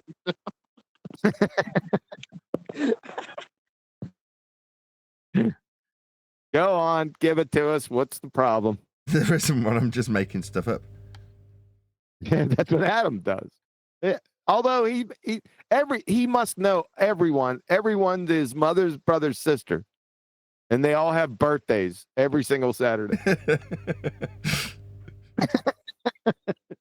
I'd never noticed that, but now you mention it. There's always some sister or some uncle, isn't there? Yeah. And the way he gets around it is their birthdays are during the week, but they celebrate them all on Saturdays. Outrageous. How dare he have a family and a life? I know. Pikey some bitch. Yeah, so this Saturday is going to be a Ballbuster. I want to do it again this Saturday because the Saturday after that is a potential shoot. So I don't want to go 3 weeks without doing one. Follow? Sure. And it's all about you this time, by the way. Excellent. I love those shows. One of our favorite guys coming back from TikTok. Did they get rid of TikTok in the U.S. yet? Anyone? TikTok still work? Yeah, it works here. No, in the U.S. Trump got a 75-day stay on Oh, did he? Anyway, this glue sniffer is back in the community. You're all gonna know who it is.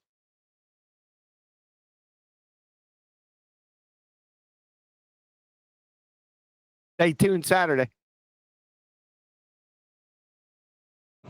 Bro, when did they really keep us in suspense till Saturday to tell us who came back? Yeah, it's called a tease. Oh boy. You'll know him.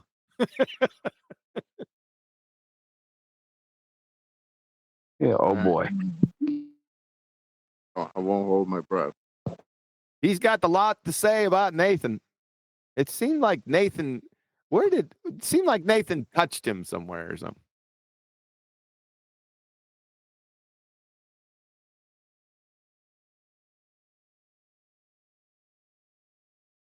Can you guess who it might be? Is it an ex-flat earther? No, it's a full-on globetrot. Long globetrot, okay. No, it's not Wits. Although he does have a thing for Nathan, that's for sure.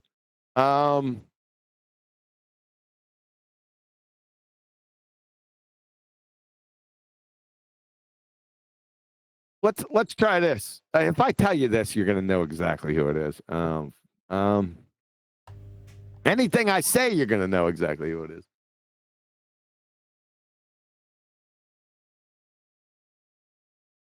What is the second law of thermodynamics? Give it to me in equation form and a brief explanation. Answer from this globetard. Refrigerator. It's Bob.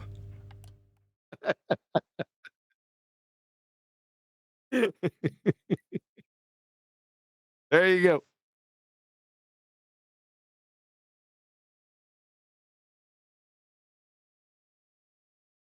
Did everyone get it? Did everyone fall asleep or what? You know who it is now, right? Bob. Not you, the other guys in the hangout. I can't remember. You can't remember.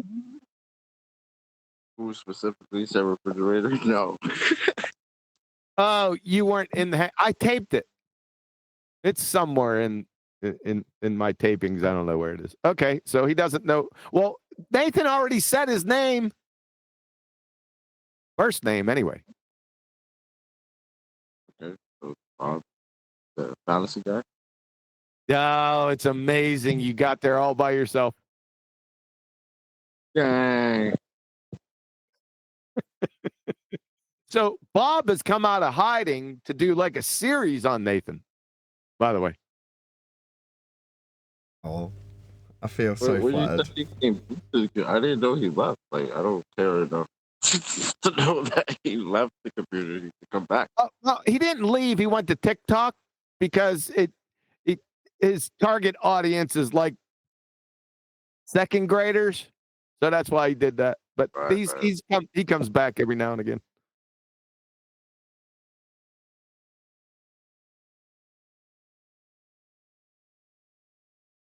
It's interesting that a lot of these guys have confidence again. They got solar power from the 24-hour sun. Yeah, is that what they got? Yeah, it's like suddenly they're bravado again. It's like, wow. It's the Where last were you stand. 6 months ago? Last stand. They need to do something. Right? Remember Bob Aruni was in here and Nathan had him by the short hairs when Bob said, well, you need to do either spherical trig or flat earth trig to reconcile this little issue we got. But he made a statement before that said that there were no triangles. So Nathan caught it, right? Oh my God. Oh yeah.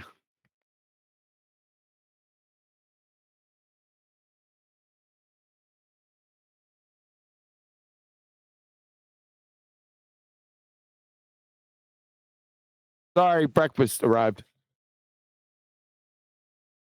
A lot of these guys, they want to talk about spherical geometry, right? As if it's something different from ordinary geometry. It's just geometry. Oh, I know where I was going with this.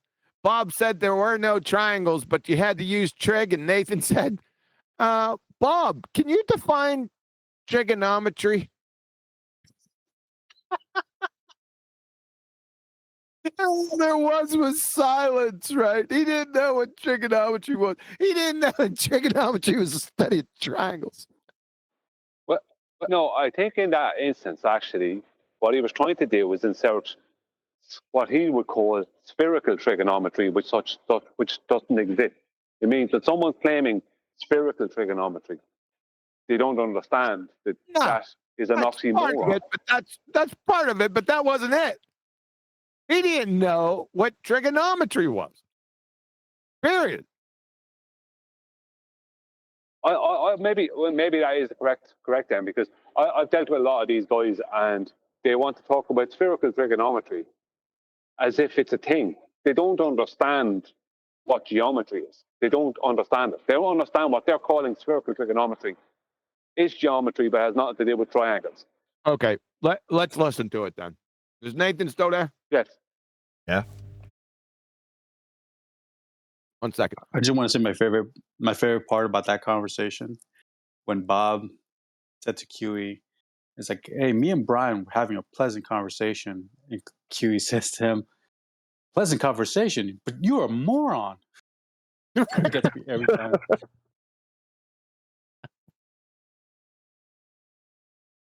You see, they try and do that, but without justification, and they get away with it all the time. So you'll be in the middle of saying something perfectly coherent, and your fundy balltard will say, you're just a moron. But when QE does it, it's after an overt and egregious demonstration of being a moron. All right, now, I can't remember if this has any foul language. I don't think a lot. But here I you don't go. think it matters. I called the guy in the pre-show a see you next Tuesday, so don't worry about it.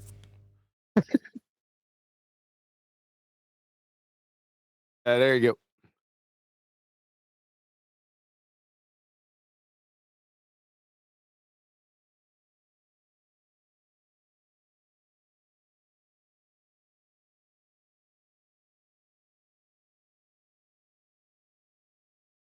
No, you're measuring the angular distance between a star and a point on the horizon. A point on the That's it. horizon? All right, are you going to do it? or are Sorry, you the just point gonna on the sit down and horizon. try and play Sorry, word Bob, games? stop.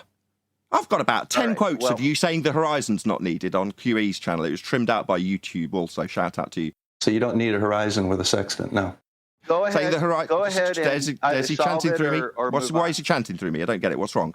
You don't need And- a horizon for a sextant. Why is he chanting through me? I'm clarifying that you specifically on this show told us you don't need the horizon. What's going on?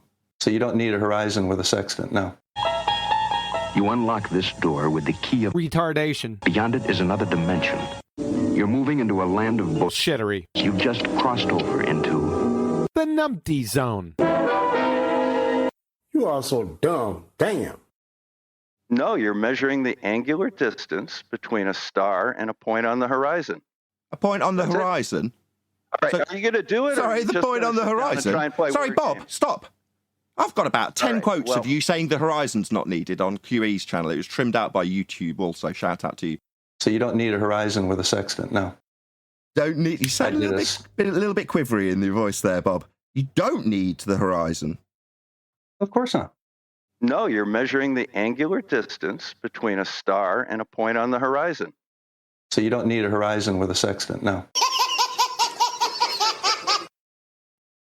Hey, I've got a sextant challenge for you in the timeout chat. It'll prove that celestial navigation, which is based on spherical trigonometry, works. Nope, got to have a triangle for that. No, there's no triangle. No, there's no triangle.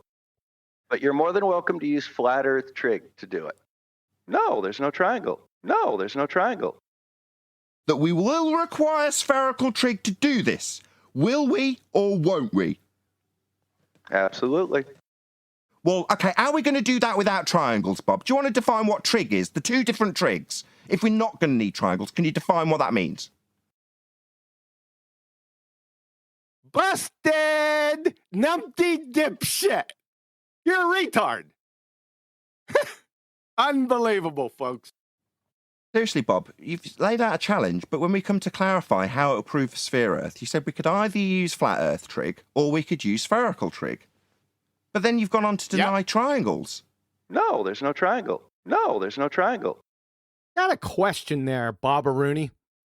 If there's no triangle, bum sniffer, then why do we need to use trigonometry, which is the study of triangles? I don't get the... I seriously don't get the mentality that would do this. It's humiliating for you. Turn out the lights. Double speaking, pretender clown face monkey. The party's over. They say that all good things must end. Is that it? Is that the end? Is that it? Ballers scattered on Dawn's highway bleeding. Obviously not. Fallacies and refravity crowd their fragile eggshell minds. So what's trig? For the audience's benefit, this dumbfounded silence is what you get when you become a fundamentalist religious zealot chanting about measuring angles on a curved surface. You start denying that you're doing triangulation, or that you even need triangles, or that there's even adjacent that you need at all. That's what you get to. Do you realise how stupid you sound? Oh, well, everybody's heard about the bird. The bird's a winner. You're a clown. That's that.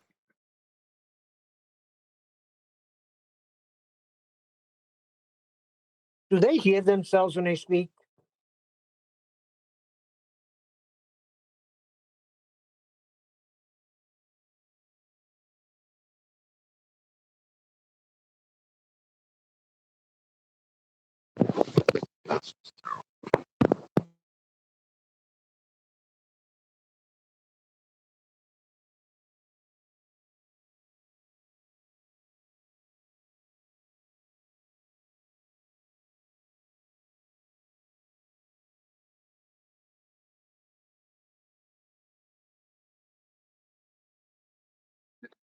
Do these people realize that what they're calling a triangle is three circles that are intersecting?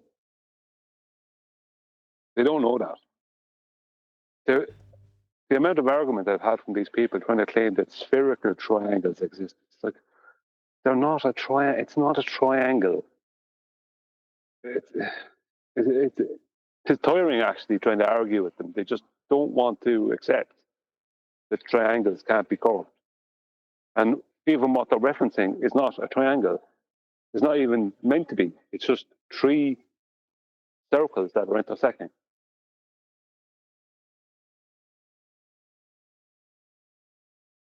Yeah. I like it when they come and ask me about why they don't add to up to 180, and then they start referencing what are essentially not triangles because they've got curved lines meeting at points, and you're like, what the hell are you babbling about? Oh, John, try and explain that 180 to me. They're asking you about why a triangle that isn't a triangle doesn't add up to 180. Like this non-triangle isn't obeying principles of triangles. You're like, well, it isn't a triangle. Then they demand that you explain why it isn't adding up to 180 when you explain to them, well, it isn't a triangle. Yeah. I mean, how much more clear do you want it? If it's not adding to 180, it's not a triangle. Yeah, and then they'll point you at some curved, dangly pizza slice on a globe that's been projected from flat Earth angles, of course. And they'll ask you why their dangly pizza slice with curved lines isn't adding to 180. You're like, it's not a freaking triangle.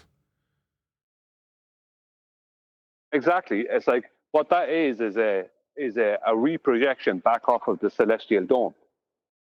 That's all that is. There's 3 points on the celestial dome where they make an arc, 180 degree arcs, and they just project that back down onto whichever hemisphere they need to project it on.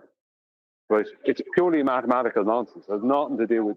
It's not technically not geometry outside of the fact that the measurement of that point, the horizontal measurement, is a real horizontal distance in the real world. They just don't. The problem is they don't know what they're talking about, and even asking you, how do you explain how spherical triangles don't add up to 180 degrees? It's like, that's them hoping that you'll try and somehow figure out how this. It's like, because it's not a triangle. I mean, how much more clear do they need it? You know what I mean? Yeah. No, those 3 points that I put on Earth, when I add them up, they don't come out to 180 degrees. That's lovely.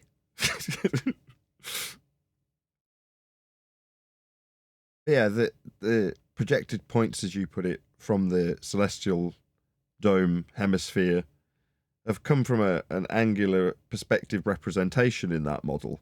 And then when they are putting it in reference to a ground, it's the Haversine projection that creates a globe that gives you the points that are projected through the globe to the celestial sphere, back down onto that globe. And then when you connect those points with curvy lines, you can then ask a flat earther, why doesn't this add to 180? That's what Bacon was doing. What, in recent times or yesterday? No, not yesterday. That was his argument before.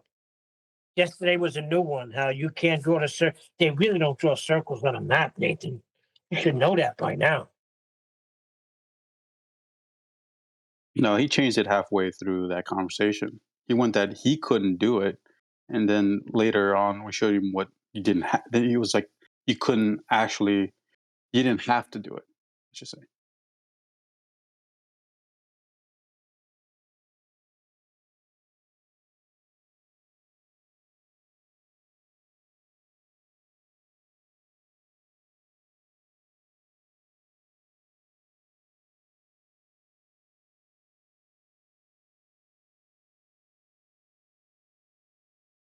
Yeah, their understanding of what they're even calling a spherical triangle, right?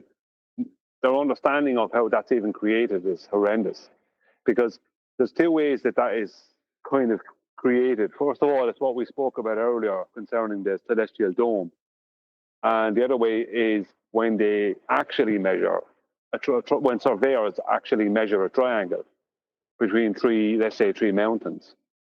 The ballers thought that surveyors were going to one mountain and measure an angle, let's say mountain A, and they're measuring an angle between B and C.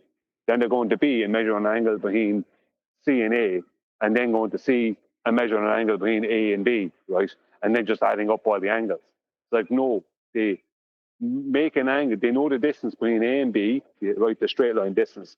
Then they use that and the angle between, and they make a triangle with that distance and the angle between B and C, right? Then they'll do the same from B and then the same from C, right? And what they'll end up with is three actual triangles, and those three actual triangles will allow them to, because they will have been making a few presuppositions from calculation with those triangles, because they only have one side length and the angles. But when they do it 3 times from 3 different locations, that then gives them a distance between A and C and B and C, right? So that's how they get the actual triangle. But then when they mathematically place that onto the convex surface of a sphere, that then bows out those lines, curves them out the way, and causes an area in the center that's known as spherical excess, right? And what that is that because they've curved the lines out the way, the area that existed between these 3 mountains has increased mathematically. So when they want to go use that, then they have to take away that spherical excess that's in the center when they want to actually use their measurements and distances, and take that away and unbend those lines and turn the thing back into an actual triangle on a flat plane. That's what they have to do. They can't use it the other way. So when they come up with this spherical excess, that's what it is. It's purely mathematical. So what the hell is literally the purpose of doing that? Besides trying to use it to say that you live in a ball. Like, if you're not using that practically in any way, shape, or form. It's all purely to support your belief. That's all it is. It has no practical use whatsoever. It's literally pure nonsense. You can't use it. It has no relevance to reality. So, yeah. Well, spherical triangle is pure nonsense.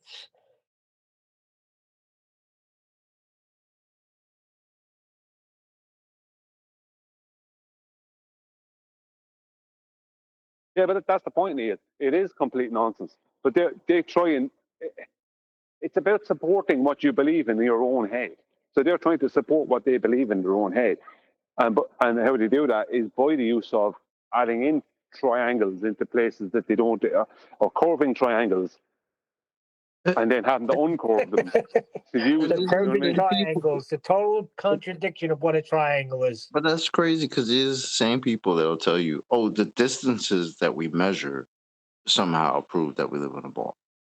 But then at the drop of a hat, you'll change the distances that you measure. What? It's literally like, oh, we proved the radius. How did you prove the radius? Oh, we're going to put the radius in an equation and change it, make it larger. And that's how we proved the radius we just changed. What the hell are you talking about? People are out of their minds, man. Spherical trig, man.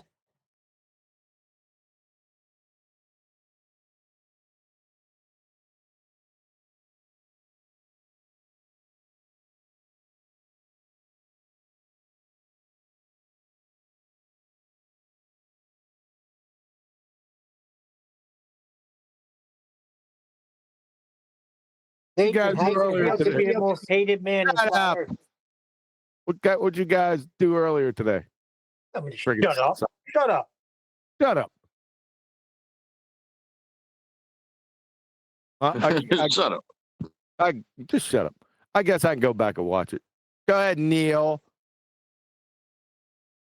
Well, it's funny. If you would have just been quiet, you would have heard what I was saying what happened this morning. Nathan is the most hated man in flat Earth. That's all there is to it. Agrees to everything, just hate Nathan. It's because he's hiding the guns, man. He won't tell people. He And the won't tell people circles. where the guns are, man. So now Nathan has no guns and no circles.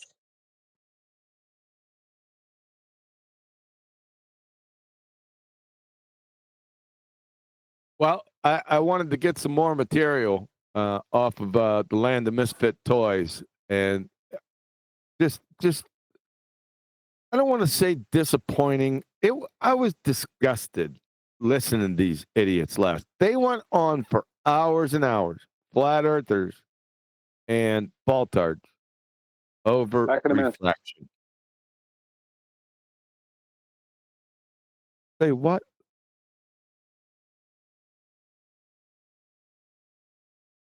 Hello? What did you have to say, Brian? I think he said he'll be back in a minute. He Right left. in the middle of my statement? Why are you going in clean house, QE? I'm not part of the Land of Misfit Toys, Sunshine. I'm just trying to get material from them. It was so long and so tortuous that I don't know. From 2017 till now, I don't know how many times I taught on refraction. It's so many times. A couple formal presentations going step by step, everything but refraction. Nope. Nothing. It has no effect on. I don't mind the ballers because they're friggin' retarded, but the flat earthers, brains are leaking, got a model of refraction in the atmosphere. Yeah. You know that? That's disappointing. I get you. He did what? He's got a model of refraction in the atmosphere. Brains are leaking. Well, a model of refraction in the atmosphere. Yeah. That's a very tough statement right there. Yep.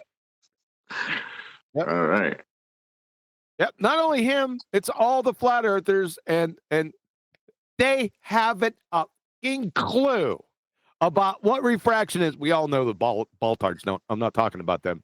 They're relieved. I don't care about them. I'm going after the flat earthers. These abject pretender clowns. Yep.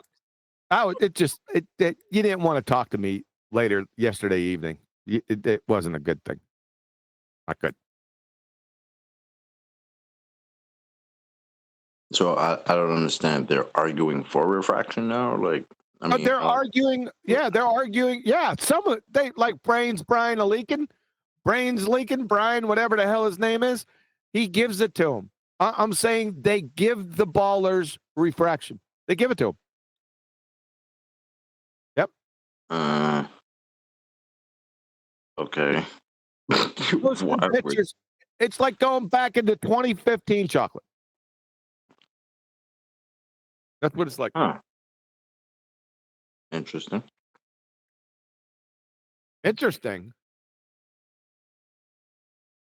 Yeah, weird, but weird. Why the hell are they doing that? Like they're giving them. Yeah, they're giving it to them. Yeah, they'll bring up refraction and say, "Yeah, okay, we got refraction here. So how much is it really affecting things?" But we have refraction. Everyone agreed. We got that. We'll just give it to you. Okay. Yeah. So if you want to step back into 2015, just listen or go into Earth Awakenings, and it's right there for you. You've got Brenda, Rufy, Kosho, Issa.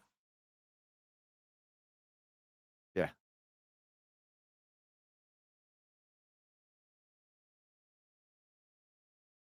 Yeah, I want to speak to Kosho again. Yeah.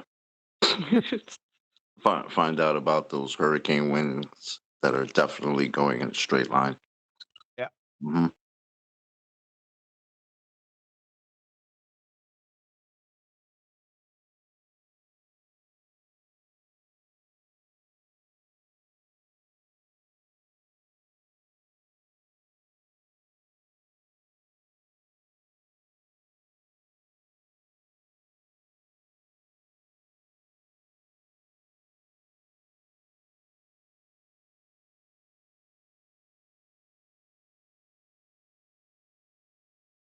Yeah, we'll have to dig out a lot more clips.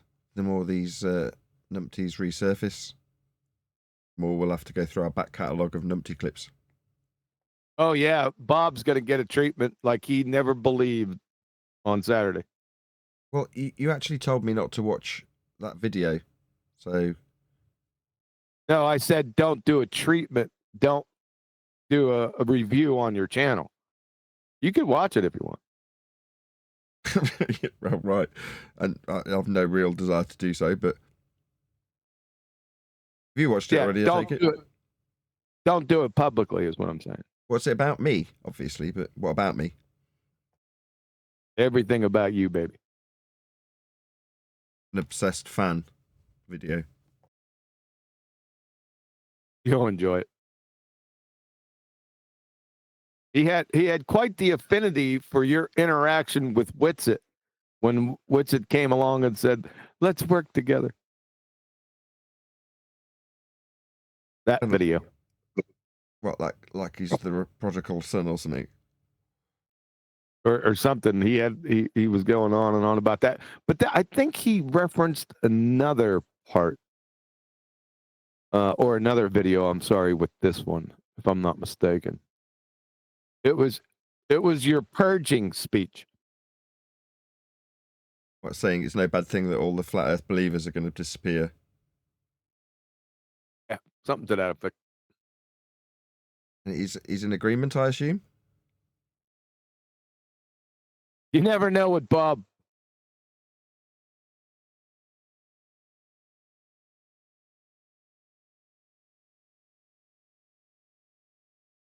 Maybe we'll find out. I'll wait till you cover it. You're doing a treatment on it, so you're going to do it on a QE Live, I assume.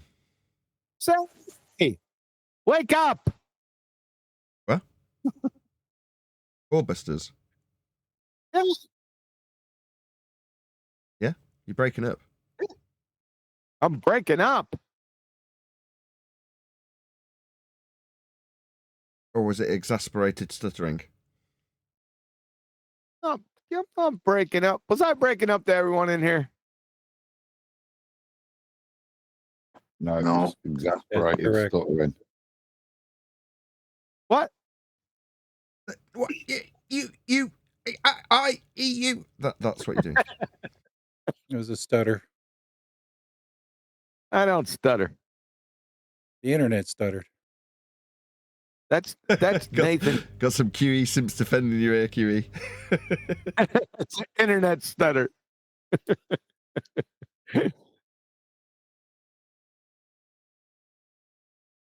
How's your fiber? I have plenty of moral fiber. Fiber's coming my way on Friday. Yeah? Oh, thanks a lot, Nathan, for hooking my show up, man. I was operating at about 40% PCU or ECU. That's fine. CPU. Yep. Cool. I'm going to round out on that note, though. With that, another huge, massive, enormous thank you to both Discord and G+ panels for making today's extended after show possible. And of course, a massive thank you to all of you for liking, commenting, sharing, subscribing, joining as a Nathan Oakley 1980 channel member, and all that good stuff. I've been Nathan Oakley, and I will see you all in the next video.